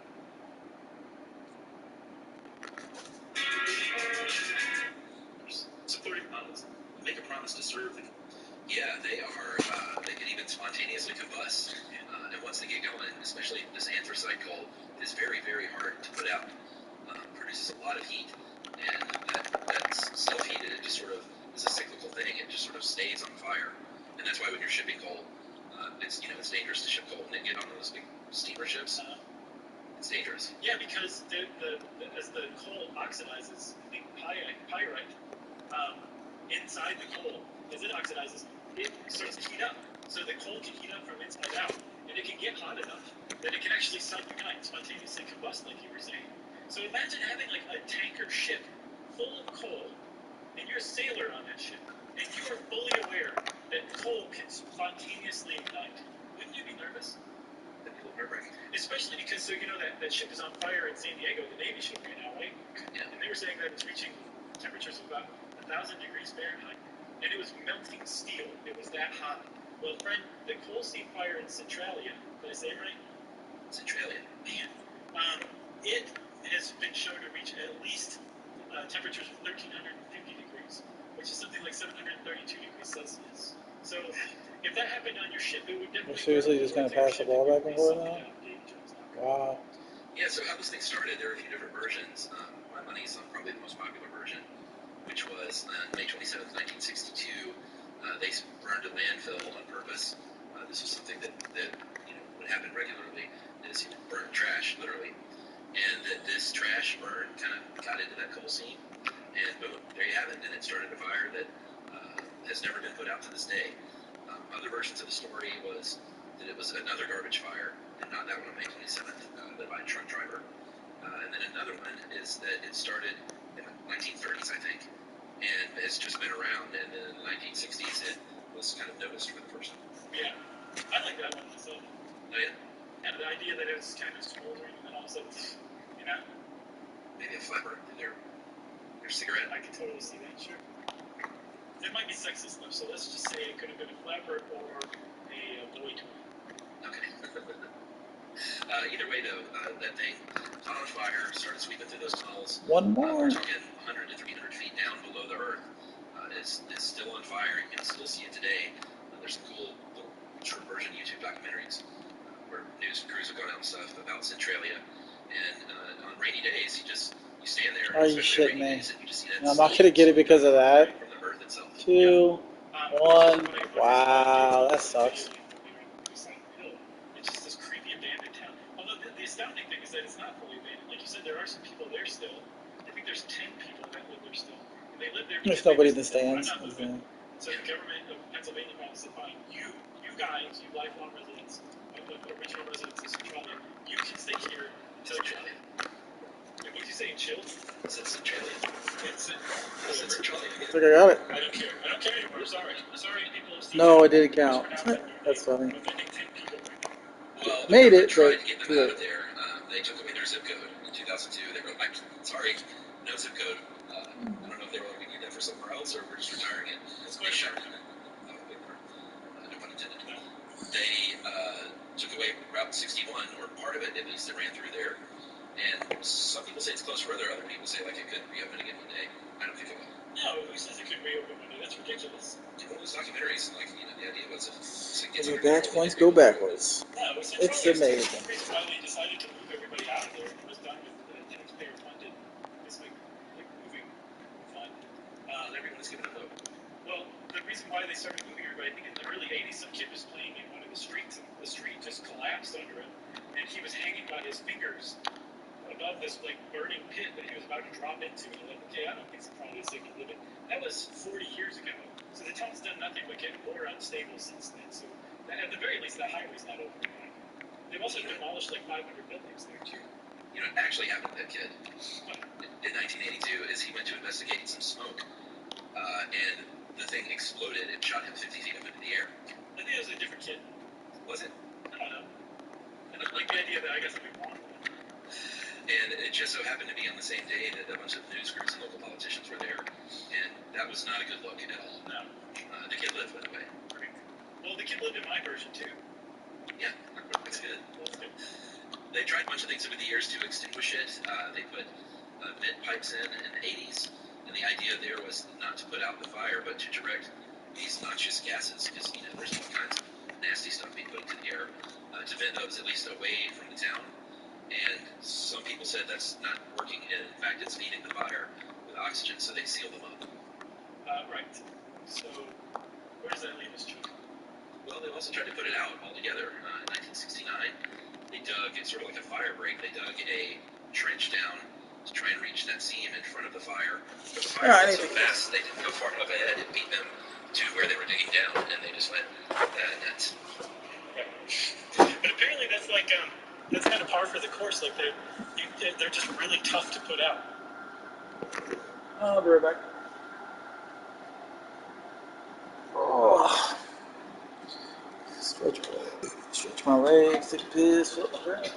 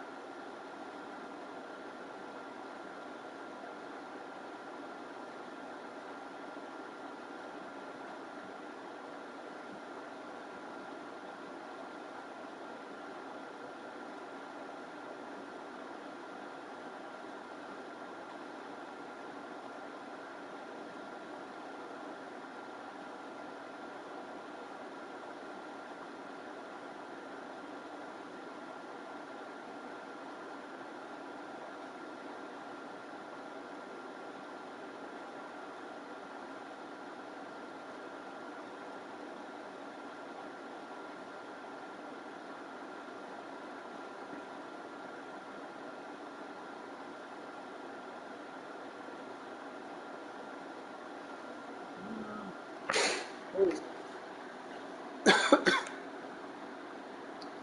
That might be in those long.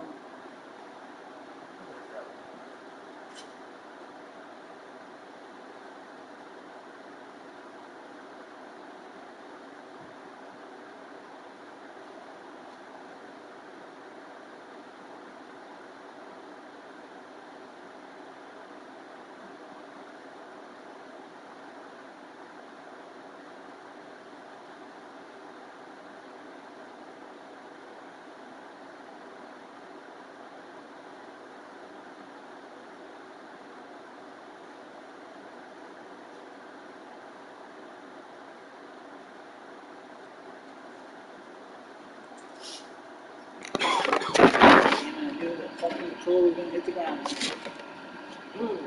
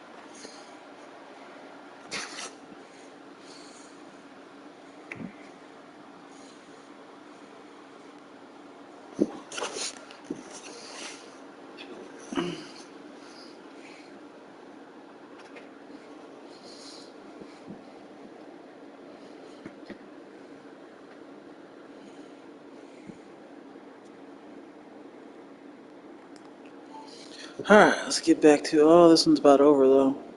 You can kind of understand how that would be the case. From what I've read, I think it's great. great. When you're looking for a new house, you're not Rocket can't. Nas and Kelly.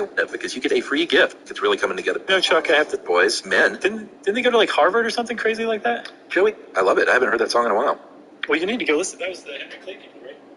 Yeah, our buddies Joey and Andy Sierra. California boys, Southern California boys, men. Didn't they go to like Harvard or something crazy like that? Joey ended up going to Harvard, and then I think Andy went to AFI, and then Joey I think went back to film school, and they're both writing, screenwriting. Man, that's great. He wrote this Andy Samberg movie that's coming out soon. Really? Which one? What's it called? It is called Palm Springs, I think. Wow, and he wrote it? Yeah, dude. That's fantastic. Congratulations. He wrote on the TV show Live 49. Yeah, I haven't seen that. Springs.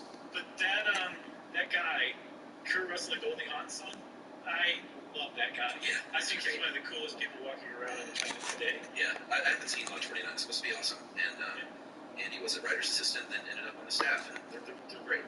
Man, that's great. Congratulations to both of you. The little baby now, they're both married. Nice, man. That's nice. And that's an update on the Sierra Club. There you go. Let's see, what else? How did that come into your head, though, the song? Like, what made you think of that?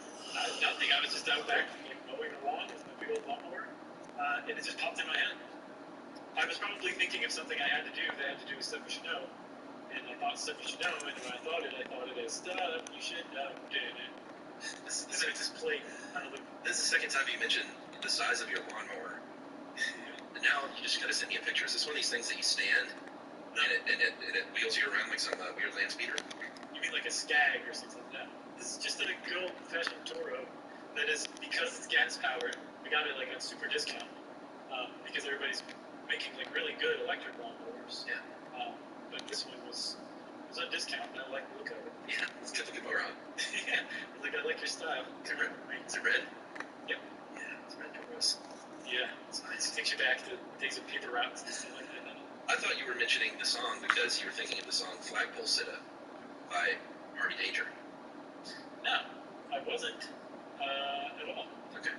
But that's a great segue, Chuck, because it just so happens, and you may be aware of this, we're talking about Flagpole City today in this episode. That's right. I haven't seen that song in my head all day. Now I don't know that song. You know, it was maybe not. It was a top 40 hit in the 90s. Kind of during the grunge era. It was a power pop that kind of. Oh. Is it going major? dun dun dun dun dun dun dun dun dun? Are you serious? Is that it? It's not that. No, my band actually covers Flagpole City. It's a fun song. Okay, that's great. I'm gonna have to go listen to it. I feel like I'm missing out. But what that song is that a song about Flagpole City? Is it about Shipwreck Kelly in particular? No, it's not. But it does have one line that says, "Running up the flagpole and see." That's the only time it references flagpoles at all. Sees what? Who salutes, but no one ever does, I think is the next line. I've been thinking that I was up the end of the mirror. Make it a little bit clearer. Sure. Running up the flagpole and see. Salutes, but no one ever does. Yeah, I'm not sick, but Yeah. Well, That's who is it. that? Harvey Danger. Okay, yeah, it's a great song. I love it. Yeah. Who fellow It's a good podcast friend song. John Roderick. Actually, Sean Nelson's a friend of his in Seattle, and he played bass. I'm not with. Oh, very wow, man. So I got one more for you. I used to have that song, and I don't know where I downloaded it from. So it would have been probably back in the Napster days or something. And it was mislabeled as Brian Jonestown Massacre. And I was always like, this does not sound like Brian Jonestown Massacre. But now I know it most definitely wasn't Brian Jonestown Massacre. Wow. All right. We haven't even talked about Flagpole City yet. No, we haven't, which is a crime because it's actually one of the more interesting weirdo fads that's ever come this way in America. It was in the 20s. We know who Patient Zero was at Flagpole City. And it's easy to tell because it is such a bizarre thing to do that if you can find the person who did it first, who claims to have done it first, Chain they're yourself to probably the correct. And in flagpole this case, thing? you can trace it back to sometime around January of 1924, supposedly, potentially, in Hollywood, California, or Los Angeles. And there was a man named Alvin Shipwreck Kelly who supposedly climbed up on a flagpole as part of a promotion for a movie and sat there for 13 hours and 13 minutes. Oh, shit. To draw a crowd. Boy, did he. That's Yeah, a long which, time. Sounds like a long time to sit on a flagpole, but that is kid stuff Yeah, compared to where this is headed. Yeah, for sure. That's an aperitif. But it's a good first attempt, you know? Yeah, and so, it sounds strange because when you think of a flagpole, you're like, what are they sitting on? It's a modified flagpole. That basically, there are different kinds, but usually it's sort of like a bar stool at the top of a flagpole. Oh, And it's that okay. lo-fi, and you climb up there, and you sit, and that's all you do. That's it. I mean, whatever else you want to do, Well, sure, you do other choose stuff. yourself or whatever, Yeah. that's up to you. But as far as being considered a flagpole sitter, that's it. You sit on top of a flagpole for as long as you can. All right, so let's talk about this guy, because Shipwreck Kelly was a pretty interesting character. And I have to say, there's a Memory Palace episode about him that I specifically didn't listen to beforehand because I didn't want to unconsciously rip it off. Wow. Go listen to that. Yeah, our buddy Nate, check that out for sure. So Alvin Kelly, he was born Aloysius Anthony Kelly in New York City in Hell's Kitchen in a tenement in 1893. Had a very sad start to his life in that his father had already passed before he was born. His mother passed in childbirth, and that basically meant he was shuttled around to relatives and orphanages from the minute he took his first breath. Yeah, and apparently from a pretty early age, he would do things like climb flagpoles and other tall stuff. And like working at heights became kind of a recurring theme in his life. Supposedly by age 7 he was climbing flagpoles. Within a few years after that, he was starting to scale the facades of some of the buildings in his neighborhood. By the time he was 13, bear in mind if this guy's biography seems a little thin, he just came out of nowhere in 1924 for sitting on a flagpole. So all of the info about him came from him to reporters who were reporting in the 1920s. So just fabrications are flying around left and right. Sure. But supposedly he ran away at age 13 and ran off to join the crew of a cargo ship and start his life sailing the seas. Yeah, he did a lot of kind of odd jobs, or maybe not odd jobs, but just jobs that didn't have anything to do with one another. Over the next couple of decades, he was in the movies as a stand-in and a double. He was a stunt person, a stunt pilot, a high diver, a boxer. This part I love. There's actually a name for people that repair church steeples. What is that? Steeplejack. It was a steeplejack. That is definitely a band name for sure. Steeplejack, oh yeah. It sounds like maybe an industrial band, but like on the light side, they're technically too melodic to actually be considered industrial, but they still call themselves industrial. That's my favorite part of this whole band name thing. Is it? Is you this. Oh, okay. Well, thanks, man. That makes me feel warm. So, World War I comes along, and he was in the Naval Auxiliary Reserve as an ensign and served on the USS Edgar F. Luckenbach during that war. Yep. So he did have some sort of, well, I should say, I don't know if anybody's corroborated that, but we'll just take all that at face value because it doesn't really matter at this point. But he eventually picked up the nickname Shipwreck. And there's a lot of different explanations for this, and he gave multiple different explanations depending on what reporter he was talking to. But one of the numbers that gets bandied about pretty frequently is that Shipwreck Kelly was so named because he survived 32 different shipwrecks at sea. This is where shipwrecks tend to happen. Those are the good old days. Yeah. You just make up stories about yourself. Do you remember when we talked about, we did an episode on the world's either luckiest or unluckiest people? Mm-hmm. And do you remember that one guy? He was like, I survived a car that fell off a cliff, and I survived a train wreck and all that. He was doing his jam in like 2005, remember? Was he? Yeah, it was pretty recent, if I remember correctly. Remember his son came out and was like, everybody, this is not true, right? Like, none of what you're talking about is true. Well, we don't know if Shipwreck Kelly actually survived the Titanic like he claimed, but we do know that he was not on the roster on the Titanic, so I'm going to venture to say that he made that one up. And there were 3 Kellys on board, but all of them were survivors, but all 3 of them were women, so yeah, he probably wasn't on the Titanic. Maybe he did survive from shipwrecks, he was at sea, most likely. But the point is they call him Shipwreck Kelly. And I guess somebody went to the trouble of digging up that some reporters who covered his boxing career are probably the likeliest source for where he got his nickname Shipwreck, right? Yeah, which I love. Because I guess he wasn't a great boxer because they said that he was often adrift and ready to sink.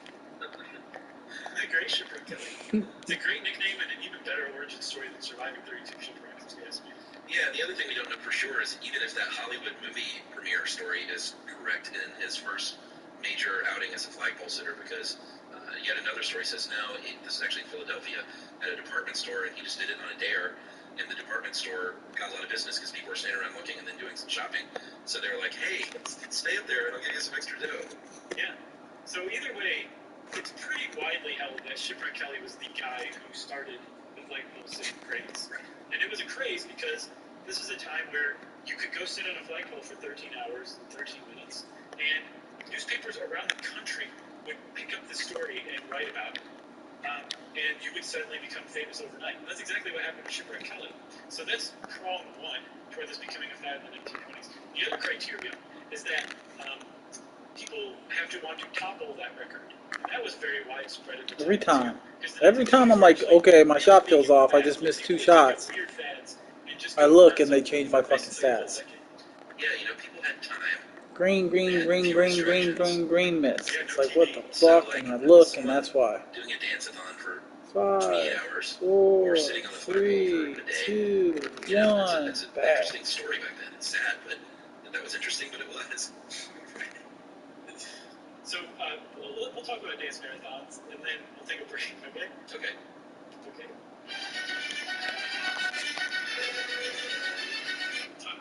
I have a problem with identity theft.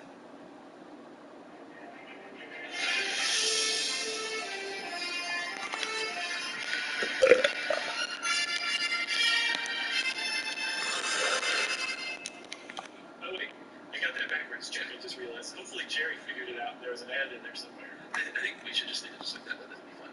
Okay, so we're going to talk about marathons, dance marathons now, after the ad break, despite what I said before.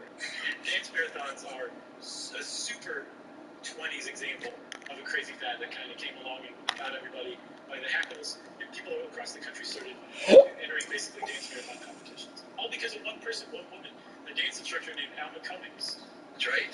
32 years old, she danced for 27 hours at the Audubon Ballroom in New York in 1923 with 6 different dance partners. And it was a weird time because it wasn't just dancing, it was endurance challenges as a whole were just all the rage, and punishing your bodies in all these weird random ways, from yo-yoing to hula hooping to rocking in a rocking chair or skipping rope to dancing. Dancing was the big one. That's where you know, if you see these videos of these marathon dance competitions, it looks like hell on earth. It looks awful. Yeah, they didn't seem very fun at all, but Alma Cummings just kicked the whole thing off, and again, just like Shipwreck Kelly, who would follow, I guess, a year later, or even about a year later, she got a lot of publicity. There's like a famous photo of her with her feet in a tub of water soaking at home. She's holding up her shoes, and they have holes in the soles where she wore holes from dancing for 27 hours. And I guess, like you're saying, people were bored or there wasn't as much to do, but also there really seems to just be a profound hunger for celebrity, however you can get it. And that seemed to like really drive people who wanted to be like, well, if this lady got this much attention for dancing 27 straight hours, maybe I can get even more attention for dancing 30 straight hours. And so within just like, I think 3 weeks of Alma Cummings setting this record for dancing, it had been broken 9 times at least. Oh, I'm about to be done. I'm sorry. Yeah, and it's funny, really, like we talk about these days, I can go do something else for a while. They want to be reality show famous or whatever. I'm not gonna sit here and miss because they keep fucking changing my shit. I hate going 90% from 3. Like, this is sort of the version of that. And then dropping because I have to adjust myself to my new fucking rating. Because I can tell you right now, I can tell by the fucking speed of it that it's changed.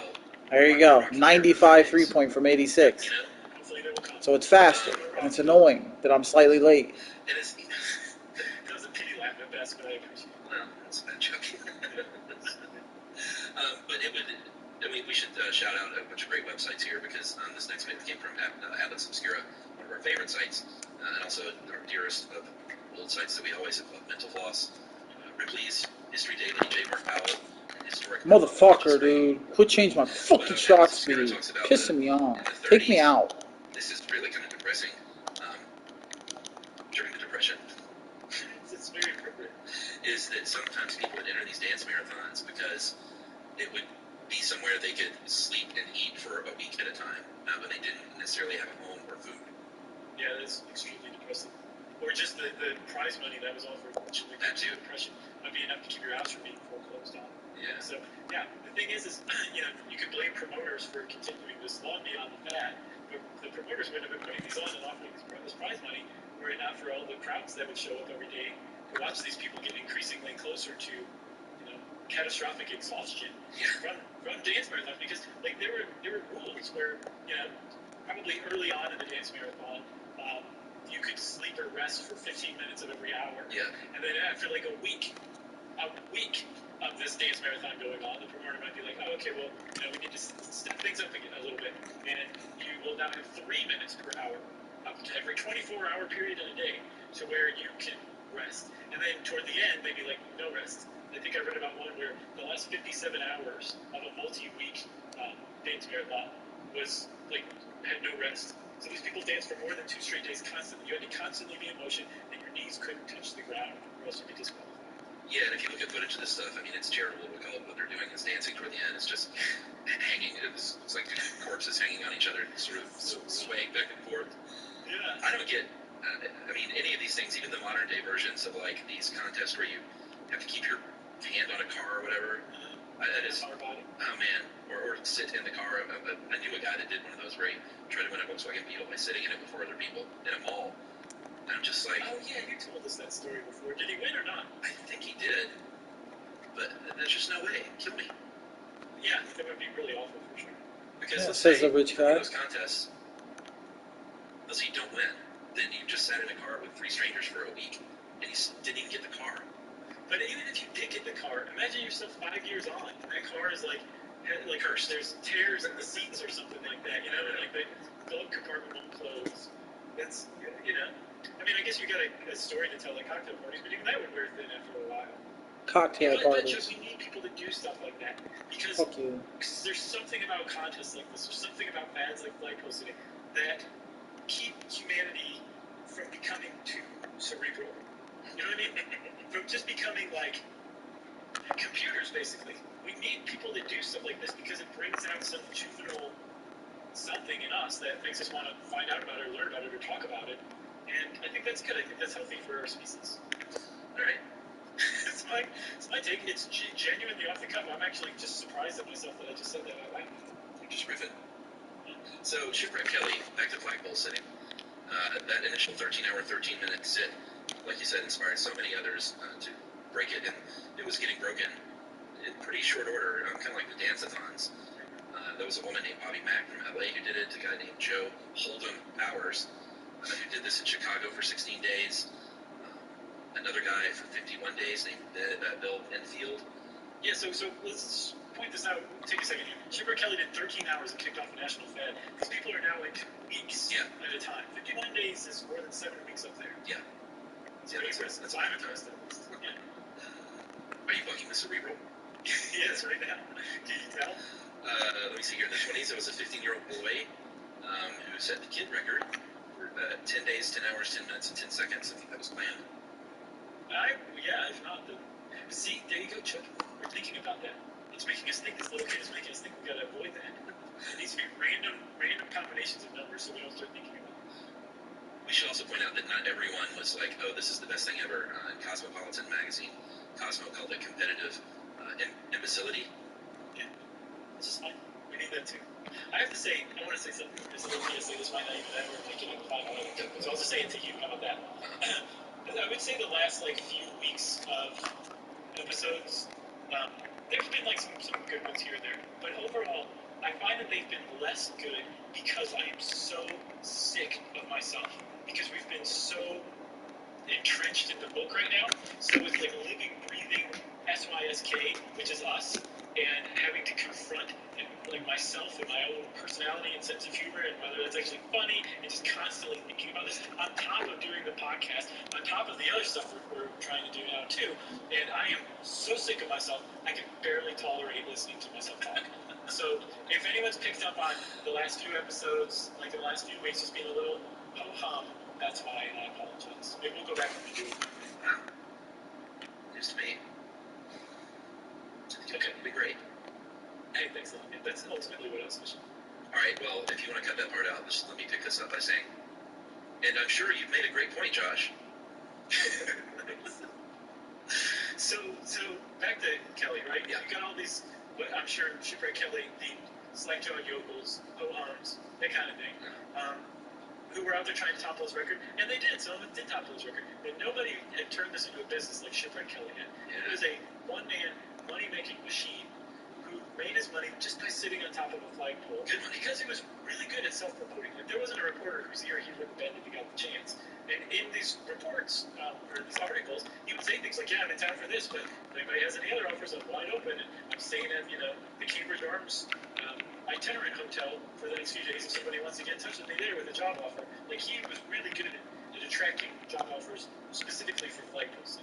Yeah, and he made good dough for back then. I mean, this is good money anytime. If he made $100 an hour like he claimed to, other people said, no, it really wasn't that much. It was probably closer to anywhere between $100 and $500 a day. It's still a lot of money. Sure. And like you said, it was like, he was almost like a celebrity version of a sign spinner.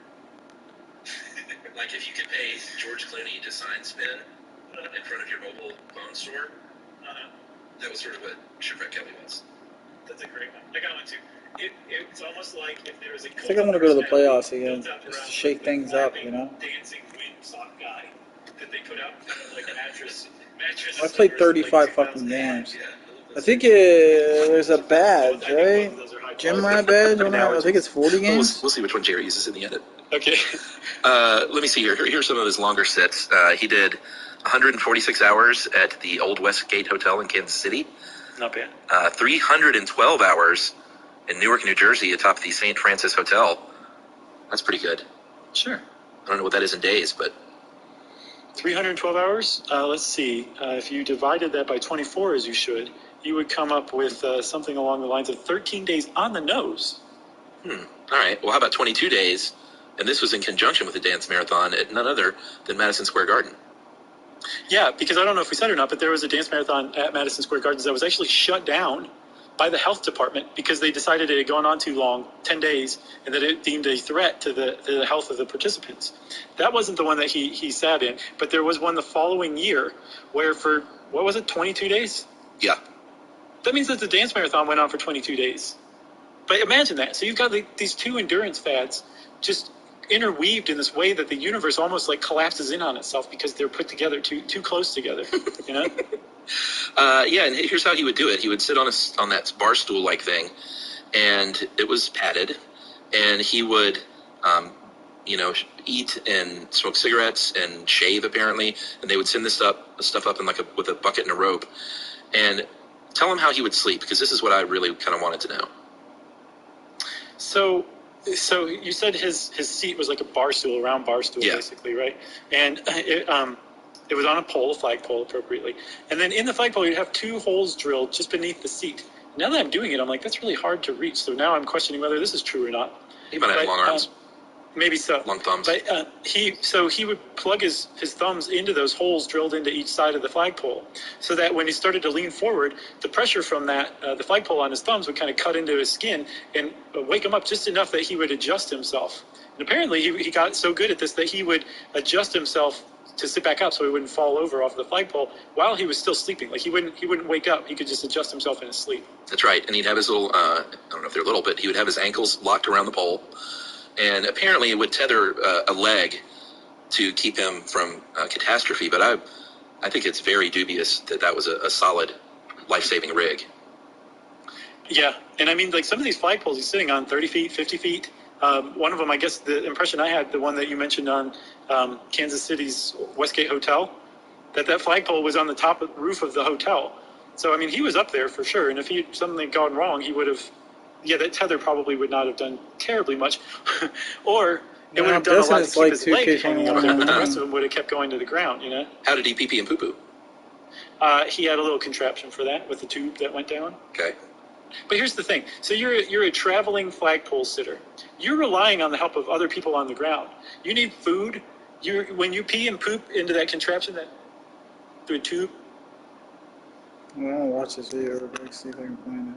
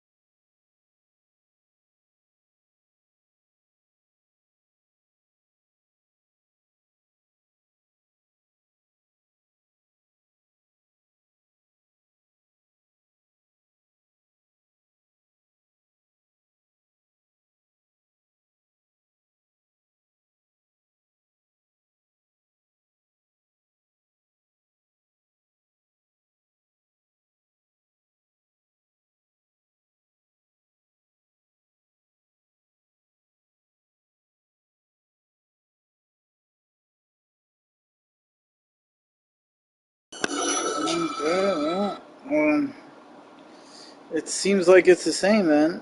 Play 40, you know, then you just sim to the playoffs. I'm at 35. My plan was to get to 40, but I didn't know that you could sim if you're up by 25. That's interesting. Maybe. Not that I'm ever up by 25. Well, I am by the end of the game, but I don't know if I'm up by 25. I might be, honestly.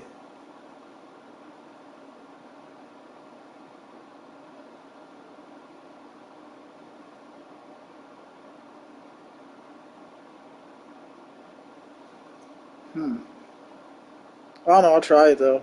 I think it might fuck me though, because what if I sim and it doesn't actually count? You know what I mean? that goes down to the ground. And then you don't I want that sim to just the leaking out for the playoffs. spectators to see. But I don't get gym rat. I would be pissed. Go into a bucket that somebody's going to go take away and dump. So you're relying on this kind of group of assistants and hands that probably the promoter maybe helped hire for you. Maybe you make a friend along the way. Just kind of try We'll to see. sit down with Hal with you for a little while. That's what I think. He had Shipwreck Kelly had an assistant. He had a boy. That was the worst job in show business. Right. He had a lad who would help him. Yeah. Yeah. But bad job. Yeah. But anyway, so he ended up. I want to know if you're up by 25, can you sim and you still get rewards? Do a broth fast. That'd be kind of cool. Like, if you still got VC, that'd be awesome. You would stay up for 4 days. I doubt it, but Because it's, like, living on never a know. flagpole was not exactly the most comfortable place you could exist for, 22 days or 13 days or however long. No, it eventually turned against him in that the money dried up after he did this sort of big Atlantic City stunt that we talked about. Of course It not. was the Great Depression, and eventually people were kind of like, I don't really care so much about this dump stunt because I'm starving and I'm broke and I'm homeless. Right. And the kind of tide of public opinion turned such that in 1935 he went to do this in the Bronx. And he was actually arrested for public nuisance. Yeah.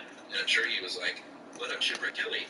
But I mean, think about this. Like, everybody's sick of you now, Kelly, and your shit. We're all just depressed in the depression. So maybe we'll do a dance marathon, but we're not going to watch you sit around on a flagpole anymore.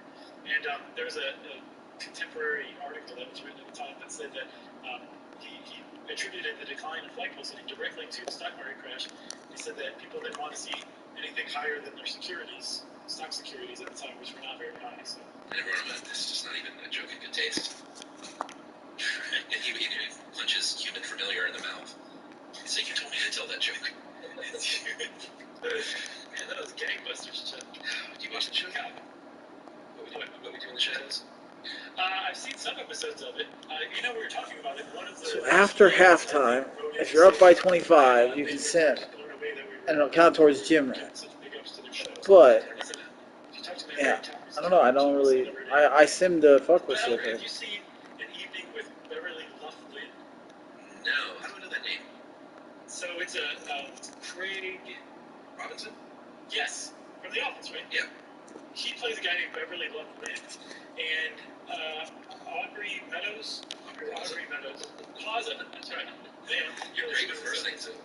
Yeah, and then, okay, so she's the main character. Jermaine Clement, you know him? Yeah, that. He plays, well, you just have to see it. Anyways, Well, he was in What We Do in the Shadows, the movie. Right. So I think he co-created it too. This is what all ties into this. He and Matt Berry are also in this too. Matt Berry's in the TV version of What We Do in the Shadows. Yes. Jermaine Clement helped create it. But it's definitely worth watching. It's purposely very bizarre, which can get really annoying really easily. But this movie pulls it off very well. Like purposeful bizarreness for humor. And it's a good movie. It's worth watching. Okay, it's worth watching. I leave it to you to decide whether it's a good movie. Well, I love everybody in it. It's a great cast. Yeah, I mean it's worth watching. All right, should we take a second break here? Can you believe we haven't? Yes, I can. All right, let's do another break, and then we're Better have Jar Infinity, making your luxury that's made to fit you.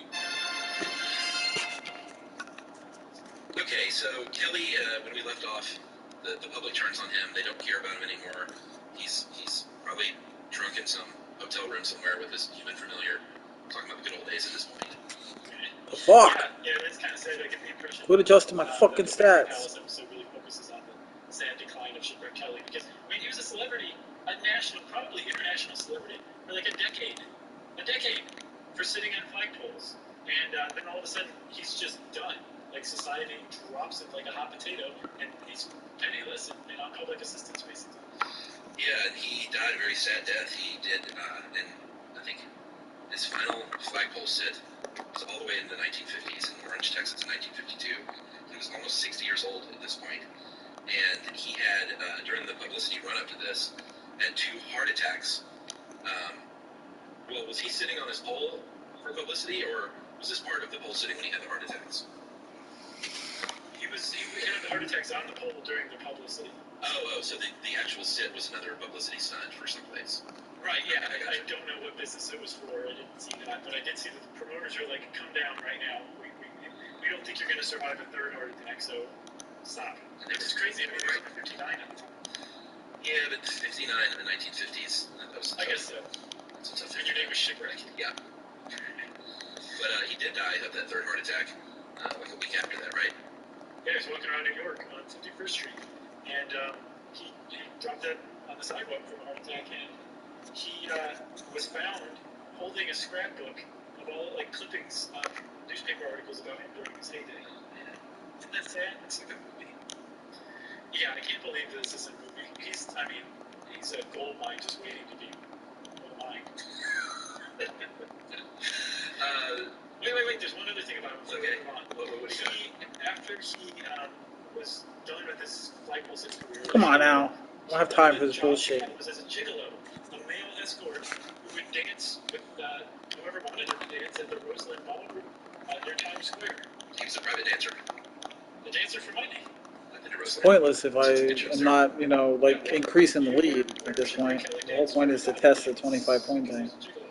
And if I turn it over passing up, I can't increase the lead because free throws are already, giving them basically 2 points every single fucking time. I'm making all my three, sure, but that's 1 point per possession increase. But then I turn it over, so then it's -1. And that makes up for one of them. Dixie Blaney. Richard Dixie. T-I-X-I-E Blaney. Dixie Blaney. Sure. So, Dixie Blaney, he was a flagpole sitter who was contemporaneous to Shipwreck Kelly. A little bit. Like, surely he was directly inspired by Shipwreck Kelly. He came along and started in 1929, which is almost the worst year you could join the flagpole sitting movement, because just the next year, Shipwreck Kelly had his triumphant sit aboard like triumphant sit? It's just great. Yeah. Well, it was triumphant for a couple of reasons. One, it was his longest sit, I believe, of 22 days, 23 days, something like that. And secondly, it was above the top the 200-foot flagpole. For weeks, he sat up there. That's triumphant, if you ask me.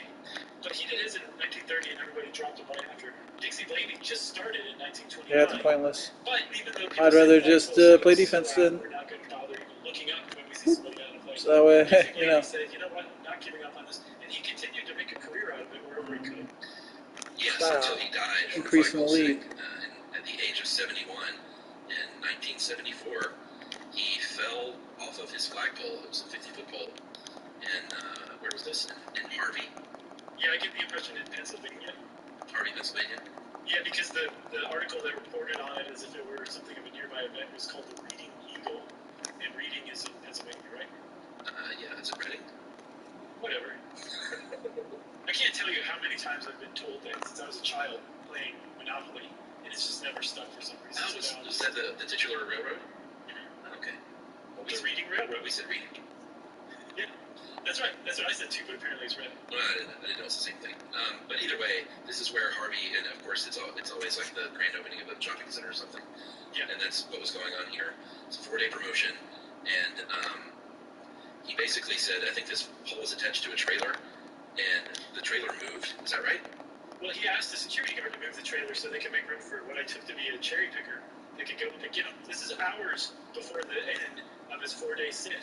And when the security guard, I guess who had never tried this before, moved the trailer, a guy wire that was stabilizing the pole became taut and actually pulled the pole, snapped the pole in two, with Dixie still on top of this 50-foot pole, and he landed skull first, from what I can tell, onto the asphalt below. That's not what you want to open your grocery store with. No, or to close your flagpole sit with. No, either way, it's a bad jam. You're going to fall early. This was not his only accident, too. This was the one that got him. But he had fractured his skull before when he was thrown off a pole in a storm in 1955. And then there was, this is heartwarming, in 1961, he was doing a pole sit for a promotion dressed as Santa Claus. And he was shouting Merry Christmas. That was his job. Sit on the top of the flagpole and shout Merry Christmas. Apparently, it got to the point where he finally yelled out that he was getting numb and he had to be taken to the hospital. Yeah. This is what I'm talking about, man. Just no thought. Right. It doesn't take Good. thought to just think about flagpole sitting, and I love that about it. Yeah. Already about 25. I just gotta hold that lead. Although if I don't play in the second, I'm I going to go to the hospital because I'm sitting on top we'll of the see. flagpole dressed as Santa Claus shouting Merry Christmas for 3 days, and it's December in Pennsylvania. Because right now, if you went to Right. sim to the end, no These VC. were definitely the waning days. This was in the 1970s. There were some other stunts throughout the years here and there. A couple got married atop a flagpole. Let me see here. A 17-year-old in 1963. He Townsend spent 217 days on a pole for a contest for a radio station. Yeah. And then the great Peggy was on the pole. Ken Gidge, 248 days in 1971. This guy would later on be a state rep in New Hampshire. Bang. And he, I mean, Still shooting 84%. He was basically like, it was terrible. Right. And yeah. I hated it. Not only that, he had his parakeet with him named Nixon, and he said that his parakeet came to hate him, like despise him. He said he didn't think any animals ever hated somebody more than that parakeet hated him. Probably because he made him stay up there. It's a little tiny house. Yeah, that's a fiberglass pole that's generous. Sway back and forth. He couldn't lay down straight in it because of the pole, so he had to lay wrapped around the pole. It sounds really horrible, terrible. And he did it to get publicity because he was an out-of-work actor, I guess, at the time. Yeah, like I said, it's kind of the thing. A house is generous. It's this little. You can see a picture of it, but it was some sort of shelter at least. He wasn't just sitting like on a bar stool like Shipwreck Kelly for 248 days. Sure. But it was bad, and it's just funny reading these quotes from him. He did not have a good time. He just basically kind of talks about how awful it was. Yeah, they said that he lost 15 pounds, 3 No, days, twice in 13 days of sleep just within the first 3 months. Come on. And that when Let's see people the come shit. out, like when the weather's nice, people come out and shout questions up to him and talk to him. And he said the men usually asked if he sleeps and how he goes to the bathroom, and then women asked if he was lonely, which I find very sweet. But I mean, remember we started out here at 13 hours is what kicked this off, and this guy Ken Gidge has brought it up to 248 days. But Chuck, that does not seem to be the record any longer. In fact, the record may never be broken, ever. What do you think? Yeah, H. David Werder of Weeki Wachee, Florida. Man, this is unbelievable. Sat for 439 days, 11 hours, 6 minutes. Yeah, his sit went from 1982 to 1984. That's amazing. Yeah, it was outside of an appliance center in Clearwater, and he didn't do this like a publicity stunt for that appliance center. He did it to protest gas prices at the time. Yeah, that's how you see these days sometimes is protests. Sure, but gas at the time was 99 cents a gallon, so his protest didn't work at all. But he spent 439 days of his life on a flagpole because he was mad about the price of gas. No thought whatsoever to a zen-like beautiful state is what this man achieved. Is that the overarching theme? Yeah, I think so. You got anything else? Yeah, I mean, we should mention David Blaine. He very We're at famously Ask Out, Send to End with VC. Because we are up. Remember that? He stood atop a 90-foot pole for 35 hours in Bryant Park in New York. This is when he was doing those. I love the guy's a street magician and give you a little levitation trick, but when he was like, I'm going to hold my breath or I'm going to be encased in ice or stand on this thing, that's when I lost interest. Oh, yeah. I like street magic too. It's pretty great stuff. Yeah, but yeah, he stood. It's tough to stand. I mean, sitting is hard, but standing is That'll save time. Deal. Yeah, for sure. I wouldn't want to do it. Nope. So, you got anything else about flagpole sitting? I don't. Well, then, Chuck, that means, of course, it's time for listener mail. This So basically, you're asking to sit on the bench, so you're not going to get stats, which is fine. I mean, I don't give a fuck. But you get the VC, This comes from Joe in Gettysburg, which is huge. He said, hey guys, thanks for the You're still getting 54 points, so. Doctor names at the end of the Bruxism podcast. Well, I also shot 82%, My so. ex-wife had a dentist in San Francisco named Dr. Drilling. No. Pretty good, huh? Sure. And this is even better. He said, second, this one never gets appreciated as much by others for some reason. She just hit me the right way, but with you, Joe, it hits me too. She worked in medical administration, and her boss at one point was named Dr. Wachter. W-A-C-H-T-E-R, pronounced Wachter. And he said, I can just imagine her submitting daily reports using baby talk going, here, Dr. Wachter, here your report for the day. Man, this guy is our new mascot here on the show. I think we need to actually get him on here. What's his name? Joe in Gettysburg. I love it. Yeah, Joe, way to go. This is one of the best listener mails I think I've ever heard of. Dr. Wachter.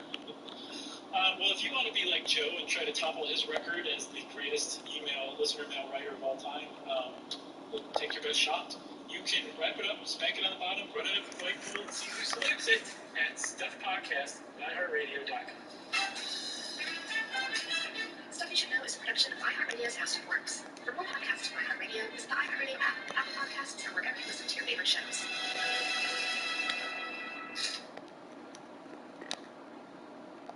The next great podcast competition finalists are now set. We've sifted through thousands of incredible entries submitted on the creative platform Powerful.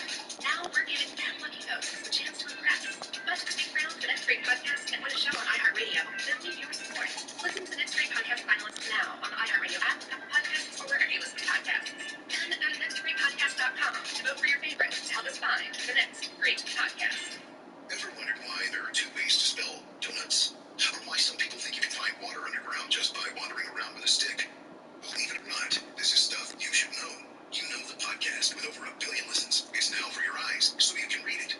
Stuff You Should Know, an incomplete compendium of mostly interesting things, covers everything from the origin of the Murphy bed to why people get lost. Pre-order at StuffYouShouldKnow.com or wherever books are sold. When you're looking for a new house, you're not thinking, is my mortgage going to work for me? To be honest, you probably didn't even know that was an option until you work with Rocket Mortgage. With Rocket Mortgage, you can see your loan options, closing costs, tax estimates, and more online in real time to get the full picture before anything is finalized. You can plan with certainty knowing you have a mortgage solution that works for you. Visit rocketmortgage.com/stuff because when you need a mortgage that fits your life, Rocket can. Call for cost information and conditions. Equal housing lender, licensed in all 50 states, NMLSconsumeraccess.org number 3030. Support for this podcast comes from AbbVie. Do you get to the bottom of your stomach issues? Having symptoms like diarrhea, gas, bloating, stomach pain, oily stool, or unexplained weight loss? It might not be your stomach. It could be your pancreas. It could be exocrine pancreatic insufficiency, or EPI. It's a treatable condition where your body can't break down the food you eat. If uncovering the cause of your stomach issues has been challenging, talk to your doctor or visit identifyepi.com because even just one symptom can be EPI. Hello, everybody. Chuck here with your Saturday Selects pick, How Landfills Work. June 23rd, 2015. This is a good one, everyone. This is part of our, CityWorks suite of podcasts, and how things like landfills work is super important and very interesting, and not quite as depressing as you might think. A little bit, but it's also kind of a marvel of engineering, how these things actually get pulled off. So take a listen, take a re-listen, even, how landfills work right now. Welcome to Stuff You Should Know, a production of iHeartRadio's How Stuff Works. Hey, and welcome to the podcast. I'm Josh Clark. There's Charles W. Chuck Bryant. There's Jerry over there. And this is Stuff You Should Know. Hi. That's good. It's great. Good. Good yourself. I found this topic, and I was starting to tell you before how interesting I thought it was.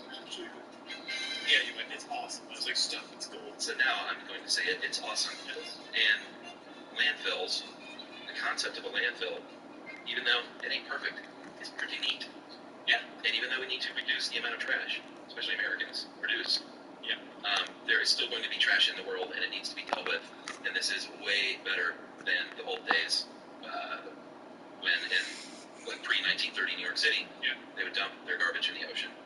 And then between 1930 and... We still do that, you realize? Well, New York City doesn't dump it right in the Atlantic Ocean. No, but a lot of garbage is dumped in the ocean. Yeah, we talked about the Great Pacific Garbage Patch. Yeah. And then between the 1930s and the 1970s, they had what they call dumps, which is the big hole in the ground, right, covered in rats and birds, and you would just dump garbage. Yeah. To leach into everything. Yes, which is messed up. Yeah. And the EPA comes along, and I think the 60s, definitely the 70s, it was like, we need to do something better about this.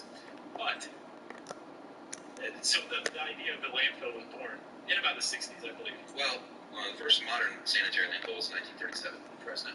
Okay, that's right. It was like a National Historic Place or something. Yeah, because it kind of kicked off the whole thing. But it wasn't until the 60s and 70s that they started passing laws saying that like every state really needs to start doing the same thing. Right, and like you said before that, they just dump their trash in a pit, which people have been doing for millennia, at least. They were burning their trash also. Yeah. And it sounds mind-bogglingly awful, and it is, especially from an environmental standpoint. But they didn't have the trash problem that we have now in the 60s. Since the 1960s, our trash generation, municipal solid waste generation, has doubled, tripled. And I was like, why is that? What's going on? Apparently it's the advent of cheap packaging. Before styrofoam packaging, before plastic, before aluminum cans that everybody just threw away. Everything was wrapped in a t-shirt that you could wear. Exactly. And like when you weren't carrying around a slab of meat in a t-shirt from the butcher to your house, you wore your t-shirt, so you reused it, right? But no, you would have maybe like, do you remember when Sam the Butcher brought Alice the meat? Is the boys remember this? I was just about to say it. Grandma Stone driving around 2 feet. Like both feet, yeah. which is, I guess, a really weird way of putting it is barefoot. Well, it didn't rhyme. All feet. Anyway, he would bring it to her wrapped in like white butcher's paper. Yeah. And she would throw it away, and it would really not take up much space in the dump. It would decompose. And it was like styrofoam, which lasts for 50,000 years, right? Yeah. And so starting about 1960, packaging, especially very non-biodegradable packaging, took off like a rocket. Yeah, you can still go to the butcher though now. I do. You can't. And you get it in paper, but you go to the big chain grocery store, and it's going to be plastic and styrofoam. Right. Oh, so boy. between 1960 and 1990, our packaging waste increased by 80%. That meant that we had to do something. We had a lot more trash, and we had to take care of this trash in ways that we had before. And so the modern landfill, based on that Fresno model, boomed. And Yeah, bitch. That's right. We got 92% from the field.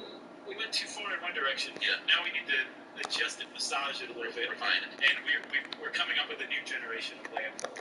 That's right. So, if you're talking about a landfill, the goal of a landfill is not to compost trash, and a lot of people probably don't know this. It's not to compost trash such that it breaks down super quickly and biodegrades. It is the opposite of that. It is to keep it as dry as possible In an airtight environment, and just bury it. lock it away from the surrounding world.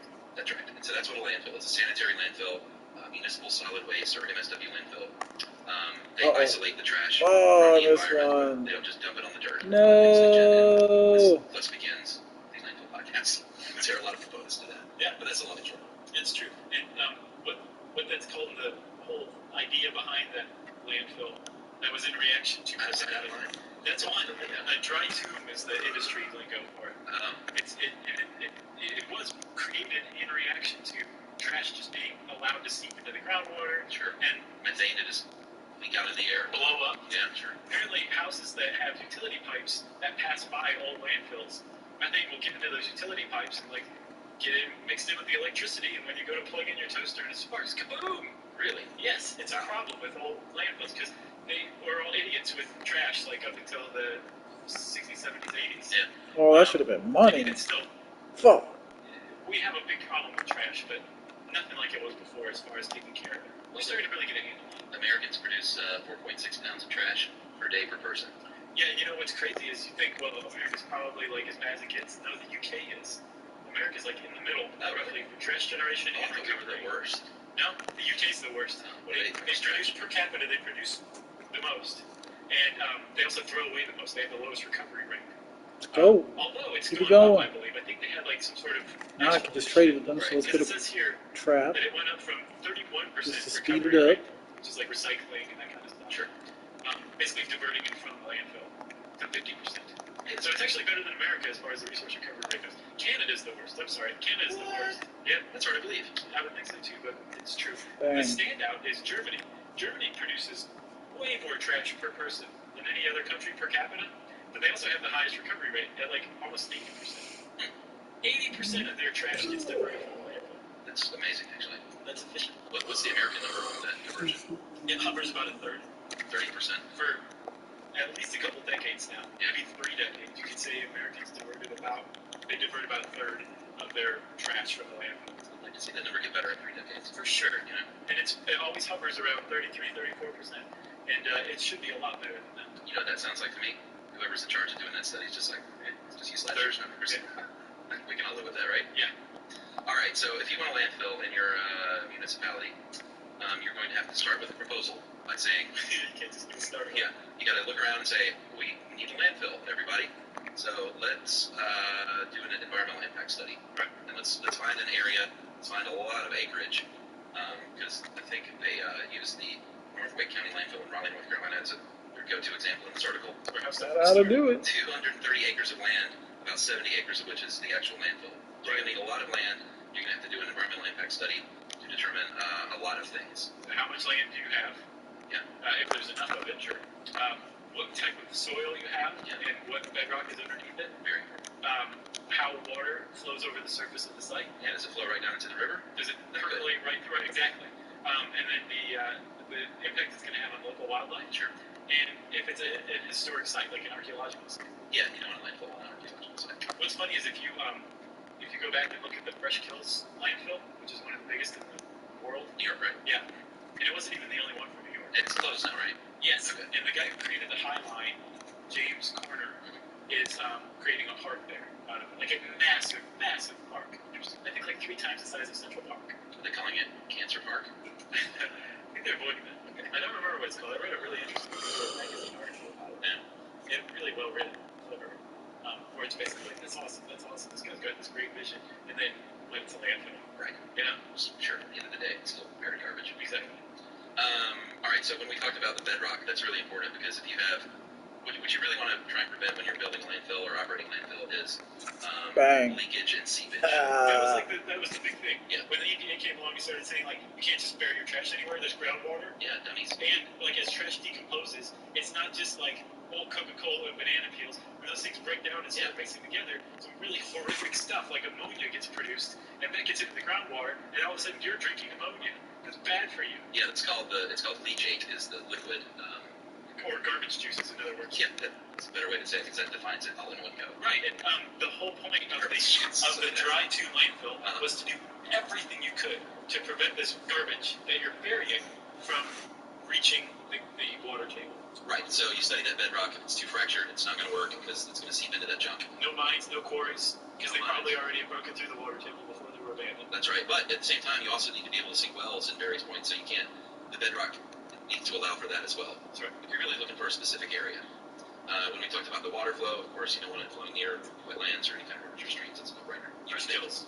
Fresh Kills is an old marshland that they just filled the marshes and lakes in with garbage. What did they name it that? Is that the area or like that? Kills is a Dutch word for stream. Okay, because I was about to say that's like the worst name for anything. Unless it was a butcher. But it really means fresh stream. Fresh Kills charcuterie. Fresh stream garbage dump. Yeah, that makes sense now. What does kill mean? Stream, old Dutch word. Because you've heard of like Bowery means fish kill farm. Yeah, really? Yes, that would be fish stream. That makes a lot more sense now. Fresh Kills. Wondered about that for years. Now you know. Alright, so local wildlife, they're going to really study that to see what kind of can be in the area of a migratory route for birds. Or like a nesting area, aka a marsh, like Fresh Kills landfill. That's right. And then once you figured all this out, and they say, oh wait, you skipped over the historical or archaeological site. Well, you already mentioned that. Like Fresh Kills landfill. Apparently, I think it was they did it all wrong. Henry David Thoreau said that arrowheads were the surest crop to dig from the ground at Fresh Kills before it was a landfill. Yeah. Wow. So archaeological site, wetland, and very close to the groundwater that's seeping right into it. Good. Yeah. So now perimeter defense is good enough for now. Bunny rabbit population. They just move on to something else. So once you figured it out, this is not Fresh Kills. This is actually a great spot. You're going to get your permits. You're going to raise your money. This one in North Carolina costs about $19 million. Still cheap. That seems a little cheap. But now that my 3 points settled in, I can keep my stats for MVP. And sim when I'm up 25 after death cut.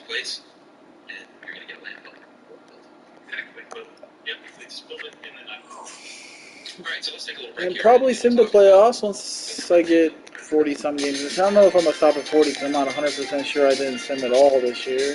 Might have simmed that first game or something. Who knows?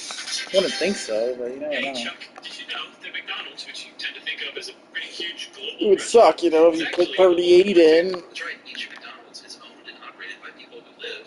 And don't get the gym rat.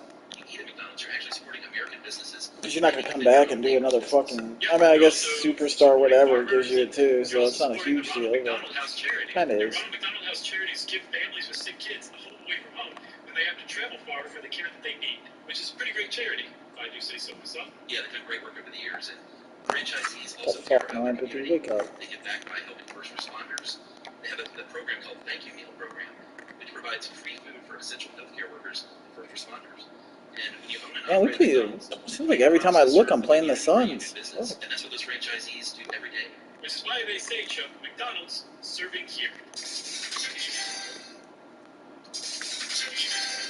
Hey friends, when you're at home, you might be all about relaxing and spending time with your family. And I gotta say, well, Alexa can make that much easier for you to do that. Yeah, because let's say you want to unwind and listen to a podcast, she's always there with a good recommendation.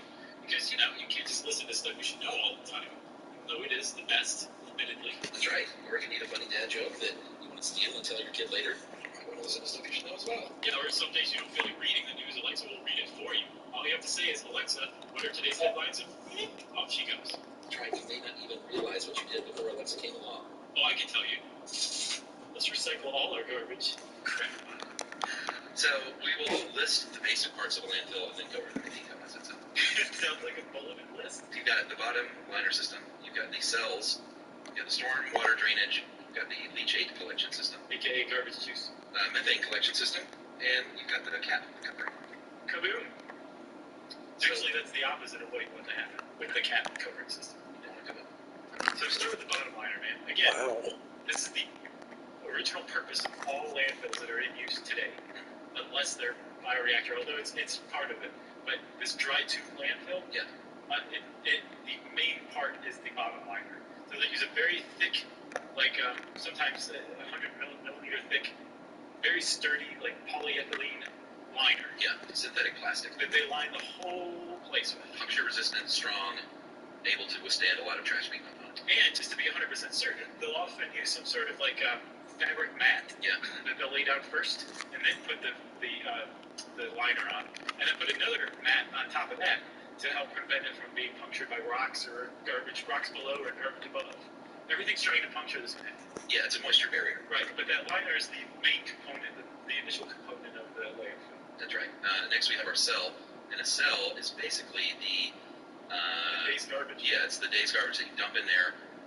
You compact it. Airspace is key. That's where. Wow, how about personal foul or something just threw So they me? want to keep it as compact as possible. I don't know how to box it. Bulldozers and flatteners and rollers and Which graders. I should probably take soon. And a cell is it's a hole in the ground. Dude, wake up. The North Carolina I don't landfill. care how tired you are, I don't give a shit. The cell is 50 feet My long, second 50 win. feet wide, 14 feet deep. Yep. Which I'm not feeling the bad trash right put now. in there, like you said, there's heavy equipment that rolls over and compacts it.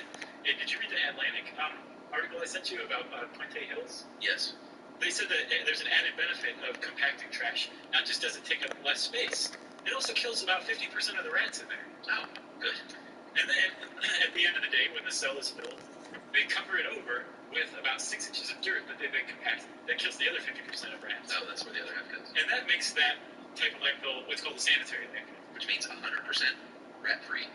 Because they're all dead. Yes. They're squished where they're suffocated. Yes. By this process of compacting and covering over. And by covering over this stuff every day, you protect it from being blown away by the wind, and being carried away by the rain. You protect it from being dug up by coyotes. Yeah, or trash scavengers. Right. And so that's what makes it a sanitary dry tube landfill, is what we've described so far. That's right. And to get this thing as compact as possible, we're going to weed out things like that huge roll of carpet that you took out of your 1970s bedroom, right, or that mattress that has a brown stain. It looks like the map of Asia from the 1600s. Right. Dude just literally ran someone into my face. So you can take out all that stuff and make it adorable. All the yard waste and make it as compactable as possible. And then that is compacted at the rate, depending on where you are, about 1,500 pounds per cubic yard. Yes. So flat dirt is over it now. And now we need to worry You about get away from me. I'm so sick of people doing this shit. Wow, 53% covered because I got people just running in front of me nonstop. Here's Tuesday's hold. Right. 365 days a year. Yeah. The Puente Hills people in that Atlantic article were saying that they, in retrospect, God, could no, predict the dude, economic come on. crisis. Because about a little less than a year before it happened, they would fill up their day's cell by like 1 p.m. and closed. Now they stay open until 5, and it's not even necessarily full. So they noticed like a huge downturn in building materials and consumer waste, like a year or two before the actual crisis happened, before the collapse. Well, you know, the old saying, if you want to know the state of the country's economics, go to landfill. That's what I think Jimmy Carter or something. So you don't want liquids in that solid waste as much as possible, so they test the solid waste for liquids. Right. And if it's not liquid, then it's fine to go in the hole. Right, so they put that in there. The other way that they want to keep liquids out, again, what they're doing is trying to prevent garbage juice from forming. That's right. Is to have storm water runoff drainage going on. So all of first of all, you never want a flat landfill, ever. Oh, really? Are they out on the You want to mount it at least slightly. You never want a plateau. 90 cents, yeah. And so you want the water to run off, and then when it runs off, you want to collect it in the pipes. You want to basically create an eave system like you have on the roof of your house. Yeah. Then shoot it all down to some concrete gulches. Yeah, or French drains at your house. Arroyos, chaparrals. What else? Gutters. Yeah. Haberdasher. Right. And all that goes to a collection pond. That's right. This is not the kind of thing you want to swim in. What they wait for there is for the suspended particles to kind of settle on the bottom, right? And then they will test the water for those the garbage juice. And depending on how nasty it is and riddled with chemicals, they'll go from there. They may treat it like regular wastewater. Well, that depends. Like if just the storm water shows some leachate, they'll send it to a leachate collection pond. Yeah. If it turns out to just be normal storm water, then they'll let it flow out of there. That's right. Into like whatever river or whatever. Yeah, and sometimes it's gravity, or sometimes they use a pump. Right. Depends on the lay of the land. But if it's leachate, they have a separate collection system for leachate. Yes. Which is basically perforated pipes that are running through the cells. The leachate can happen. Like they try and prevent it as much as possible, but there is no hole in the ground where you're not going to have any garbage juice. Right, exactly. So they collect that garbage juice as it's forming, and they run it out to a separate collection pond. That's the leachate collection pond. And if you don't want to swim in the stormwater collection pond, like you don't even want to look at the leachate collection pond. No. So again, they let the particles settle. They test the concentration of the leachate in the pond, and then they send it either to an on-site water remediation system, like a wastewater plant, or else they send it to like the local city or county wastewater plant for treatment. Yeah, boy, we got to do one on wastewater treatment at some point. You got it. Talk about fascinating. Yes. You poop in the water, eventually you drink that water. It's pretty remarkable what we learned to do, you know. So the other big thing that we mentioned earlier was methane, and that is a byproduct. That's a gaseous byproduct of anaerobic decomposition, and about 50% of your gases coming out of this thing are going to be methane, about 50% carbon dioxide. They say a little bit of nitrogen, a little bit of oxygen. I guess not enough to be a percentage point. Almost negligible. So methane can be dangerous and hazardous, but it can also be very useful.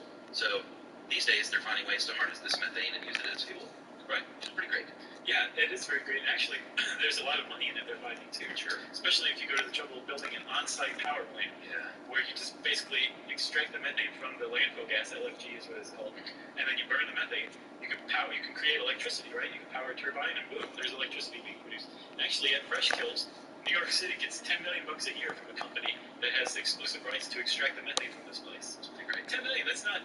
That's in Lincoln, Nebraska, did a pilot study in 2010 and found that they could make about $300,000 a year from methane collection from their landfill. So if you're a city that's trying to like figure out ways to at least keep your landfill, they could methane collection. I call my worst taste LFG actually. When I have landfill gas, it's the worst. Worse than me. So then you've got your covering and your cap is the final piece of the puzzle here. Right. And I think it was 25 points, right? It is. Generally, it's going to be I don't think I'm going to be able to sim 6 yet. inches at least of compacted soil. And I think it is. You know, rats and stuff out once an art killed, getting back into the trash. But like we said earlier, airspace is key. So like 6 inches, if they could find a way to make that 1 inch, that would be much better. And so they've been experimenting with that too, like paper or cement emulsions. Right. Instead, they use spray on top instead of that 6 inches of soil. Yeah, it's like a quarter inch. Yeah, then all of a sudden you have 5 3/4 extra inches for trash. Extra inches for trash. That's a lot, man. Yeah, sure it is. It is. Thinking about this, which we are right now. Absolutely. And then eventually, though, when it will have a permanent cap, some sort of polyethylene cap. Right. Bang, there it and is. so even after it's closed, that Puentes Hills landfill outside of LA, that was obviously the Atlantic article, or Fresh Kills out in New York, when it's closed, you don't just walk away from a landfill. You plant stuff on it. Well, yes, you have to plant stuff on it, because when you cover it over with dirt, you want to plant something with a low root system that won't go into the landfill, but will still hold the dirt in place to prevent it from eroding. So like grass, kudzu. Kudzu's great. Not trees. No. Don't want to plant trees. But you also have to stick around and leave some people behind to monitor the groundwater for temperature changes. Yeah. Change in temperature suggests that there's leachate that's intruded. Yeah, sometimes you can see the leachate seeping up to the ground. Yeah, it's gross. And that means that you need to address an issue. It looks like the Beverly Hillbillies thing where Jed shot and missed that rabbit, and instead oil comes up. That's what leachate kind of looks like. Yeah, bubbles up. But you have to keep an eye on this place for decades and decades and decades. Yeah, I think they said here like 30 years. It needs to be maintained and monitored. Yeah, at least. At least. I think that's definitely. So we'll talk a little more about operating a landfill and how to, well, I guess alternatives to landfills is the way to put it. Yeah. Right for this.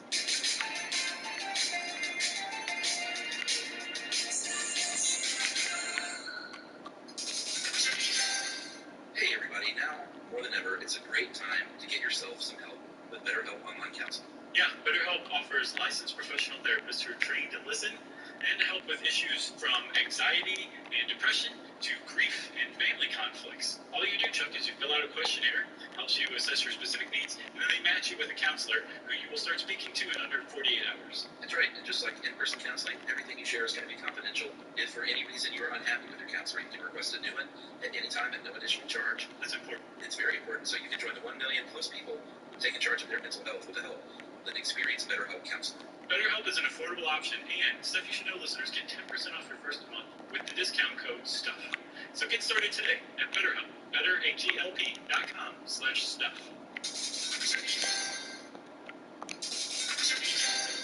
Hello, folks. This holiday season may feature more merriment with our devices than ever before as we stay connected with family, friends, and a blizzard of online shopping. But all that online activity can mean chances of exposing your personal information. Yeah, whether you're buying gifts or getting something special for yourself, you may not know that your identity's been compromised or that your info has been sold on the dark web. You don't want that. Don't spend your holidays without identity theft protection from LifeLock. It monitors for uses of your personal information, and if you have a problem with identity theft, a U.S.-based identity restoration specialist will work to fix it. No one can prevent all identity theft or monitor all transactions at all businesses, but LifeLock can help you feel safer and warm this holiday season and all year long. So save up to 25% off your first year by going to lifelock.com/stuff. That is LIFELOCK.com/STUFF. Save 25% off.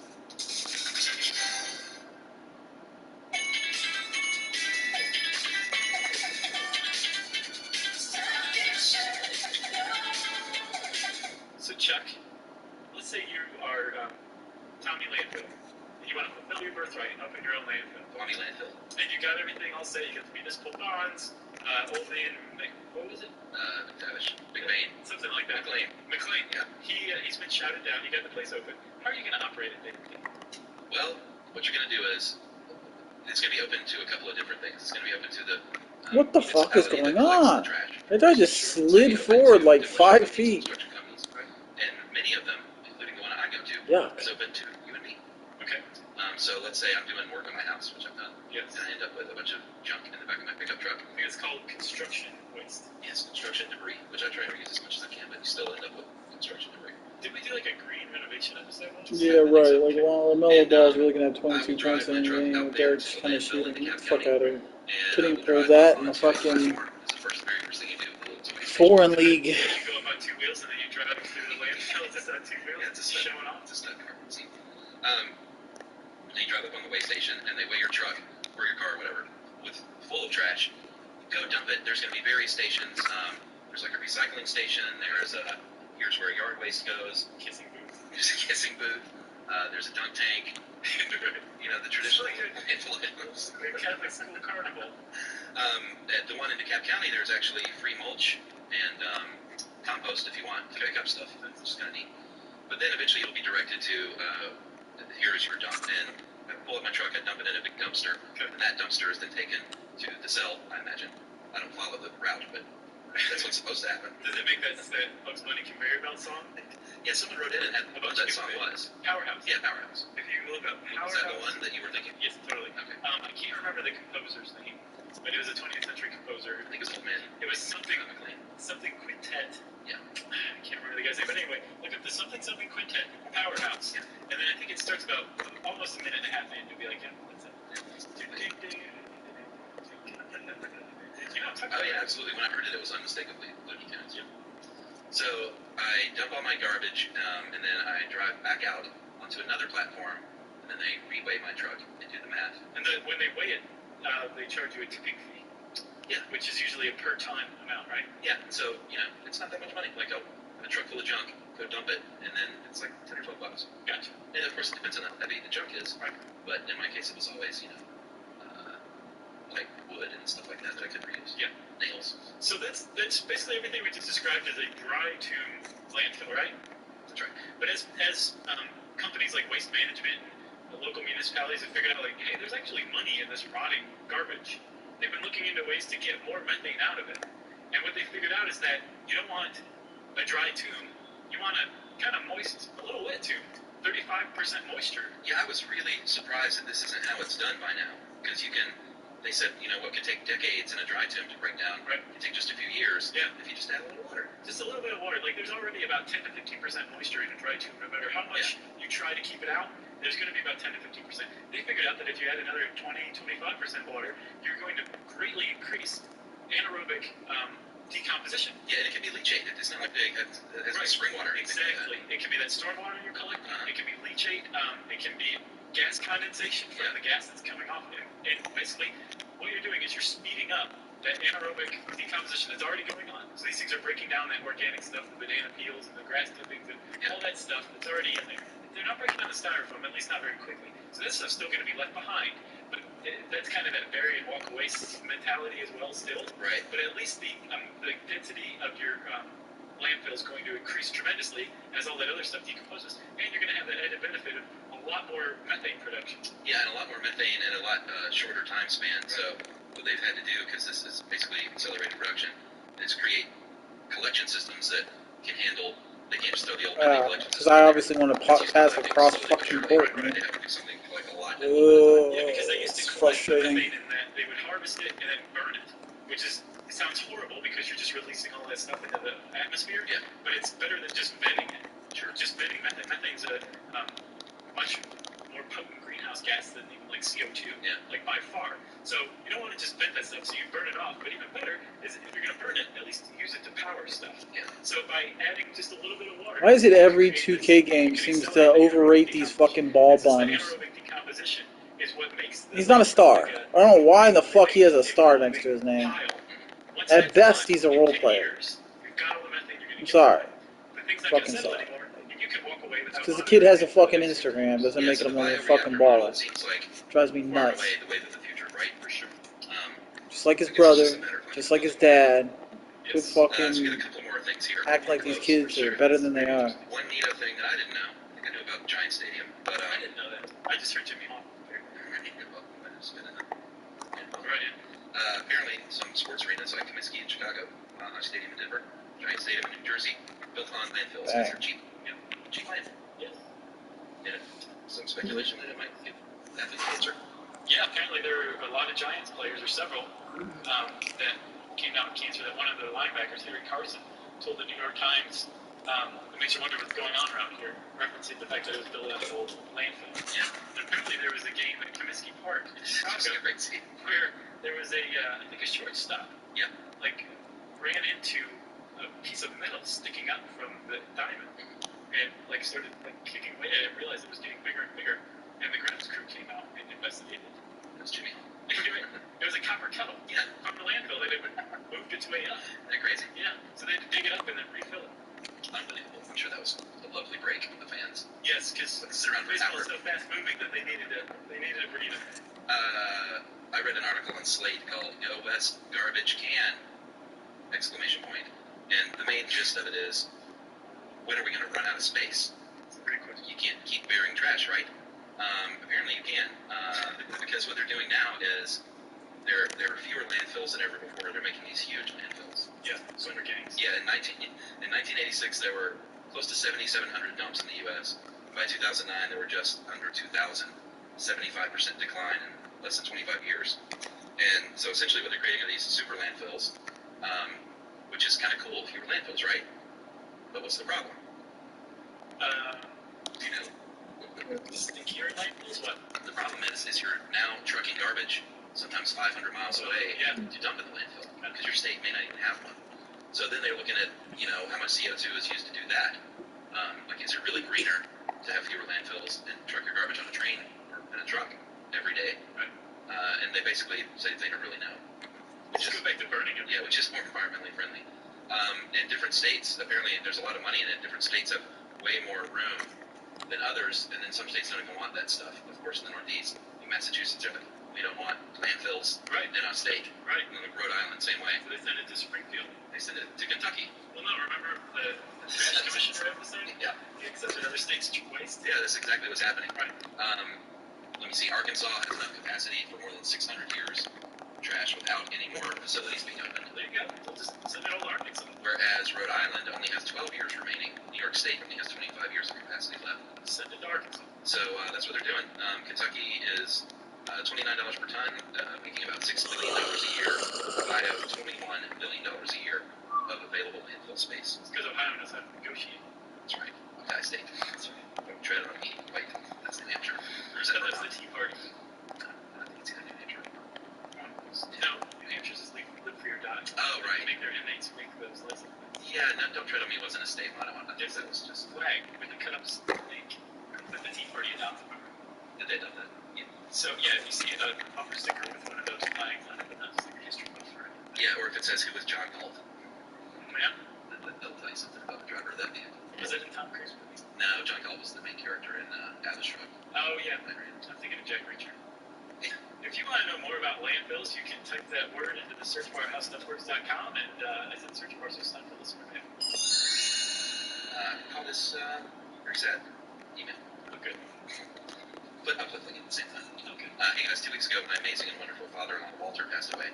We had to drop everything. My husband and son and I fly from Florida to Germany, where he lived. What the He's been in my fuck? world for 24 of my 50 years. That's what the fuck right there. Throw up all the time.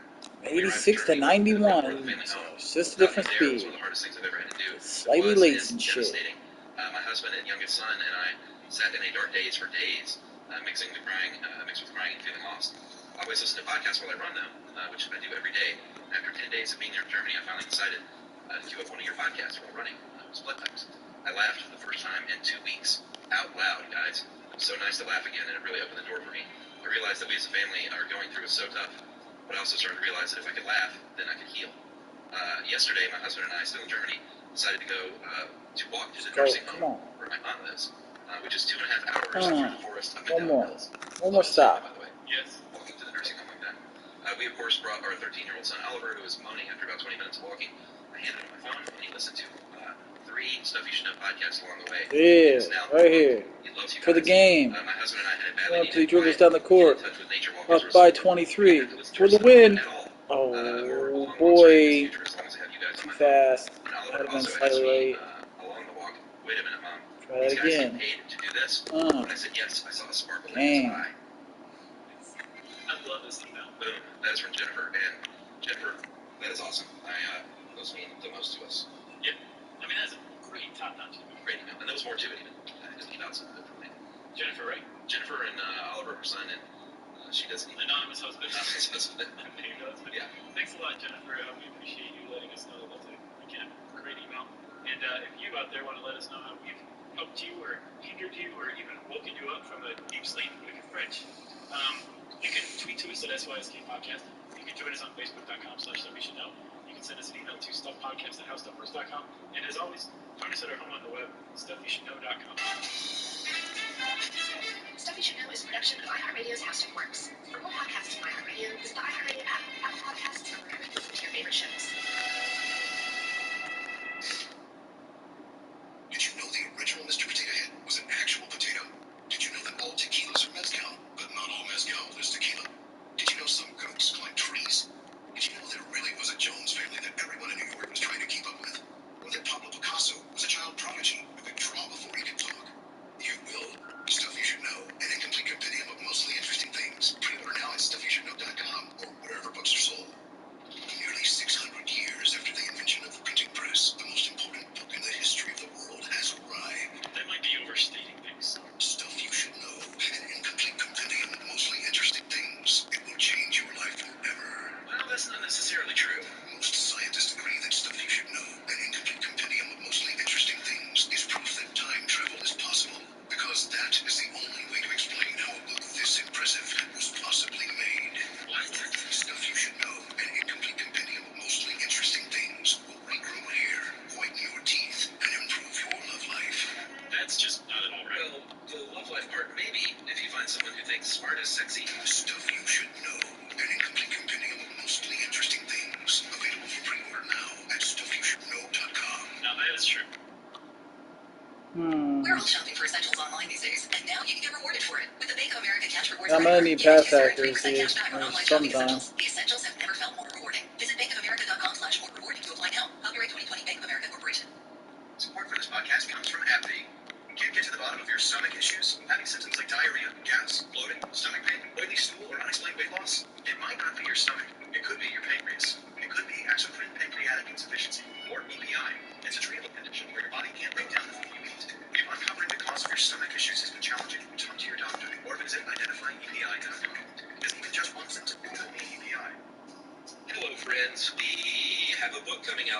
and it is awesome. You're gonna make me say the title again? Yeah. Fine. It's Stuff You Should Know, an incomplete companion of mostly interesting things. And get this, Chuck. You don't have to wait to order until the book comes out. You can do what we in the book biz call pre-ordering it. And then when it does come out, you'll be the first to get it. Or among the first. Well, and not only that, you get a pre-order gift. You get this little custom poster from the illustrator of the book, Carly Minardo, who is awesome. We work with another great writer who helped us out with this thing a great deal. His name is Nils Parker. And it was just a big team effort, and it's really, really cool. We love how it's starting out. Yeah, we do. So, anywhere you can buy books, you can go pre-order the Stuff You Should Know, an incomplete compendium of mostly interesting things. And then after you do, you can go on over to stuffyoushouldreadbooks.com and upload your receipt and get that pre-order poster. So, thank you in advance for everybody who is pre-ordering. That means quite a bit to us. We appreciate you. Stuffyoushouldreadbooks.com. Pre-order now.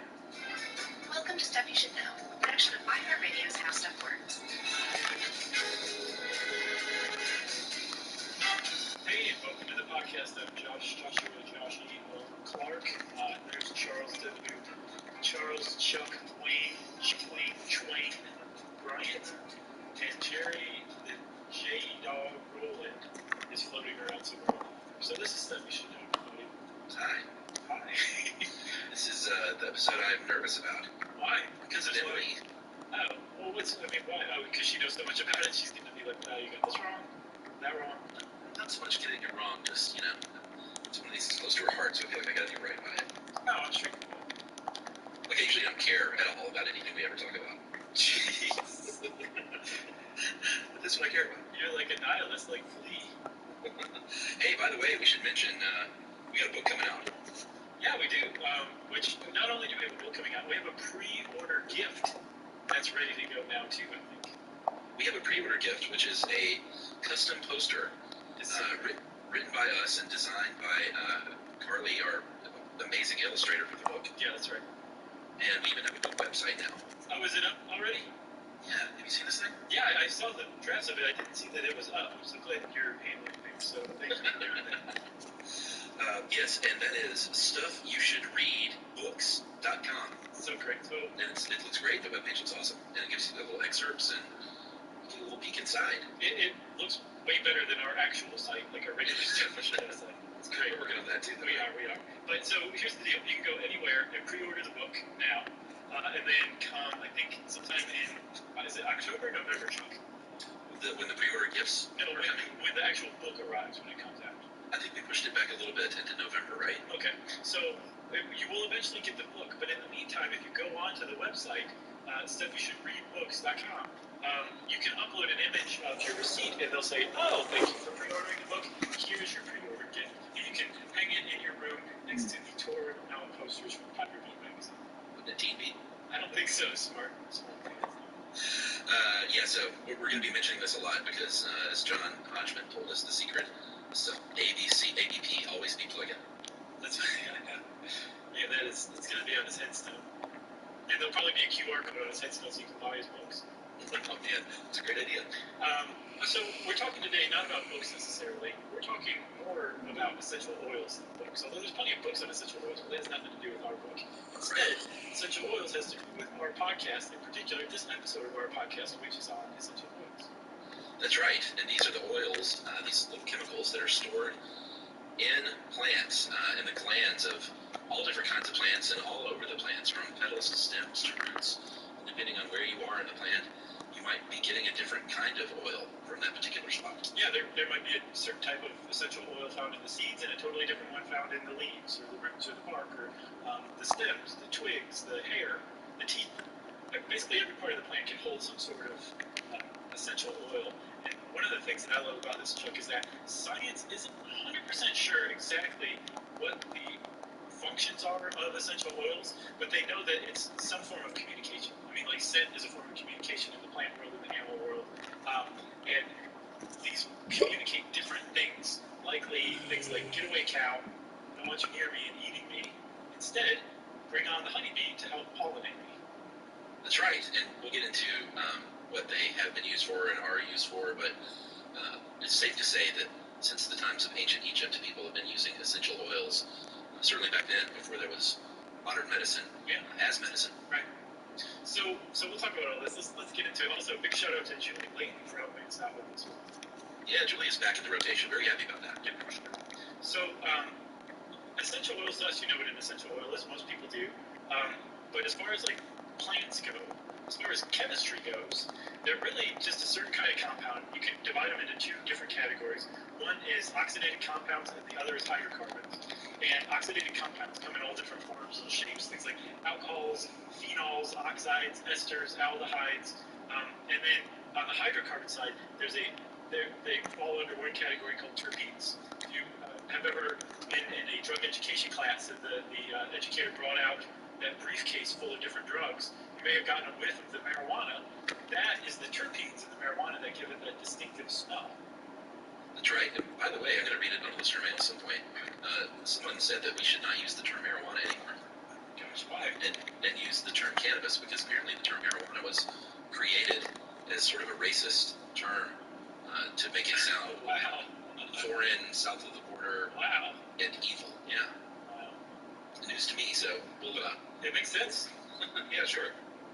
Okay, well, we'll start calling it X Factor. Okay, that's the new name for pot, everybody. X Factor. I think that's a TV show. We might get sued. That's a Joe Rogan TV show, wasn't it? No, that was Fear Factor. I bet you anything that was an X Factor, and I bet Joe Rogan had something to do with it. Listen, we gotta come up with a good name for the spin-off.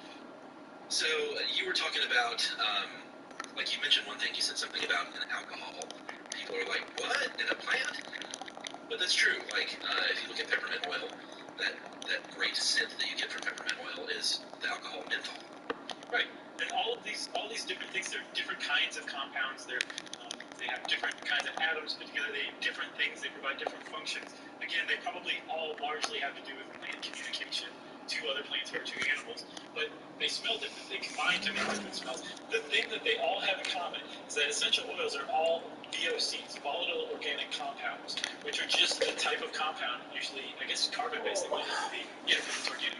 So they're all carbon-based compounds that have in common the fact that at room temperature or at low temperatures, they evaporate. They have their boiling point is so low that it happens at room temperature, and it can happen at such a low point that it doesn't actually even go from solid, alcohols to liquid into gas. It can sublimate sometimes just from solid into gas, and it's that gas that spreads out off of the plant's stems or leaves or roots or petals, whatever, and hit our olfactory senses through our nose, and we smell. That's all it is. It's a compound that vaporizes very easily at low temperatures and spreads through the air. Yeah, and those little tiny droplets, they diffuse through the cell membrane, and then all of a sudden they're on the surface of the plant just waiting for somebody's nostrils to come by. But it's kind of like that old question, like if a tree falls in the woods, does it make a sound? Like if there's nobody there to smell a volatile organic compound, does it actually smell? The answer is clearly yes. Yeah, and just the tiniest, sometimes you can just smell with your nose and it smells great, but sometimes the tiniest bit of activation will get it going. One of my favorite things to do is on a walk, when someone's got one of those big, beautiful rosemary bushes out in there by the sidewalk, it's just, Emily and I both, and my daughter too, just run our hands up one of those stalks. Sure. And just rub our hands together, and you got delicious steak hands. Which is why, that's also a good example of why if you grow rosemary that you use in your food, you want to grow it away from the sidewalk. Because who knows, people are touching who's walking by with what on their hands rubbing your food, basically. Hey man, if you've got edibles in your front yard, then it's your fault. I know, I'm saying. Yeah, it's for grabs. But you need like the public rosemary bush for people to walk by and smell. Then you need like your head stash rosemary bush up by your house. Mom, I need fucking timeouts. Let's go. Fucking, hey, sir, that's my private bush. Stay away, steer clear. Steer clear. So, so volatile organic compounds, we've kind of gotten that across, I think. And with essential oils, this is, I think, pretty essential to know. When you smell something like lavender or rose or hold my lead, bitches. Like you know what that smell smells like. Of course not. Researching this stuff, I think scientists have managed to isolate the essential oils found in like 3,000 different species of plants so far. It's amazing. 300 of which, and we'll talk about this more later, but 300 of which have been shown to have some sort of biomedical properties, which is pretty important. But from all of these, they've realized there is a central player, right? Like, what was the one that you called out? Menthol. It's a type of alcohol. But if you just smell menthol, you're not like, that smells like peppermint. Instead, the essential oil is that main component, that main volatile organic compound, with dozens or hundreds of others in varying quantities and amounts all mixed together just perfectly so that you have not menthol but peppermint, the essential oil of peppermint. And that is what an essential oil is. It's a really intricate, complex combination of volatile organic compounds that is the essence of that plant. That's right, the essence of the plant. That's exactly perfectly said.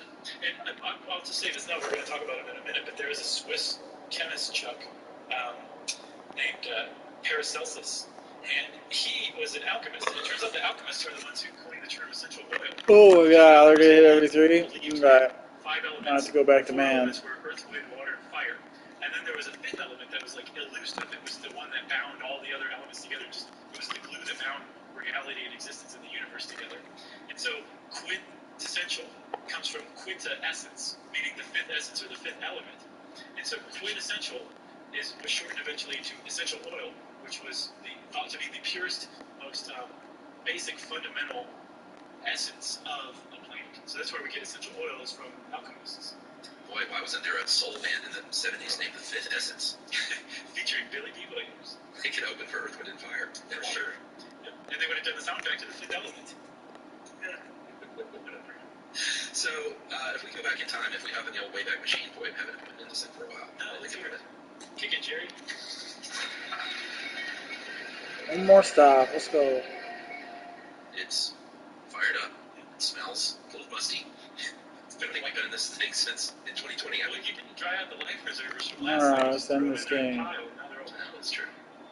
Luckily, we have Once some it goes down the court, going for 25! Bang! That's the ball game. Essential oils, integrating them into medicine. The trades between, of course, in China, they were doing stuff like this. In the Orient, and trade routes between the Orient and the Mediterranean really opened up this trade to these sort of magical oils as far as they were concerned. We know it's not magic now, but back then this was early medicine, For sure, yeah. I mean, it was used in traditional Chinese medicine, still is. It spread from Egypt to the Mediterranean, to the Greeks, to the Romans, over to the Persians, who figured out how to distill ethyl alcohol from sugar, which would become a really big component in extracting essential oils from plants. It was a huge innovation. And then that trickled over to Europe in the Middle Ages, and that is where we join up with our friend Paracelsus, that Swiss chemist, whose birth name was Philippus Theophrastus Aureolus Bombastus von Hohenheim. Oh man, that's amazing. Isn't that amazing? Just von Hohenheim gets a statue in my mind. Yeah, that's pretty amazing. But he was known as the Luther of medicine because at the time people were like, oh, this Galen guy had it all figured out. It was full keepers, and that explains everything. He's like, no, let's use like evidence-based science. Let's use things like chemistry. And this guy was an alchemist even, and he died bitter and angry because no one would listen to him. But he really helped kind of push things forward as far as reforming science into thinking scientifically is concerned. Yeah, and he was a big proponent of these plant oils that he was extracting.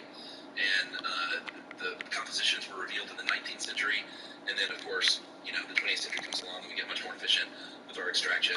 And that just means more essential oils, which means more experimentation, basically. Yeah, smoking a little X Factor and a little fooling around, who knows? Should we take a break? Definitely now. All right, let's take a break, and we'll talk about this extraction process, something that I see under my deck a lot these days, right after this.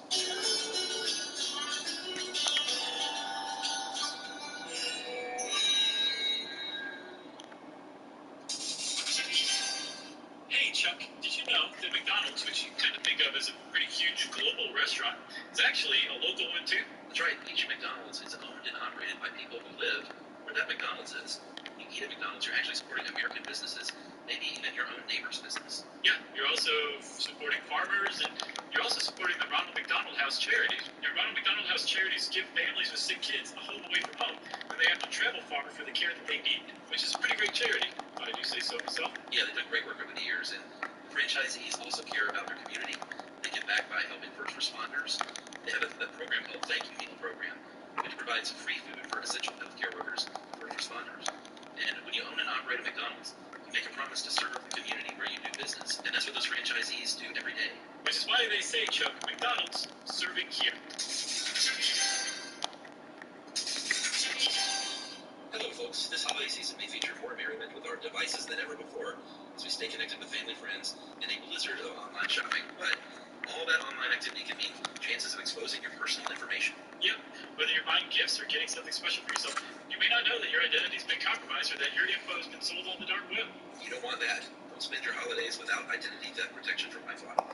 It monitors for uses of your personal information, and if you have a problem with identity theft, a US-based identity restoration specialist will work to fix it. No one can prevent all identity theft or monitor all transactions at all businesses, but LifeLock can help you feel safer and warm this holiday season and all year long. So save up to 25% off your first year by going to lifelock.com/stuff. That is LIFELOCK.com/STUFF to save 25% off.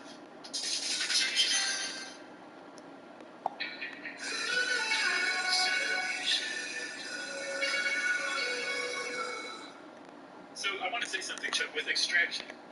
One of the reasons why essential oils are so expensive, if you get really good essential oil, you're going to pay a lot for it. I saw if you bought a liter, it's a lot of rose oil, but if you're going to turn around and sell it in smaller amounts to other people, you would probably buy a liter. If you have $21,000 to cough out for a single liter of rose oil, and the reason why essential oils are so expensive is because it takes so much plant material to get that essence from it, right? So with roses in particular, you can expect to need about 5 metric tons of rose petals just to get a kilogram of rose oil, 3,000 lemons to get a kilogram of lemon oil, and something like 440 pounds of fresh lavender flowers to get a kilogram of lavender essential oil. Yeah, for our American friends who are like, dude, what are you even talking about? 600 pounds of rose petals for 1 ounce of essential oil, or 40 to 60 rosebuds for a single drop of rose auto essential oil. That's amazing. I love stuff like that. Well, and essential oils are my favorite new thing. No, it's cool, but it's also, sustainability is an issue because of that. Oh, yeah. They use the most plant material to produce a very small amount of oil, so you're throwing away the rest of the plant. Well, yeah, I mean, that is true, but here's another way to look at it, Chuck. If the purpose of life, genetically speaking, is to multiply as much as possible, we are helping plants by propagating them. We're doing it because those plants are producing a smell that we like. So in this sense, we are the slaves of plants who we're propagating as much as we possibly can to produce that smell more. Yeah, and Emily's all about essential oils for sure, but she's also gotten much more into using the whole herb and the whole plant, and trying to use like as much as the plant as possible, which is pretty cool. She's like, here, just stick this whole twig of rosemary up your nose and you'll be fine. She's really learned a lot, man. It's pretty impressive to see, and inspiring to see someone learning so much, midlife, something brand new, like going back to school, basically. Yeah, I can actually attest this is not a paid plug. Everybody, Chuck does not give me money for these. We got some soaps and some room sprays, I think I told you, from Emily, from her company. And we actually sent some to some friends. And within like a couple of weeks, they were asking, where can we they said, where can we get some more of this? Because we're spraying this lavender spray on our pillows every night to go to sleep. And they wanted to make sure that they could secure more because they were halfway through the bottle that we sent them. Not even like we're out, where'd you guys get this? It was, we're halfway through, we want to make sure we can get some more. So Emily's making some good stuff for sure. That's right. You can go to loveyourmama.com and check it out. She's a small business and they're all earning right now, so we always appreciate the business. So extraction, there have been a lot of different methods over the years. As Emily told me, she's like, these are all ancient methods, or not all ancient methods, but many of these are ancient methods. Does she say things like low first? Low is the ancient methods. Is that what you're wondering? She does say enfleurage. Okay, that's which is a very interesting older technique where you isolate these essential oils by using purified fats. And this all sounds gross, but what you would do back in the day, and I'm sure there are probably still some people doing it this way, you could probably pay $5 to watch them dress up in old-timey clothes and stuff. Sure. And do this. But you would get a tallow and lard mixture and spread it out on a flat surface, and then the first thing you have to do with any of these is you got to crush up the plants really well. And you coat it with these crushed up plants, and the fat absorbs these VOCs. It takes a few days. Then you filter out those plant parts, because you don't want those around anymore. You've got what you needed from them. And then the fat will eventually become saturated with this essential oil. And then you extract that oil with a solvent, basically like alcohol. Yeah, from what I saw though, this is a multi-step process where once you extract or once you get rid of like the plant material, once you've gotten the essential oil out of it, you repeat the process again and again and again until like the fat is saturated with essential oil. Oh yeah. That's pretty cool. And that's great. That seems very ancient indeed. There's another variation of it called maceration, hot fat, which is where you do the same thing but you warm the fat to kind of speed up the absorption process. So I guess that means that essential oils, or at least certain kinds of them, are fat soluble is what I'm taking from this. Yeah, I can really figure out this maceration. That may be an old term. Because like a macerated oil is basically an infused oil.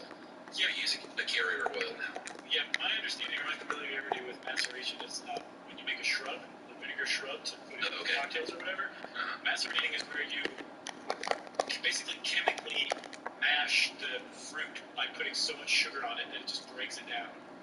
And then you take that and add vinegar to it, shake it up, Motherfucker. for a few weeks, thank me later. One of my favorite ways of extraction is good old-fashioned mechanical extraction. Another good band name. And this is like citrus rinds, like all those great essential oils that you get from an orange peel or a lemon peel. And you cold press this stuff and just extract those oils with good old-fashioned elbow grease. This is what Lucille Ball was doing to those grapes in that classic episode where she's mashing grapes by jumping around and telling what they know. Is there anything better than taking a lemon twist and squeezing that thing into a drink and seeing those that citrus sneeze come out of it? Yeah, and then like it kind of floats like oil on top of the drink. When you get it just right, it is very satisfying. I agree. Or two, if you ever just like use some lemon juice and then throw away that lemon without using the peel for something, then you're doing it wrong. Like spray it in the air, spray it on your counter, spray it on your hands, do whatever. Oh, Fred, this is what you do with the lemon peel. You never throw it away. You throw it into your garbage disposal. And eventually run your garbage disposal. And not only does it make your garbage disposal smell really good, it actually disinfects the garbage disposal so that it doesn't smell funky. Nice. Yeah, do that. Like if you drink a lot of lemon water, your garbage disposal is going to thank you for it. I saw one of those, and I hate calling them hacks, but one of those food hacks lists the other day. And this was pretty good. You take, instead of cutting the lemon and then getting like a cheesecloth or something to keep those seeds and things in there, you just roll it on the, before you do anything, you roll it on the counter with a rolling pin with your hand, and just get it all soft and squishy. And then you just stick like a skewer, like a kebab skewer, through the little, what's it called, the nipple? Sure. The nip of the lemon all the way through, and then that's just a little spout, and you can just squeeze the heck out of that thing. Oh, wow. The only thing that's coming out is the juice. I've never heard of that hack. You know what else we could call that part of the lemon is the lemon's moose knuckle. What do you think about that? That or the nip? Make your choice. What else do we have? Well, Emily is a steam distiller. She's got a still, and she uses steam distillation process, which is very cool to see. So with steam distillation, it's basically the same thing that you would use to make like gin. The still that we talked about in gin is basically the same thing, where you've got some hot water that's producing steam. The steam rises up through like a grate or a grid or something. It passes through that and then up past these mashed up bits of whatever plant you're extracting the essence from. And then that water vapor carries those essential oils from the mashed up plant up, and then down again to another part of the still where it's cooled. It turns into a combination of oil and water. Wow, it disappeared just as I shot it and changed it Goes into completely. the final little area with a spigot at the bottom for the water, a spigot at the top for the oil, which will eventually start to float. Sounds about right. Okay, great. And then I saw something else, Chuck, that ties into another episode of ours that I found very satisfying. Ultrasound is used sometimes to pre-mash or I guess pre-extract the essential oils. So you'll take, say, I saw a demonstration using this ultrasound wand, basically. They just had a cup of water and like hops that they mashed up, some hops, and just stuffed the ultrasound wand in the water and made the water go crazy. And what they found is that using a lot less energy and even less plant material, you can extract more essential oil because the cavitation that's produced by those sound waves in the walls of the cells that hold the essential oil in the plant, those cell walls get busted. This is so unnecessary. 30 seconds of watching you dude stay on there and then sit down.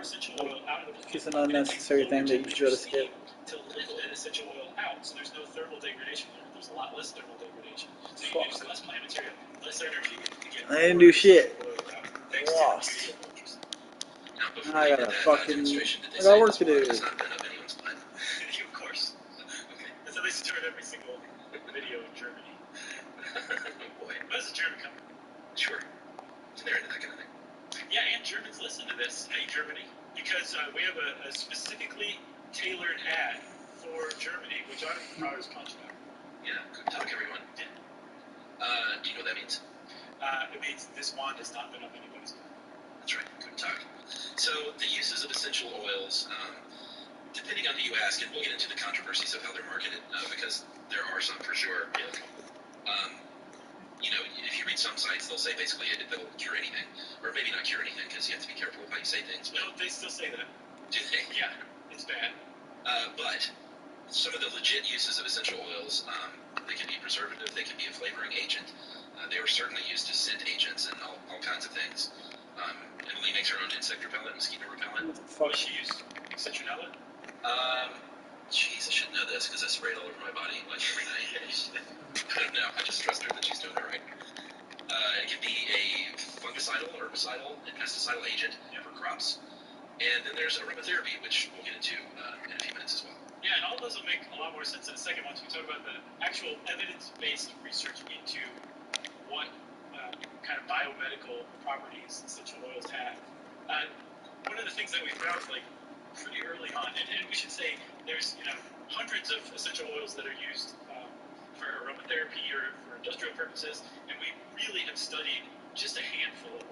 But the ones that we have studied have turned up some pretty interesting results. Like, we found that very clearly some essential oils are antimicrobial and antifungal as well. Some essential oils are both at the same time. Like clove oil, if you're a bacteria or a fungus, like if you're holding square when the ball's coming, the shot speed's so much different and the fucking timing's so much different that it hurts me deeply.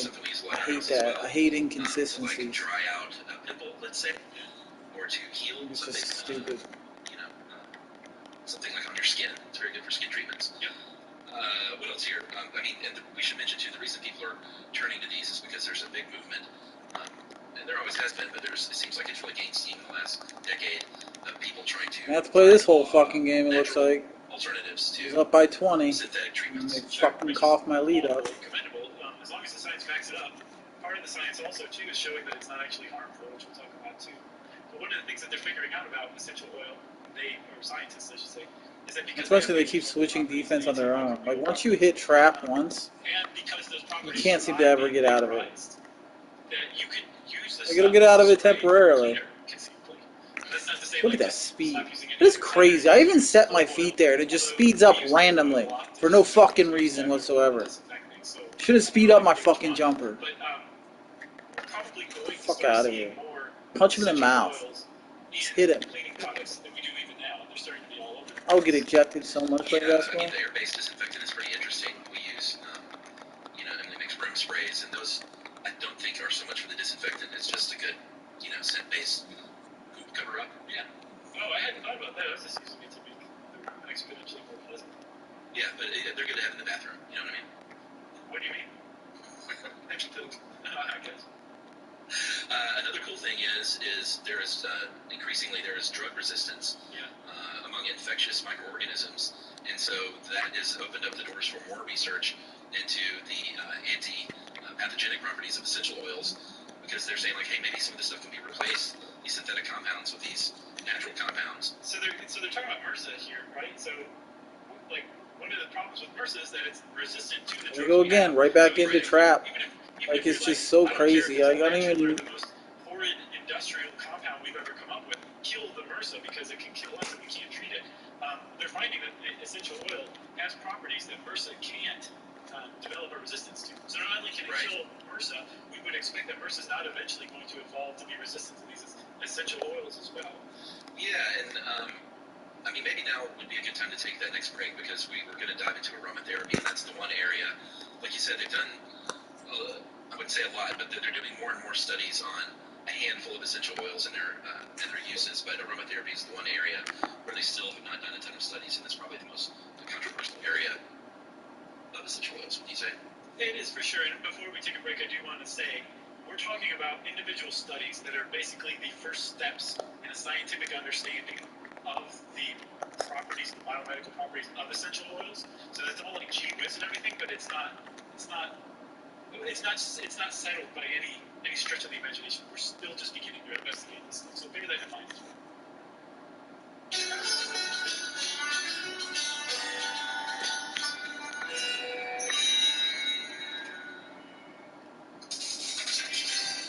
Hey everybody, now more than ever, it's a great time to get yourself some help with BetterHelp Online Counseling. Yeah, BetterHelp offers licensed professional therapists who are trained to listen and to help with issues from anxiety and depression to grief and family conflicts. All you do, Chuck, is you fill out a questionnaire, helps you assess your specific needs, and then they match you with a counselor who you will start speaking to in under 48 hours. That's right, and just like in-person counseling, everything you share is going to be confidential. If for any reason you are unhappy with your counselor, you can request a new one at any time at no additional charge. That's important. It's very important, so you can join the 1 million plus people who take charge of their mental health with the help of an experienced BetterHelp counselor.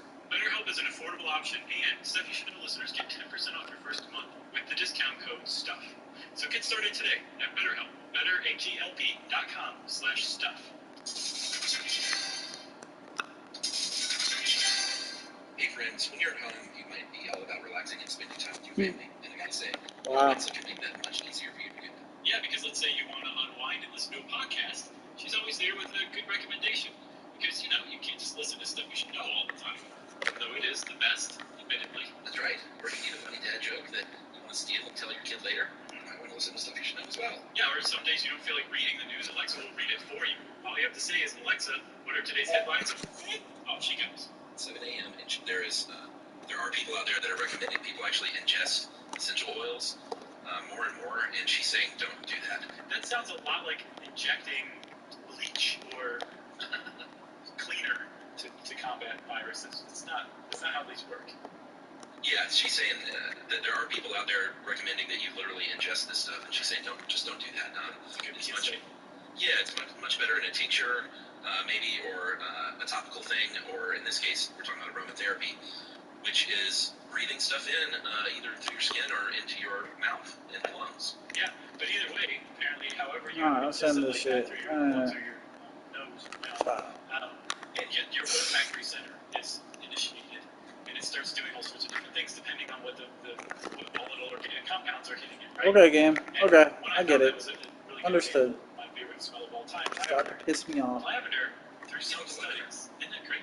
Through some studies, lavender has been shown to prevent serotonin reuptake. They've shown what Such a fucking joke. neurochemical mechanisms lavender affects our brains through.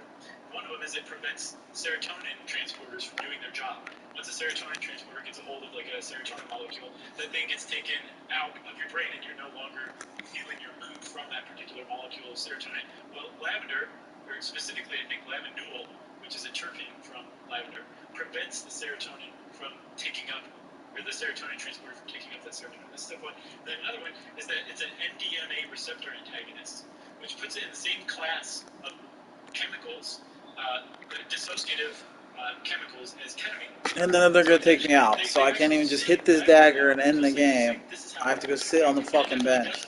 So there is something to the 23 up. Aromatherapy Fucking does stupid. have therapeutic effects. In lavender in particular, now we understand how. Now, do you mean SSRI potential, like a natural SSRI? Yeah, put me on with 2 seconds left. That makes sense. Like the impact and the effects that they have on us are pronounced enough that we can study them and see them. But it doesn't necessarily mean we're going to be able to just take lavender pills as like a mood enhancer or to combat depression. It's just not pronounced enough for that. It could conceivably open a door to some inquiry or some investigation that could lead to new synthetic compounds based on what we find. But just taking like lavender is not going to cure your depression from anything else. Yeah, and I think, it depends on who you're talking to. Some people might advocate for a complete replacement of, a practitioner of TCM, let's say. Might be like, nah, man, don't take any of these quote-unquote Western medicines. Like, this is the only stuff that you need to be taking. But other people will say, hey, you can augment with things like lavender or eucalyptus or cedarwood and stuff like that. I have no problem with augmenting. I have no problem with traditional medicine of any culture. As long as it works, it's not harmful to the user, and it's not harmful to other sentient beings or the planet. Those are really my only qualifications. As long as it works, just go for it. But just make sure that those caveats are checked, or else it's fine. Yeah, but let's talk about some of these purported benefits of these various oils. We talked about lavender, of course. Relaxation and sleep is where you're going to see a lot of it, like spraying it on your pillow. Eucalyptus is a big one for congestion, for burns, for cold sores, arthritis even. Rose is a big one for anxiety. And a lot of these do have to do with skin things like eczema or dandruff or rosacea and stuff like that. And all these, you should say, these are all ones that like the essential oil industry says, that not that science necessarily backs up, right? Well, that's what I meant by purported health benefits. Okay, gotcha. Yeah. I didn't pick up on that. Or if you play video game Dead Red Redemption, you can spend a lot of your time gathering herbs because it's the Old West. What do you do with those herbs? You use them and craft different things with them to help yourself. Oh, that's neat. Do they have X Factor in it? No. I got bit by a rattlesnake the other day in the game. I said, you've been poisoned. You might want to go find some medicinal herbs and eat them. Did you survive? I survived. And I shot that snake too. You shot the snake? That's got to be tough. To shoot a snake? Yeah. They are tough to hit, yes, unless you pull out the old shotgun. Oh, well, there you go. Yeah, it's funny, someone who loves animals and hates hunting as much as I do really gets a kick out of hunting in this game. Well, it's different. I don't think it counts. Right. It's not real. As far as we know, it's not real. So, some of these oils have been studied to a certain degree, and I like the way that Julia puts this, studied enough to confirm or strongly suggest a positive association between oil and a health outcome. But it's tough because and we'll get to the FDA part, but all these plants are different, and it's when you're talking about these scientific studies, that's all built on consistency of the product that you're testing. Yeah, replication. And because these are plants, it's tough. It depends on where the plant grows and what month you pick it and how it was distilled. Well, I'm tempted to sim. X factors. I mean, it'll completely fuck me if I'm wrong and I did sim earlier. It does. So that's 40 games. Apparently, should be all I depending on need. the time of day, the plant might be producing different levels or types of essential oil. And because no one has said, this is the chemical compound of, or the chemical recipe of lavender essential oil, because there's nothing like that, then even if you are trying to apply science to studying essential oils, you don't know if you're studying the exact same thing that somebody else is studying who's getting results that you're having trouble replicating. It's very, it's definitely like the Wild West right now. Like, people are getting bit by rattlesnakes level Wild West. Yeah, and it's important because it's not regulated by the FDA right now.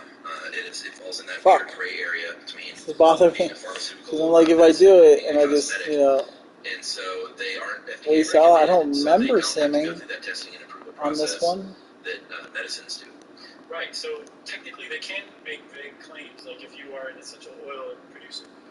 You could take some of these studies that you found that may not have been peer-reviewed, that may have been a very small sample size, that may have been virtually made up, but that support your claim, that say things like, Roman chamomile is good for heart health, or something like that. You can put that on the label. But if you say something like, Roman chamomile helps stave off heart disease, you'll get a letter from the FDA saying, like, hey, you're making health claims that you can't back up, but science certainly doesn't back up, and you need to stop. The problem is there's a lot of companies out there making these claims right now, all over the place. And a lot of them come in the form of multi-level marketing or pyramid schemes. Like, I think Young Living is a really good example of that, where you can find Young Living products in your neighbor's garage, or on Twitter or Instagram, and not necessarily in a store. So it makes it very difficult because it's decentralized. It makes it difficult for the FDA to find out about this stuff, and then even when they do, they don't have a lot of recourse to stopping it, aside from sending threatening letters, threatening legal action. Yeah, and I think they're one of the ones that markets to pregnant women specifically. Yeah. Is that right? Yeah, and this is where we get to, like, this is why it's actually problematic. Yeah, I mean, anytime that you're, anytime it's an unregulated substance, and they're saying, hey, use this on your baby, or use this if you're pregnant, and there's been so little peer-reviewed research, then that's when it can get a little bit dodgy, because there is very little research on how these oils should be used at all on kids and babies. Right. As a matter of fact, I mean, there's a couple of companies. Let's see, Young Living has a series of essential oils that they recommend for different stages of pregnancy. Hopewell has a whole baby chart for your child to use for things teething or ear infections, that kind of stuff. These are all essential oils. And the problem is some essential oils have been shown to actually potentially be harmful Before we get started, for women, for I pregnant want to women. introduce you to Like there's a whole guest. class of essential oils that He'll be are observing the coaching staff that can today, produce sudden so let's and put in heavy a strong menstruation, effort and which show is not him how what we you want to do do when you're things pregnant. around. So We have those got oils to should do not a be better marketed job toward at getting the pregnant ball out women. in Should not be transition. using them. Like We'll give rosemary you is easy really points good on the for that. table. It's actually used as Let's an get on the profession baseline in Brazil and work on used filling the in lanes Brazil, better and getting the because it ball to can the bring middle of on the floor. heavy sudden menstruation. So there's a lot of reasons not to use these things depending on your situation, who you are, and the problem is it's not only that kind of marketing is being avoided. They're actually being aggressively marketed toward women without proven results, but also without being proven as safe because they skate, the edges around FDA regulation. Yeah, or that there may be like one study that is sort of cherry picked and overstated. I know that in this article it's mentioned a 2008 study about lemon oil and the effects on mood. And in that study, the subjects did say that their mood improved, but then the scientists were like, well, your actual biological markers on stress and mood isn't really changing. So is it the placebo effect that's going on here? Which I mean, but they said they felt better. Yeah, and that's fine. The placebo effect is fine, Chuck. It's just that if you're not treating something else, or you're not using something else to actually treat a problem, like lemon oil improving your mood, that's who cares. But if you're using something that's actually harmful, that is problematic. And what you were just talking about also about how you could just cherry pick a study, that's essentially what we were doing toward the beginning of this podcast. We were saying there are some studies that have shown that these definitely do have antimicrobial and antifungal properties. So maybe we'll end up seeing them as aerosolized disinfectant spray in the future. That's really close to what some of these companies are doing. But instead, these companies are actually selling these things, saying, here, drink this or take this or use this based on these cherry pick studies. Yeah, and another company, Terra, T-E-R-R-A, they've come under fire. They're one of the giants of the industry. In 2014, they got a big warning from the FDA about crossing that line into making medical claims. And they're like, you're basically touting yourself as a pharmaceutical, and you're not, basically. Yeah, so a really good example of this is some essential oils. There are studies out there that have shown that they may have antiviral properties, right? Like clove oil has antibacterial and antifungal properties. Some essential oils are showing possibility of being antiviral as well. So then those essential oils will be taken by a company like Young Living or doTERRA and marketed as a cure for Ebola or coronavirus. That's a big problem. That's a huge leap that's totally unfounded and that people really should not be using rather than, say, seeking medical attention. Because you have to assume that somebody who's turning to essential oils to cure their Ebola is probably doing so because they don't want to use Western medicine. The problem is Western medicine is one of the few, if only, courses of treatment that has been shown to be able to take on Ebola. And certainly not something like clove oil. So that's really, again, I don't know if I'm getting this across or not, that's problematic. Same with using or marketing essential oils to cure things like, and again, we're using the word cure here. Parkinson's disease, autism, diabetes, hypertension, cancer, insomnia, maybe insomnia, heart disease, PTSD, dementia, MS, tetanus, all these things have been marketed to be curable by certain kinds or combinations of essential oil. There's just not science to fully back that up or even come close to backing that up. Right, but that's not to say that you can't use certain essential oils to help with nausea because of your cancer treatments or something like that. Yeah, or apparently lavender also is good with helping curtail agitation and aggression in dementia patients, which is great because those are really tough to treat pharmaceutically. So there is stuff that it can do. It's just it can't cure Ebola. Like, stop it for a second. Clove oil can't cure Ebola. I'm sorry. Maybe if you take an Ebola virus, put it in a dish, and put a drop of clove oil on it, then yes, I would not bet you a single cent that clove oil will kill the Ebola virus. I'm sure. But that's not how our bodies work inside. So stop and think for a second. If you actually are walking around believing that clove oil cures Ebola, stop for a second and just do me that favor. Just stop. Is that what you're saying? Just stop and think. Don't forget the second parts. Oh, see, actually, just stop. That's not good. Thank you for letting me go off there. Regardless, this is a big industry, and the market is booming and growing. It's expected to reach $7.3 billion in just the next 3 or 4 years. And that's up from about $4.5 billion just last year in 2019. And they're looking by 2026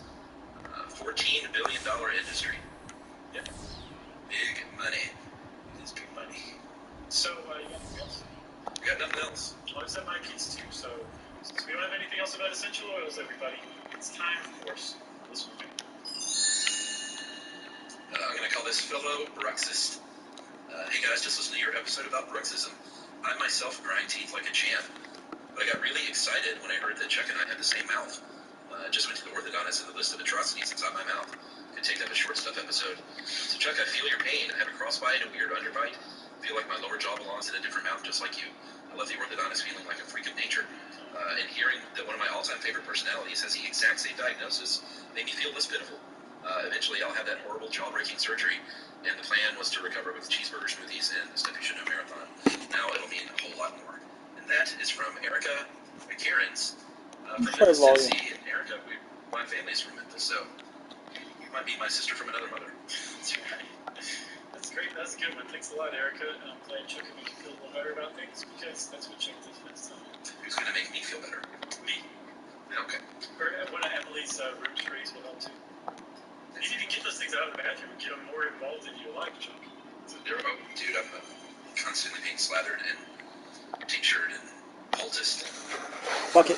Dippity dippity. I'm a guinea pig. Yes. That's a pretty pleasant thing to be a guinea pig for, I have to say. Agreed. Well, if you want to get in touch with us like did Erica. That's right, Erica. Just want to make sure you still do. Thanks again, Erica. You can send us an email to stuffpodcast@iheartradio.com.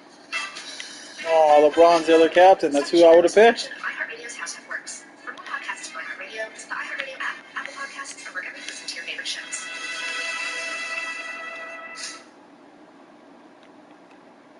Did you know the original Mr. Potato Head was an actual potato? Did you know that all tequilas are mezcal, but not all mezcal is tequila?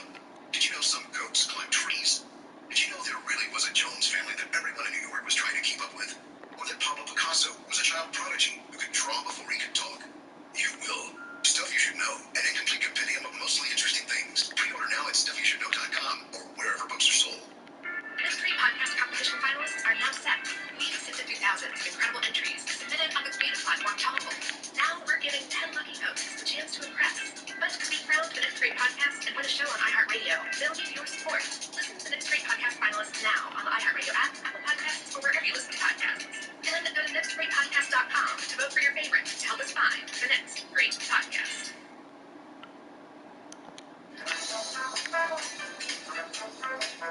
Hey, and welcome to the short stuff. I'm Josh. There's Chuck. Go, go, go. Let's go. This is Josh. That's man, it just did it again.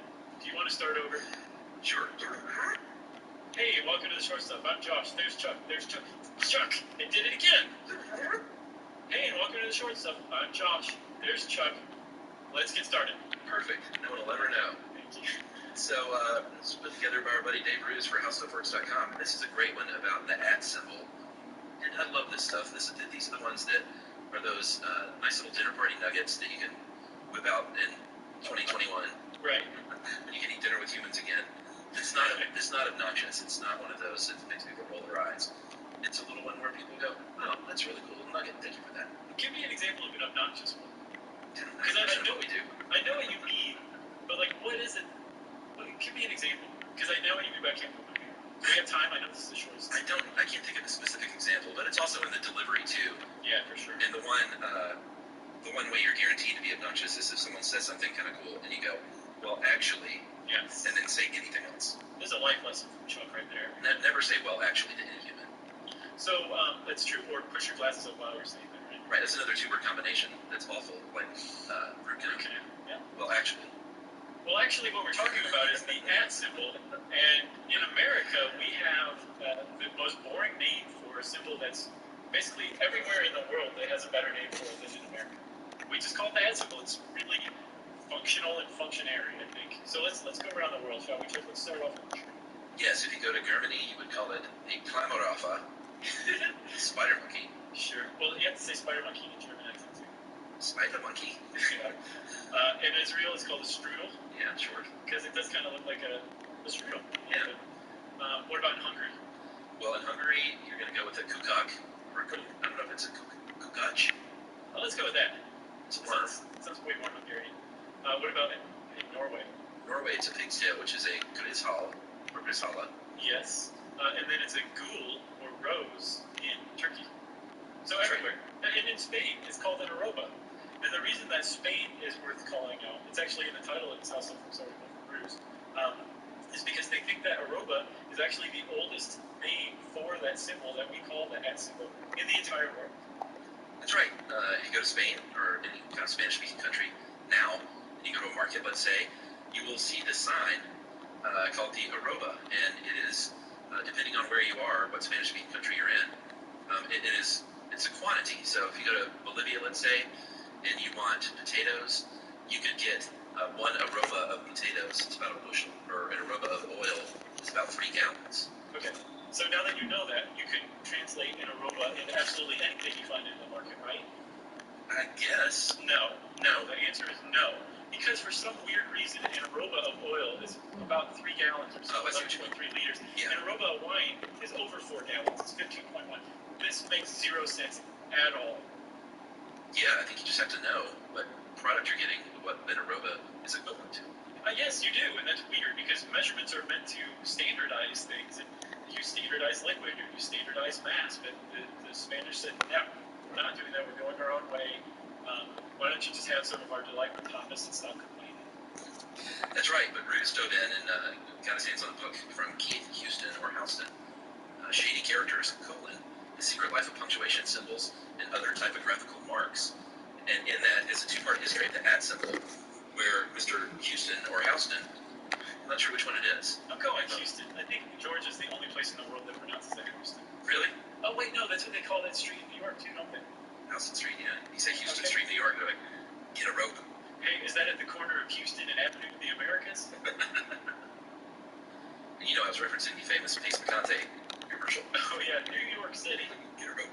So anyway, Greeks and Romans, Mr. Houston points out, were the first people that were trading these commodities in markets and using something called amphorae as the measurement. It was this ceramic, sort of long-neck ceramic jar. But it was 2 handles. Yeah, with 2 handles called amphorae. Yeah, that's plural. Right, and that was about 7 gallons. So that was Greece and Rome. Then the Spanish and Portuguese picked it up for their commodities. But they called it the arroba. They did, but not at first. Apparently, arroba comes from the Arabic for al-rub, which means 1/4 or a quarter. And the ancient Portuguese and Spanish traders worked pretty closely with some of the Moors who lived in the area as well, and actually ran the place for about 700 years or more. Get it? Or more. And so that Arabic rubbed off onto the Spanish and Portuguese. I don't know where all this wordplay is coming from. It's making me panic a little bit. But the point is an arroba did not necessarily stand in for amphorae. It meant a quarter of something, or about 25 pounds. And then eventually, it somehow made the switch over to be the same thing as an amphora, which again is that vessel that's used for storage, but also a unit of measurement, usually a liquid measurement. And then a researcher figured out that somewhere between the Middle Ages and the Renaissance, amphora and arroba became synonymous with one another. Fuck NoEmpathy. We're going to take a little break and Ugh. tell you what all of this is to do with the @ symbol right after this. Well, now you're on the road, driving in your truck, want to learn a thing or two from Josh and Chuck. It's stuff you should know. Reginita is the best. She provides balance and Help offers licensed professional therapists. so you can join the 1 million letter from 1536 that showed the @ symbol as used as a shorthand for he's a professor of history and science, or history of science, at La Sapienza University in Rome. And he found a letter from 1536 that showed the @ symbol as used as a shorthand for amphorae. Yeah, So here it is, the first one. Yeah, the guy who wrote the letter back to the place is Francesco Lobbyist. He was describing an amphora of wine, but rather than use the word amphora, he used the @ symbol. And it's like you're saying, as far as anybody can tell, that's it. That's the first use of that ever. And then the fact that in Spain that this was the same thing as amphora, it shows that since we know that amphora and arroba became interchangeable, and that we know that arroba is the oldest known descriptor of what we call the @ symbol here in the States. That's right. And then here in the States, and we're getting to how it became like a Twitter handle. Yeah, just wait, everybody. We'll get to it in part 3 of this episode. This is sort of a long version, but that's all right. Here in the States, it became known as just shorthand for at the rate of something. So if you worked at a warehouse or whatever, and you were filling out your order form, you would say, I need 100 tons of whatever at this price per ton. Someone's fucking up my stats. And that's a nice try. We'll be telling you what price you need. Yep. And that's sort of the way it was used. You can tell, that's the crazy thing. When you go from 86 to 93, it just speeds up that jumper. And, mean, that's basically what it's always been in English, at least, or in the United States. And it still is. You said Yeah, for sure. We never used it to equate in 4A or any kind of unit of measurement. It was just, like you said, at the rate of. But we typically tend to think of the @ symbol as a keyboard key, but it didn't make it onto keyboards, at least in the form of typewriters, until I think around the turn of the 19th century.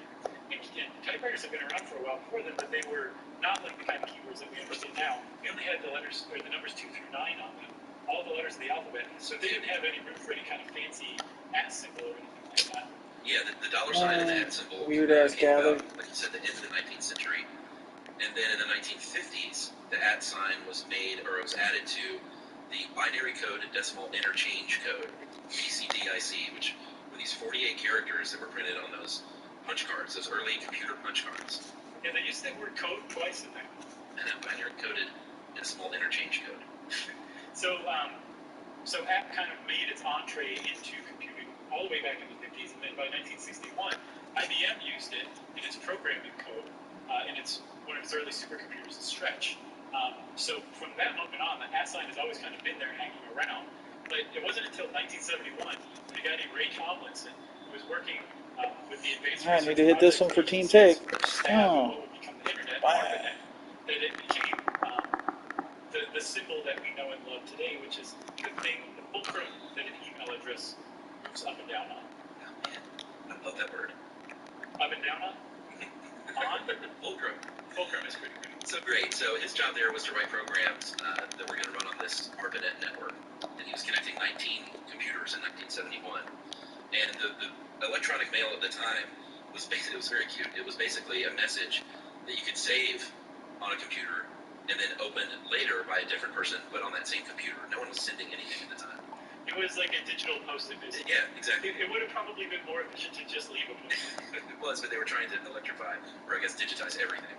Right. It's electrifying. So he said, you know what? What would be really cool is if I could take this little digital post-it note and actually send it across the room to that computer that I'm connected to. How can I do this? So yeah, he figured out that there was I don't know, an easy way to do it isn't the right way to put it, but one of the things that he had to establish was how to identify one computer from another as far as the protocol was concerned. And so he came up with email addresses, basically what we would call email addresses today. And he inserted the @ symbol basically for a couple of reasons. One, it already made sense as @ because it was at the rate of, so @ right there in the thing the symbol stands for. It's not like some big stretch of the imagination when you see that. Yeah, each meant this computer to go to that one at that one over there. Yeah, or this user at this computer, yeah, exactly. Something like that. And so the other thing was that it hadn't really been used in any of the coding language that ARPANET was based on. So it was kind of like a free symbol just hanging out there. And that's how @ got drafted into becoming one of the most used symbols in computer programming today. Yeah, he sent that very first test message to what we think is the very first email address, Tomlinson@bbn-tenexa. It's a soft. You're waiting for dot something, but .eu. Yeah, they didn't need it at the time, I guess. So that's it. I mean, that's how the @ symbol became so great, so great. And I guess since Chuck said love it, that's it for short stuff, which means short stuff is out. Stuff You Should Know is a production of iHeartRadio's How Stuff Works. For more podcasts from iHeartRadio, visit the iHeartRadio app, Apple Podcasts, or wherever you listen to your favorite shows.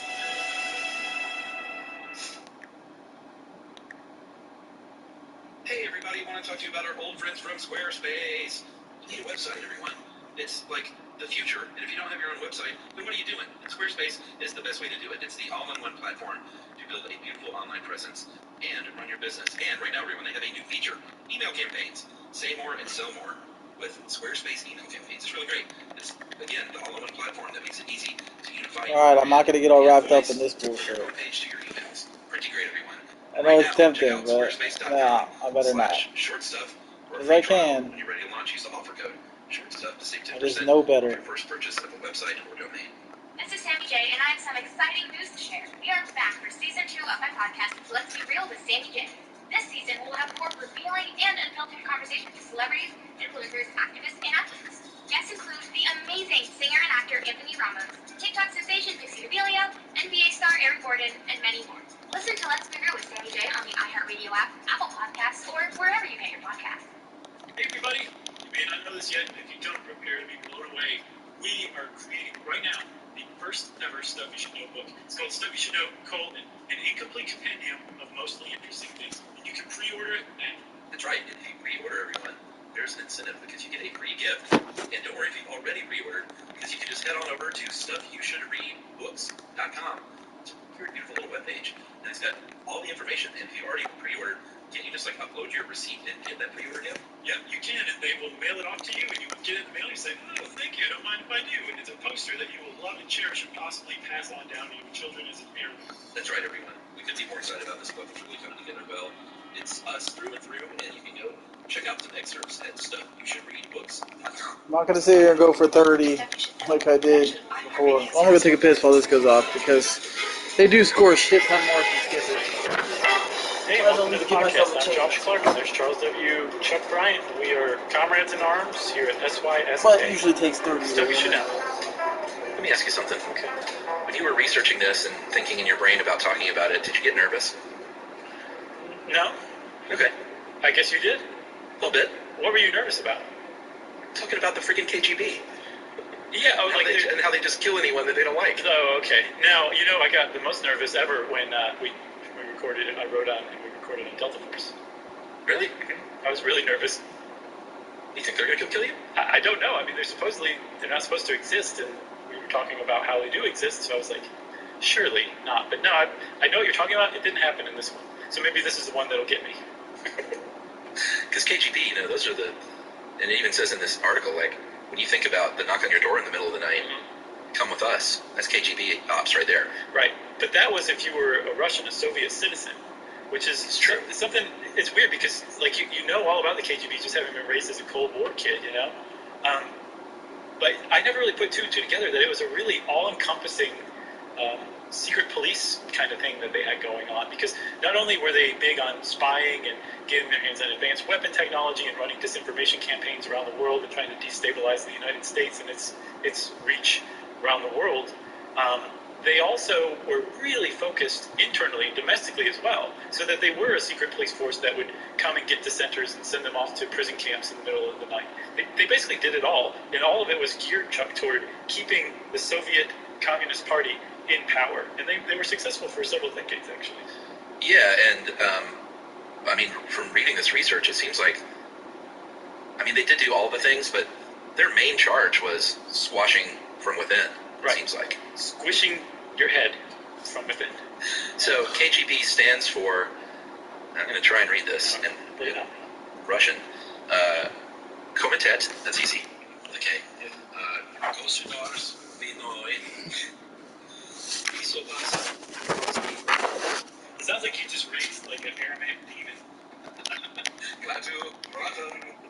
So that means in English, Committee for State Security. They were headquartered, and we're going to say were a lot because technically the KGB itself is not around anymore.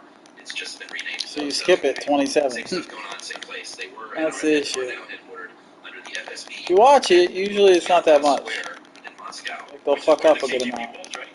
But I'm impatient and don't really care, so. Am I going in? Am I going in? Probably not, but I'm not going to sit here for 20 minutes for everybody to shoot. So I'll pass. Kick me out, let's go. I did it once and it took like fucking 45 minutes or some bullshit. Because I kept skipping. And even then when I was scoring like 30 something, I was still losing. So it's like, nah, fuck that. I mean, I ended up beating and winning, but there was no reward or anything, so it was just stupid. Might have gotten some fans or something, but...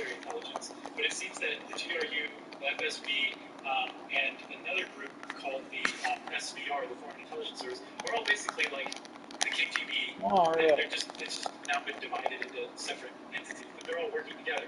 But after the 2016 election, everybody had a pretty obvious taste of what the KGB has long been up to, which is trying to meddle with American politics. They're trying to sow discord among Americans ourselves. And this is nothing new, apparently. They've been doing it since the onset. Well, actually, since after World War II. Sowing discord. It was Operation Pandora in the 1960s, which was basically the Soviets trying to start a race war within the U.S., infiltrating groups like the Klan, the Jewish Defense Justice League and the African American militants posing as them, making fake pamphlets from the different organizations and blasting those out. Basically trying to start a race war. It didn't work. Jeez. But it did create discord. They also posed as people from Antifa and Black Lives Matter, and they're still doing the same thing today. Yeah, except now they're doing it in this hyper-accelerated manner because things can spread so much more quickly on social media, and you can turn so many people's opinions on social media so much more quickly as well. So there doesn't seem to be. I don't think there's a reason to play the All-Star game or any of the other shit. The Russians meddle in Like I do, affairs. because it's like a fan thing, but like you'd think it'd be like previous years where it'd be like, you know, And that is definitely constructive also. 1000 BC or, you know, something bonus, but it's not. Like even that Rising Stars game, you actually got no VC for playing it. Because, you know, it's not a contract game. So you got dick. Calder Walton wrote this article on the KGB and its disinformation campaigns. Super readable, really exciting kind of. But he basically says, yes, America's did some very, very shady stuff in the affairs of other countries. Like how it says I'm red, but I'm blue. Americans with LSD to see what happens. LeBron's blue, but he's red. It's so weird. The Americans and the Brits operations just pale in scope and breadth. So if I win, do I lose? What it seems like the FSB is now still doing right now. Yeah, not nice guys. So I just want to shout out that article. It's called Spies, Election Meddling, and Disinformation Past and Present. You should check it out. Yeah, I mean, if you want to look into the KGB and spying and espionage, there are so many great articles and documentaries on YouTube that you can watch. Some a little more fun than others, some very dry. The BBC has a two-parter on the KGB that's very dry but very instructive. So the KGB, if you want to talk about that organization, you got to go back to pre-KGB in December 1917 when Lenin created a secret police agency called the Cheka, C-H-E-K-A. They were the punishing sword of the revolution, that's what they were known as. And this was basically, like you said, it's gone under many names.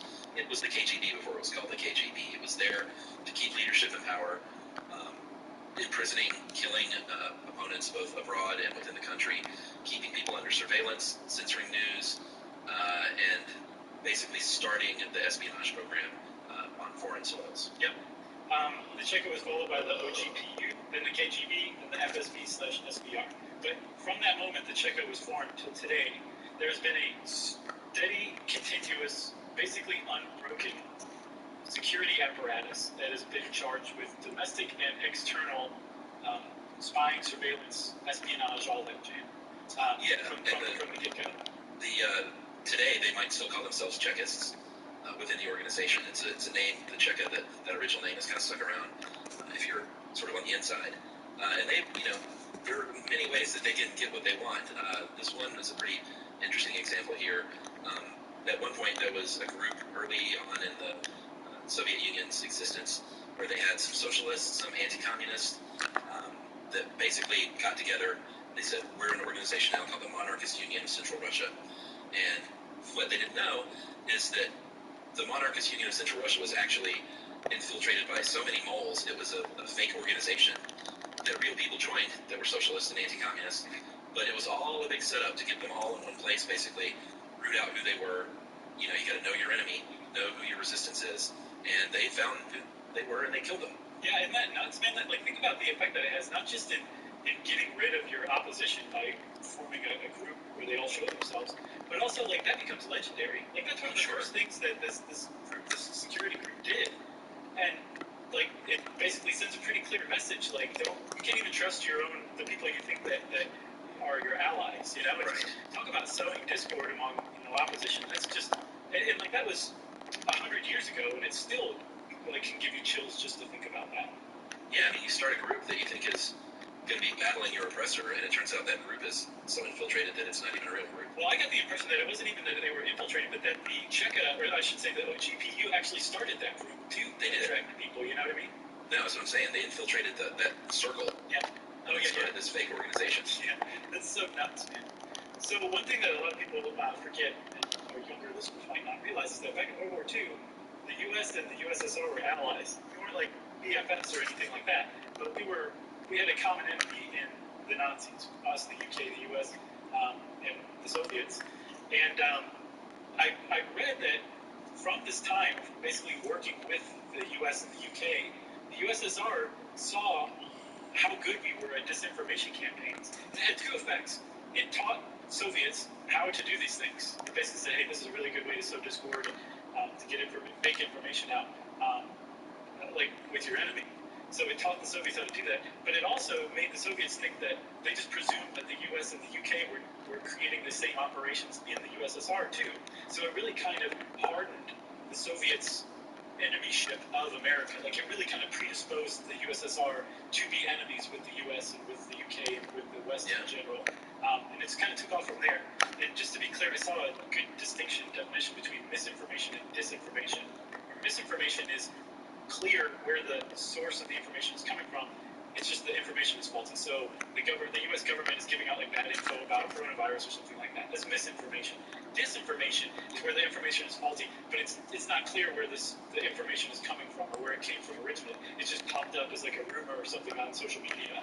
But the information is faulty either way. It's just whether the source is clear, who the source is or not. That's what disinformation is. So the Czech are operating in World War II. They are spying on our Manhattan Project such that there's one quote in here that said they knew more about the creation of the atomic bomb than Truman did. Yeah. They've really infiltrated things. This gave them a huge leg up in making their own bomb and their efforts to welcome themselves into the atomic age. Like they would have been way, way behind had it not been for their espionage efforts in America. There were ways that they did this. There were spies who were like sort of the tried true way to pose as a diplomat and actually get in an embassy in a different country, but you're really a spy. Right. You could also, if you've seen the movie The America or the TV show The Americans, that's called an illegal when you basically pass yourself off as someone of that nation's origin. After World War II in Finland, they would find records of infants who died at birth, take that identity, and then basically become a Finnish person. It's called a legend. And you were essentially living in that country as an American or as a Finnish individual, but you were really a secret agent for the Soviets. Right, and I mean like super duper deep cover, so much so that you can expect to live like a pretty mundane, everyday existence for years or decades as an American or as a Finn or something like that, whatever your background, wherever it says you're from. And then you might be called on to assassinate somebody one day, or to start working sources. And it's not flagrant, it's not obvious. The point is that they make kind of contacts and friends with low-level people at the edges of power is how I saw it described. But I also saw that same person who described illegals like that as saying that there's probably more of them in the world today than there was even during the Cold War. That's so scary. Isn't it scary? But here's the thing. This is one thing that I've learned about studying the KGB. It's possible there are far fewer illegals in the world today. Maybe there's 0 in the U.S. But the fact is, somebody said that, and the KGB's track record is enough that it's possible that's the case. Right. And that's all it takes. Now all of a sudden people are paranoid. And like, wait a minute, you, Tulsi Gabbard, are you actually a tool of the Kremlin? Are you a plant by the KGB? Are you a sleeper agent who's running for president? Like, and people start to get accusatory, you can't trust anything anymore, and now you're starting to see your enemies all over the place. And all it took was a rumor that there's more sleeper agents that are associated with the KGB today than there were in the Cold War. Now everybody's paranoid, and the KGB's work is done for the day. And that could be disinformation. Exactly. Because disinformation it takes on a life of its own. That's the point of disinformation, that it makes people behave differently than they would if they had not heard that rumor and started to believe it. Because the other fact about disinformation, we should do an entire episode on it, I think, is that it has to have a kernel of truth. Like the Black Panthers have to suspect that the Jewish Defense League is or was prejudiced against them secretly. And so like these documents that were found or sent to the Black Panther headquarters just prove this suspicion that they already have, or something like that, or vice versa. So it has to have like this kernel of truth for somebody to be like, no, here's the proof. And then it just takes off from there because people love urban legends. I wonder if there's ever been an Army colonel named Colonel Truth. No. All right, I think we should take a break and ponder that. And we'll come back and talk about when the KGB was born right after this. Stuff you should know. Wash and show. Stuff you should know. Hey Chuck, did you know that McDonald's, which you tend to think of as a pretty huge global restaurant, is actually a local one too? That's right. Each McDonald's is owned and operated by people who live where that McDonald's is.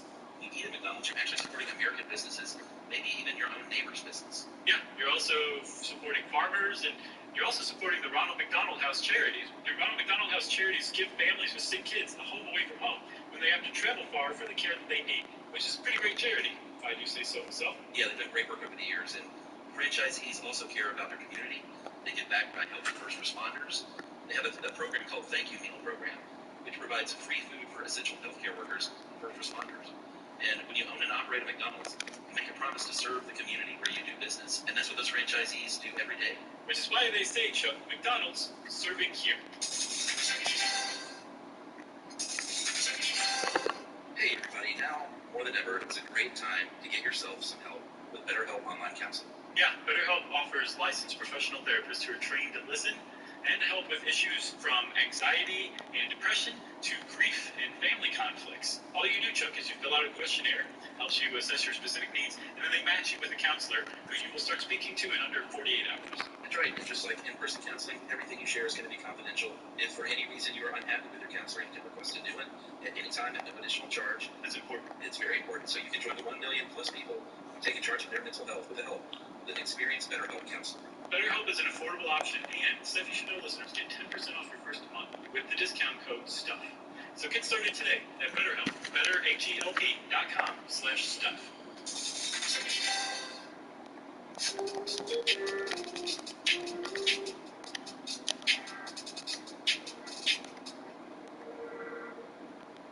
So the KGB, I promised to tell you it's when that little baby was born.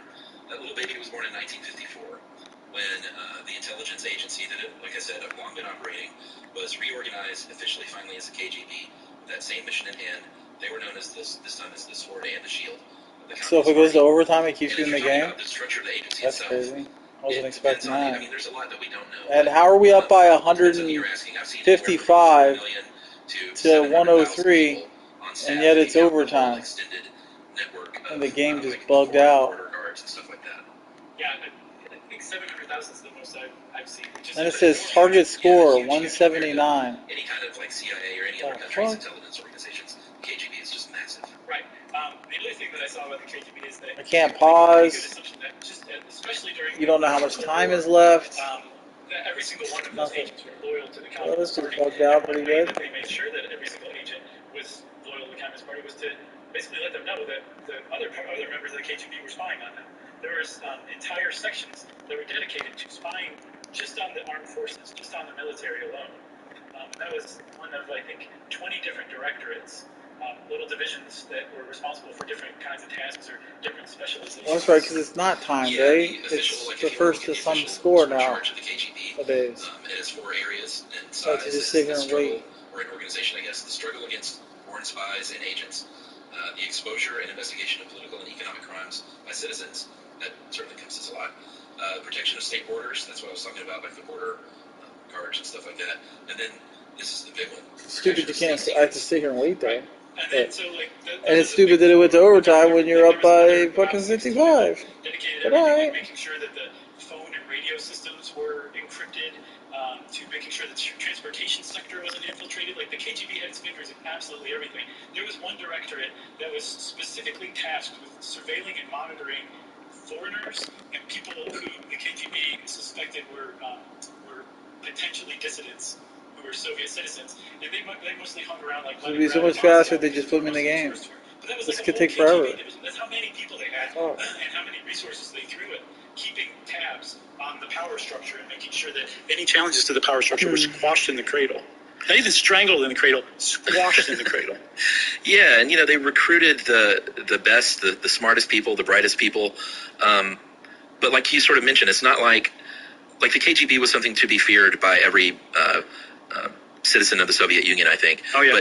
But joining the KGB to thwart that was not. It's not like that got you out of any sort of surveillance, and in fact, it may have even put you under a bigger microscope. Who knows? Yeah, I mean, they had every level of the military infiltrated with KGB agents, like every platoon, every detachment. If you were in a group with the military, somebody was a KGB officer posing as a soldier. That's right. In their own military. That's amazing. Yeah. By the end, I mean, I think it started, like I said, in 1954. By the end of the 1960s, it was firmly in place as the watchdog of everybody in the Soviet Union. Right. And I mean, again, with people tend to say well, the KGB was the counterpart of the CIA, but and the CIA said some shady stuff, including domestically, but from basically all sources, the main point of the KGB was domestic surveillance and domestic or control of domestic challenges or dissent toward the Communist Party. That's right. Spying on people, tapping phone lines, harassing people, arresting people, exiling people. If you were a religious activist, good luck. If you were a human rights advocate, good luck. If you were an intellectual, if you were just part of the intellectual sort of university system of the Soviet Union, you better watch what you say, because you are definitely being watched, and every word that comes out of your mouth, even in a classroom, is being recorded. Yeah, and if you were super high profile, you might make it out with your life and your family might get out alive, but you would be exiled for criticizing the government. A writer named Alexander Solzhenitsyn. I didn't even practice that.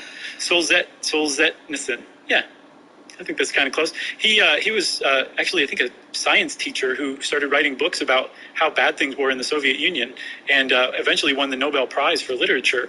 But he was eventually exiled. If you were less of a well-known person and you were critical of the government, you were more likely to find yourself in the Gulag, which is a system of prison camps that we referenced earlier.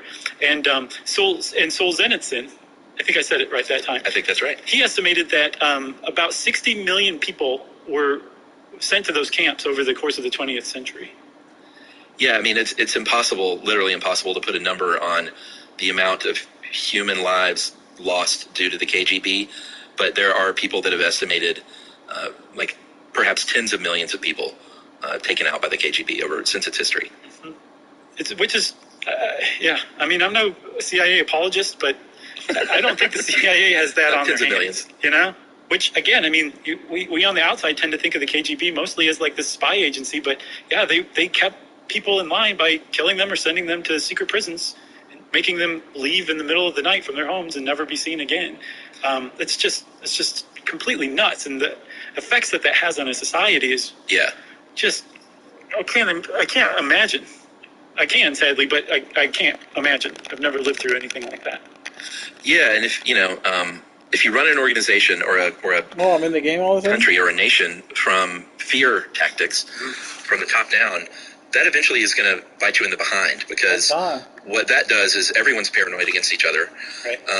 No one, like in the case of Stalin, let's say, if Stalin didn't like what you told him, he would literally shoot the messenger. He would execute anyone who told him anything that didn't basically support what he thought should be going on. Like, it wasn't like, hey, Stalin, we found out some pretty bad stuff that's going on. Like, that's a good thing. That means we can root these people out. It got to a point where they wouldn't want to go to Stalin with bad news, and that's not good either. No, and they had to go to him with some news, so what they would do, it would just kind of naturally incline toward intelligence that supported their view, rather than something that said, hey, you're really unpopular and there's an uprising potentially coming. They managed to squash anything like that, but in the end, this what's called sycophantic intelligence, where it's just basically feeding you, telling you what you want to hear, that eventually will run afoul of reality, and that's what people credit with the KGB dropping the ball in the fall of the Soviet Union back in 1991. Although, as we'll see, there's actually a lot of direct influence that the KGB had on that.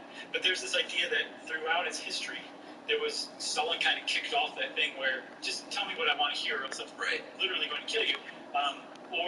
And that it was carried on even long after Stalin was gone. Sure. That sycophantic kind of intelligence, which is really surprising because it was a really successful organization externally. It was that they think that potentially, for as good as they were at espionage and stealing secrets, the Soviets were apparently not, and I have to preface this, let me just caveat this. This is reading American sources about the KGB. Right. The KGB was really good at keeping a code of silence. Especially toward the end of the USSR, more and more KGB agents started to defect. But even when they defected, we weren't sure if they were plants, so there was still what they said was taken with a grain of salt. But the idea that the KGB was very successful in stealing secrets supports this idea now that the Soviet Union would not have been a superpower. Part of this two superpower polarity that ran the world in the Cold War, had it not been for stealing secrets, which doesn't explicitly say it, but suggests that they did not have the best and brightest as far as technology and science is concerned, which is kind of surprised to me because I'd always heard that the Soviets had really, really smart scientists in their own programs too, but this research in the KGB made it sound like they wouldn't have been able to keep up had they not stolen advanced weapon technology and built their own versions of it. I'm confused. I have no idea what's true anymore. Yeah, I think it's definitely true that their spying efforts in the Cold War, especially when it comes to nuclear armament, were very much ramped up because they were spying with us. Yeah, but I think they were saying it wasn't just getting the atomic bomb, but basically like all their advanced weapons technology was the result of stealing it. And the point is kind of a two-handed compliment or backsided compliment. That they were really good at stealing secrets. Should be see, so it's a waste of time basically. You're gonna get some fans, but it's not like you're getting. You might be a little bit more fans, but it's not like double fans or anything like that. So yeah. Hey, we don't need to put resources for steps 1 through 5 because we can steal that stuff. Right, exactly. And we can just start on step number 6 or whatever once we have whatever intelligence we need. Sure. But what do I know? I'm just a dumb podcaster. Do you want to take another break? Yeah, let's do it. Okay, we're going to take another break, everybody. That's no secret. Stuff you should know. Josh and Show.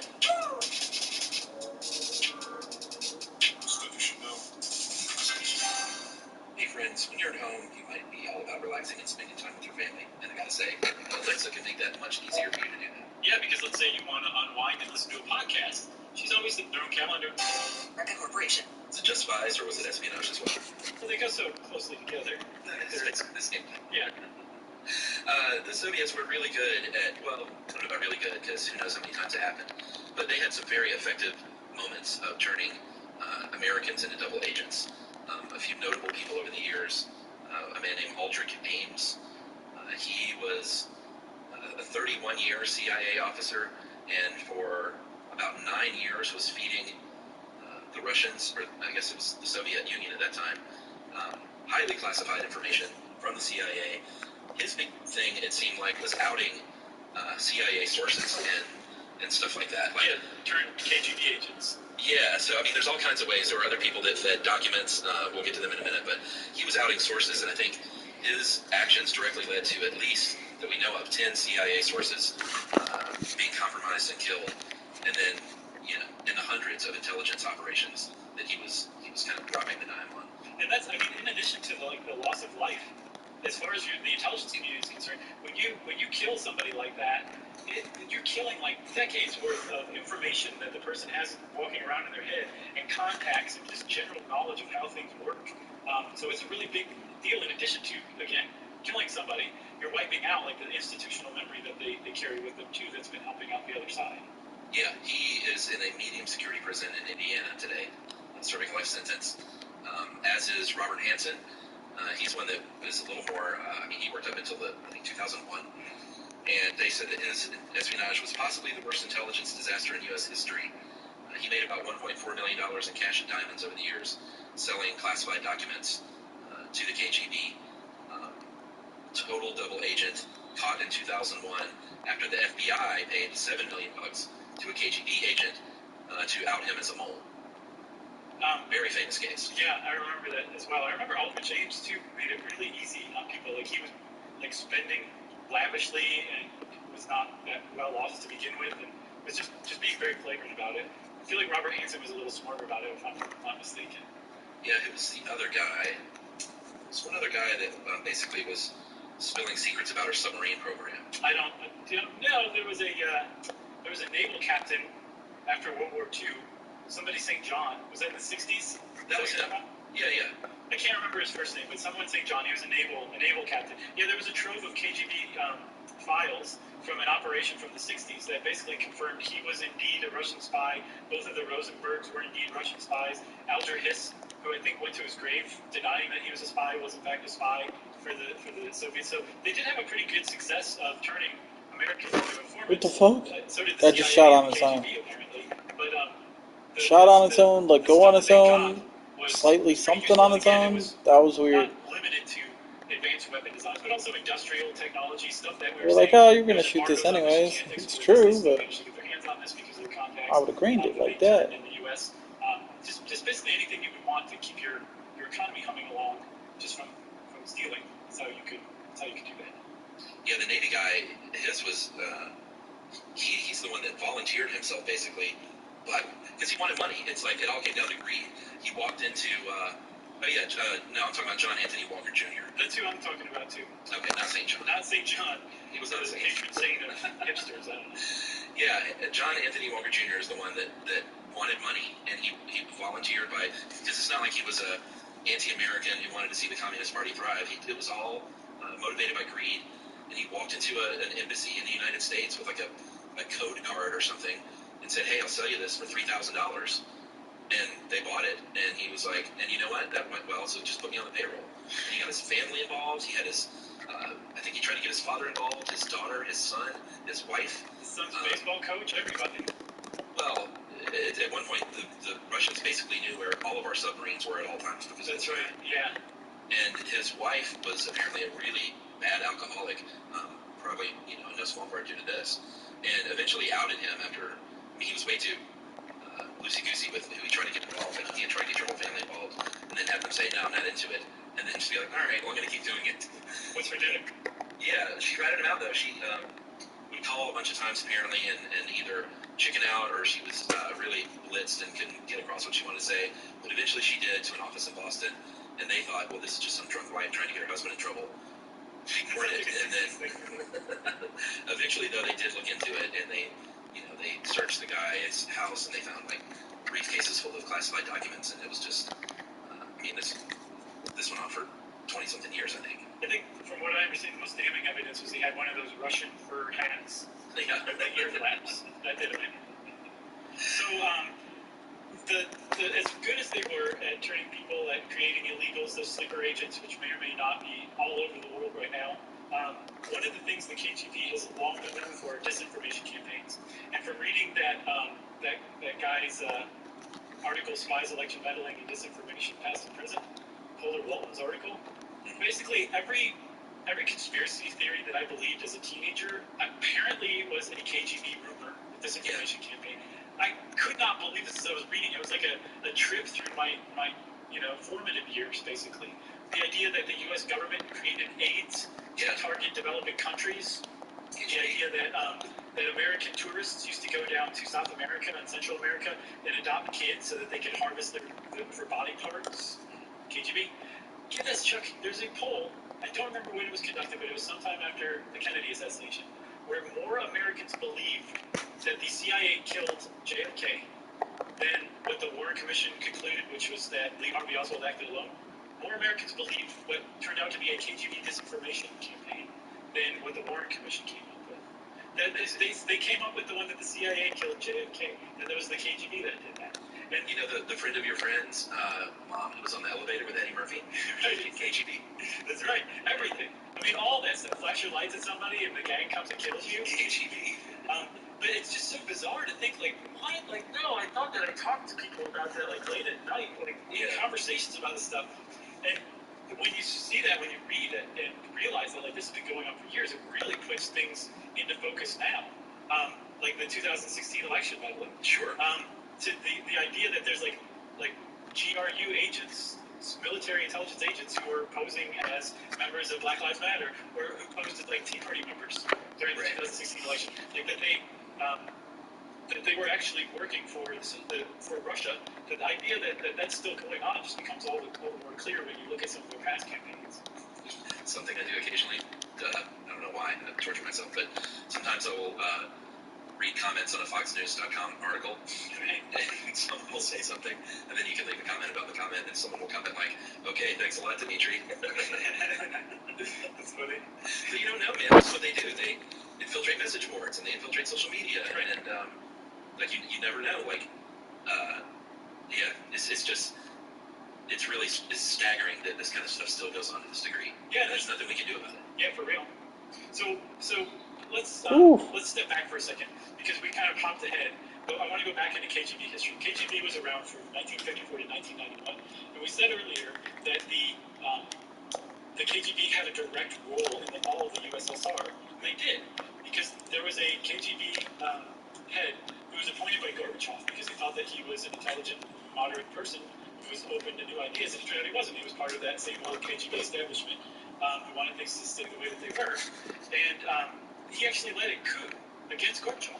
I was too young to know what was going on, but there was a coup against Gorbachev where he was under house arrest for a minute. Yeah. And the coup finally failed because it became clear that the military wasn't in on it, or wasn't going to take part in it.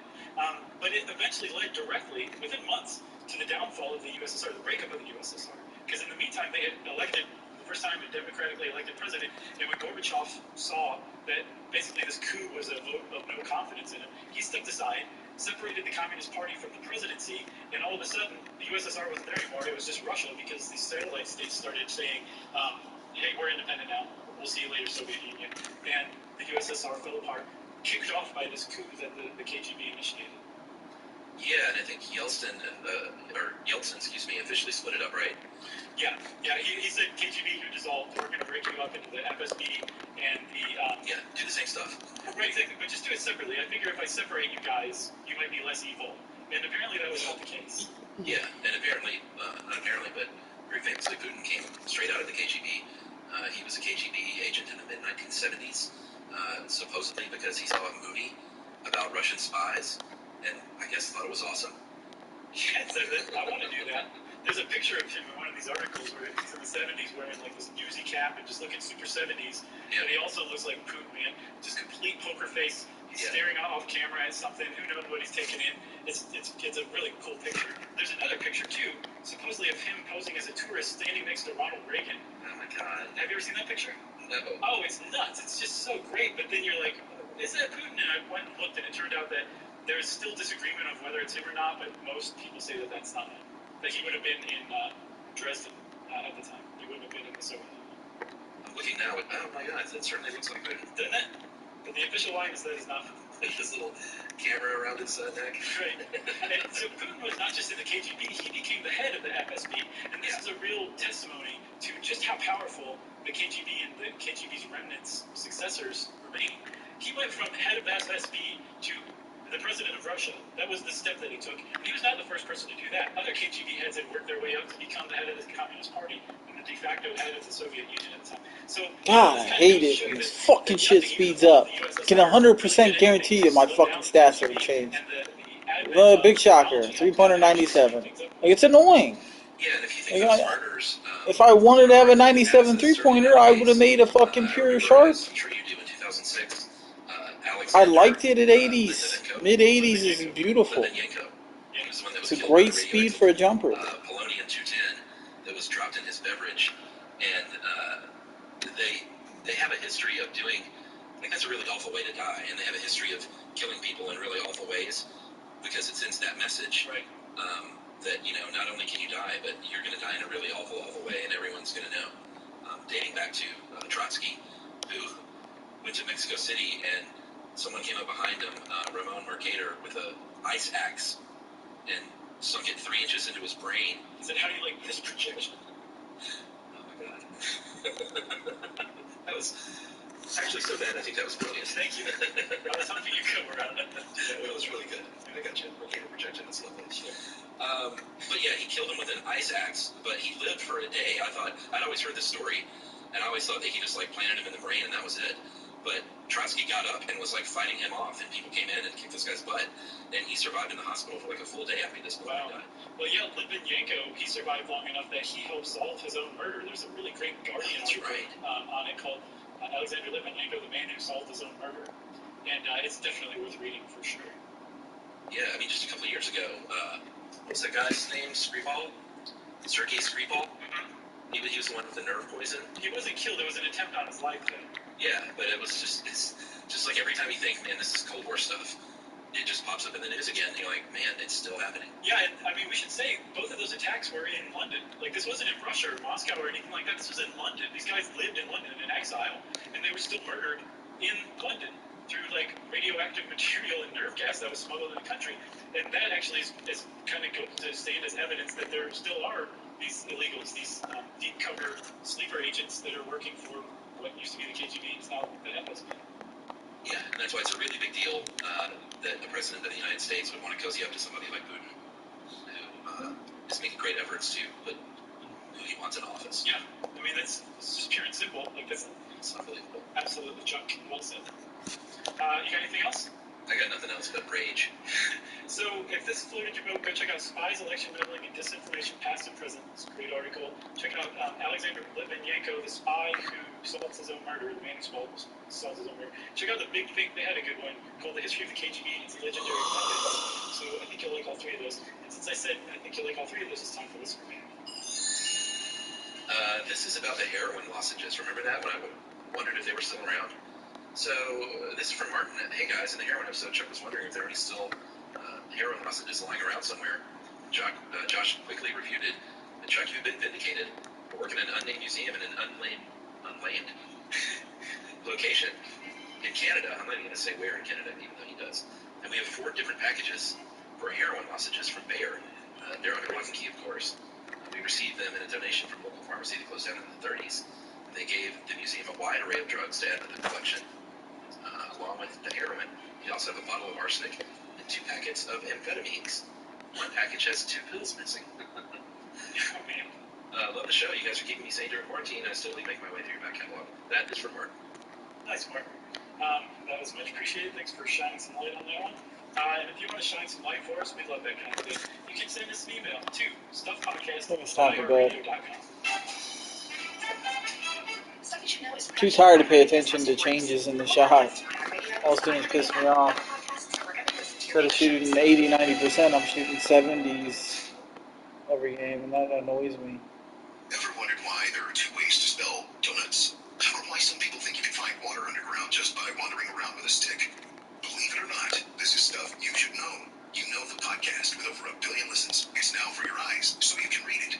Stuff you should know. An incomplete compendium of mostly interesting things covers everything from the origin of the Murphy bed, mostly an incomplete. We're all shopping for essentials online these days, and now you can get rewarded for it. With the Bank of America Cash Rewards credit card, you can choose to earn 3% cash back on online shopping. Uprising. Hope you enjoy. Welcome to Stuff You Should... He's been? Yeah, remember we said that she was at the mall, she was buying a house, she's doing all sorts of stuff. Oh, okay. But she's back now and things are normal again. Yeah, she was at the beach and she's now eating in front of me what I ate about an hour ago. Do you want to throw, or do you want more? I don't, it's this weird in between. I'm drawn to the smell, but I'm also full, so I'm kind of like, Yeah. Oh man, what a life. I know, eating. Who needs it, right? Me. I do too, I love eating. Love it. You know what else I love? What? Really good magic, like illusions. Well, where does, what do you mean? Because that could mean 2 different things. Well, let me tell you, so I went to New York recently, we saw this show. Okay. It's called In and of Itself. It's a one-man stage magic, I guess you could call it that, illusionist show by a guy named Derek Del Guadio. That's how you say his last name. I strongly recommend anyone go see the show. It's I think they extended it through the rest of the year, but it's like a kind of his life story. It told like through these different acts, and like just the stuff he's doing is not like, oh man, that rabbit came out of nowhere. Nothing like that. It's all much more psychological than that. Sure. But the basis of it is that this guy must be just one of the better guessers walking around today. He's just good. He's also like a card shark. It's just a really neat show. It's really original and different. Yeah. But just to see somebody do something to where they probably are guessing, but they're doing such an amazing job at it that it just appears to be magic, that's one of my favorite things in the world to see. Like when he talks to people and like think of a number, except obviously more fun and complex than that. Yes, yeah, and I don't want to give any of it away. I don't want to give any bit of it away. Like for anybody who's going to go see it, everyone should go into it fresh. But yeah, just after you see it, go back and listen to this episode again, and you'll be like, oh yeah, totally. Now I think the deal a lot of times with that situation is powers of suggestion, correct? I don't know, man. I don't know if that's what this guy's doing or not. No, he's not doing like cold readings or something like that, like John Edwards. No. Nothing like that. The powers of suggestion in that if you can beat someone to think of a certain thing that they then guess. I guess so. Get it? Didn't even mean that. But it kind of dives into what we're talking about, which is guessing in general. There's this whole like science really doesn't have any idea about how we make guesses.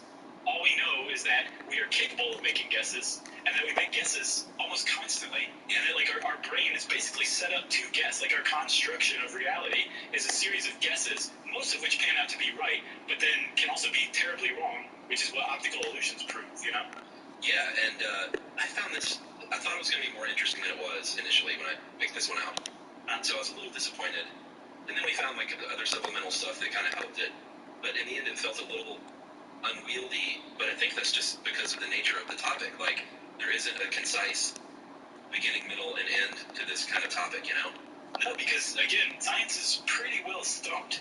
Like, even, and sometimes, Chuck, if you'll remember, these could be our best episodes. Like, unless, the ones where there's just, like, a clear-cut, completely understandable, neat explanation, yeah, those ones are great. And then on the other end of the spectrum, like this one, the ones where science is just kind of, like, maybe this is it, I don't know, sure, this could be it, those are usually pretty good, too. So this one has potential.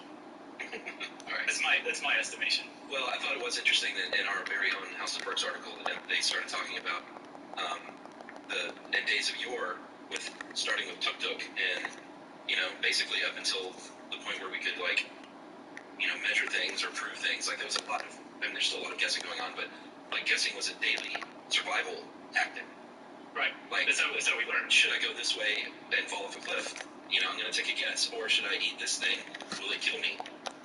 Or like in the case of Lewis and Clark, I remember Clark estimated, and there's guesses, and we'll get into different types, but an estimation is kind of a guess, even if it's informed and well reasoned. In Clark's case, of course, he estimated.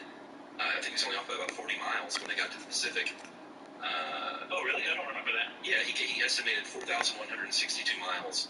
But he was off by 40. I mean, that's remarkable.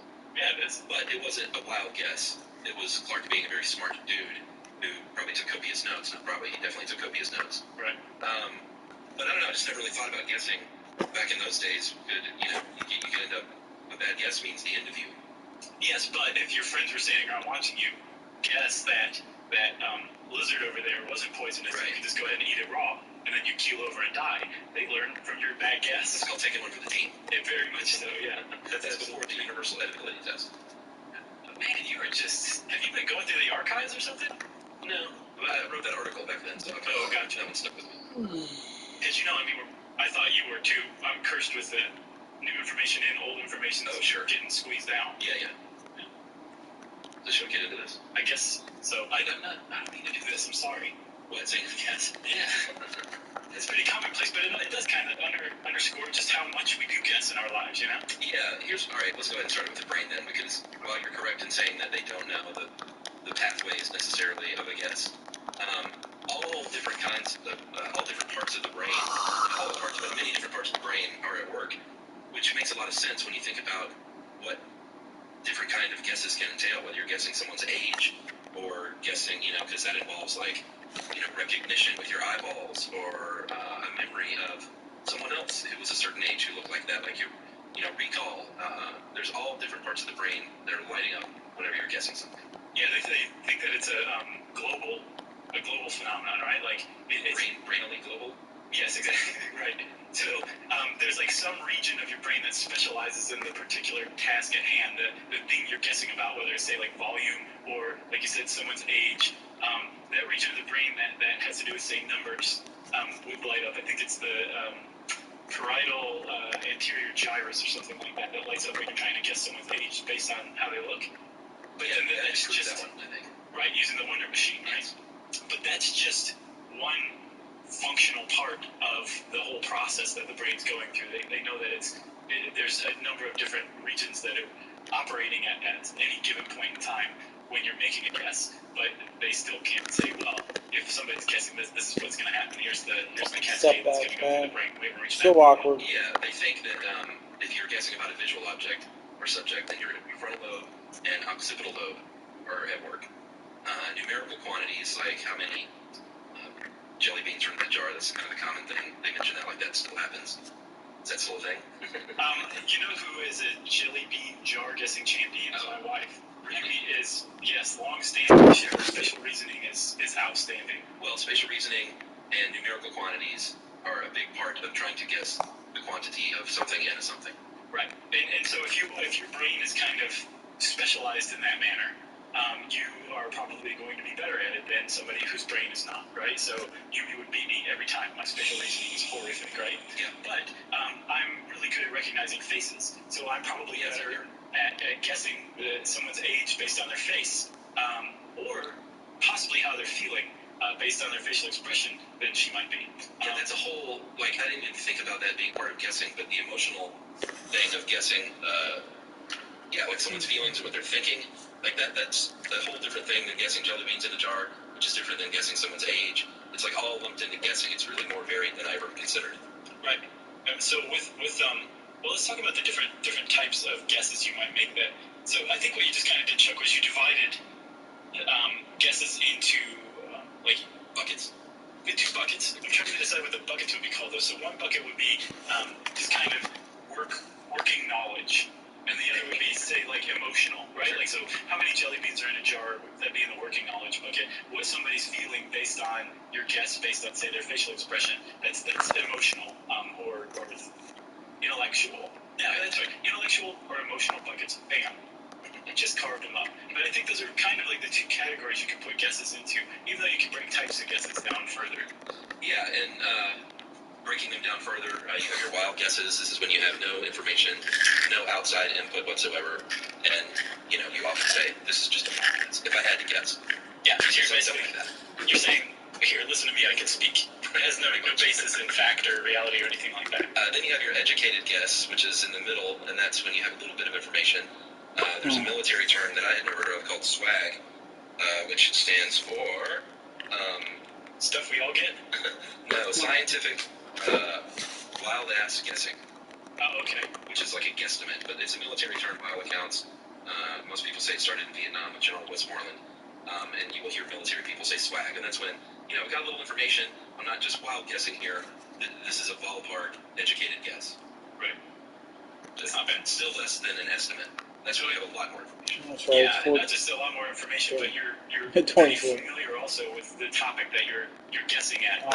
25, right, so I'll make this Lewis shot. and Clark, I think both of them were surveyors, so they would have had a lot of training as far as judging distance goes. They would have had some information put together. So Clark coming up with an estimate of how wide the continent is, just being off by 40 miles. Like you said, that's remarkable. But if you had one of us do it, it would have been a wild guess. Yeah. So it has to do with the training, the expertise, really, and then the amount of information you have. That's what an estimate is. Yeah, and you may not even know that you have information stored away in your brain that you're recalling when you're trying to hazard a guess on something. You might just be, you might think it's a wild guess, but you're really kind of picking out something that happened in your past, maybe. Right, or another way to look at it is that is intuition, which is from what I understand, intuition is kind of its own category, but if it's most closely related to any type of those 3 guesses we just mentioned, it would be an estimate. And it comes from years and years and years of training or exposure to whatever you're guessing at, to the point where your guesses don't even seem like guesses. It just seems like foreknowledge of what you're about to do.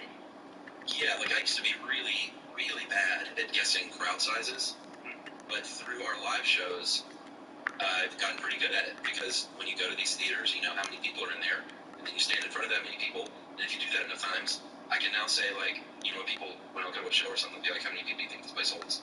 I used to be like, I have no idea. I know. But now say it, better around 800 or 900 people. Yeah, and you're probably pretty close. Yeah. Within 40 miles of that. And that's just because of exposure and learning. Right, and that actually brings up a really good point that you can actually get better at guessing, and we'll get into that right after this break. How about that, Chuck? Great.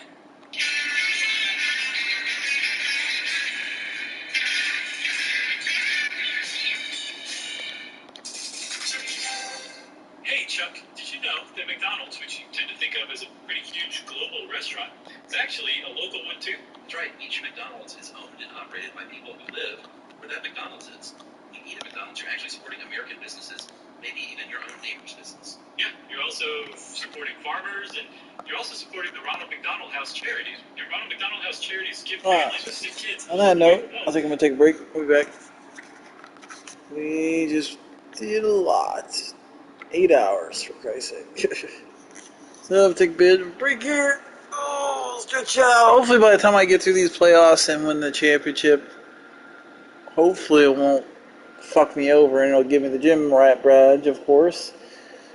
And I'll be pretty close to, I'll be right on my way to 80, let's put it that way, by then. because there's a good amount of playoff games. And then I'll be renegotiating my contract, getting a little more and more money, you know, because I did 1 year. So, yeah. All will be good. I will be back.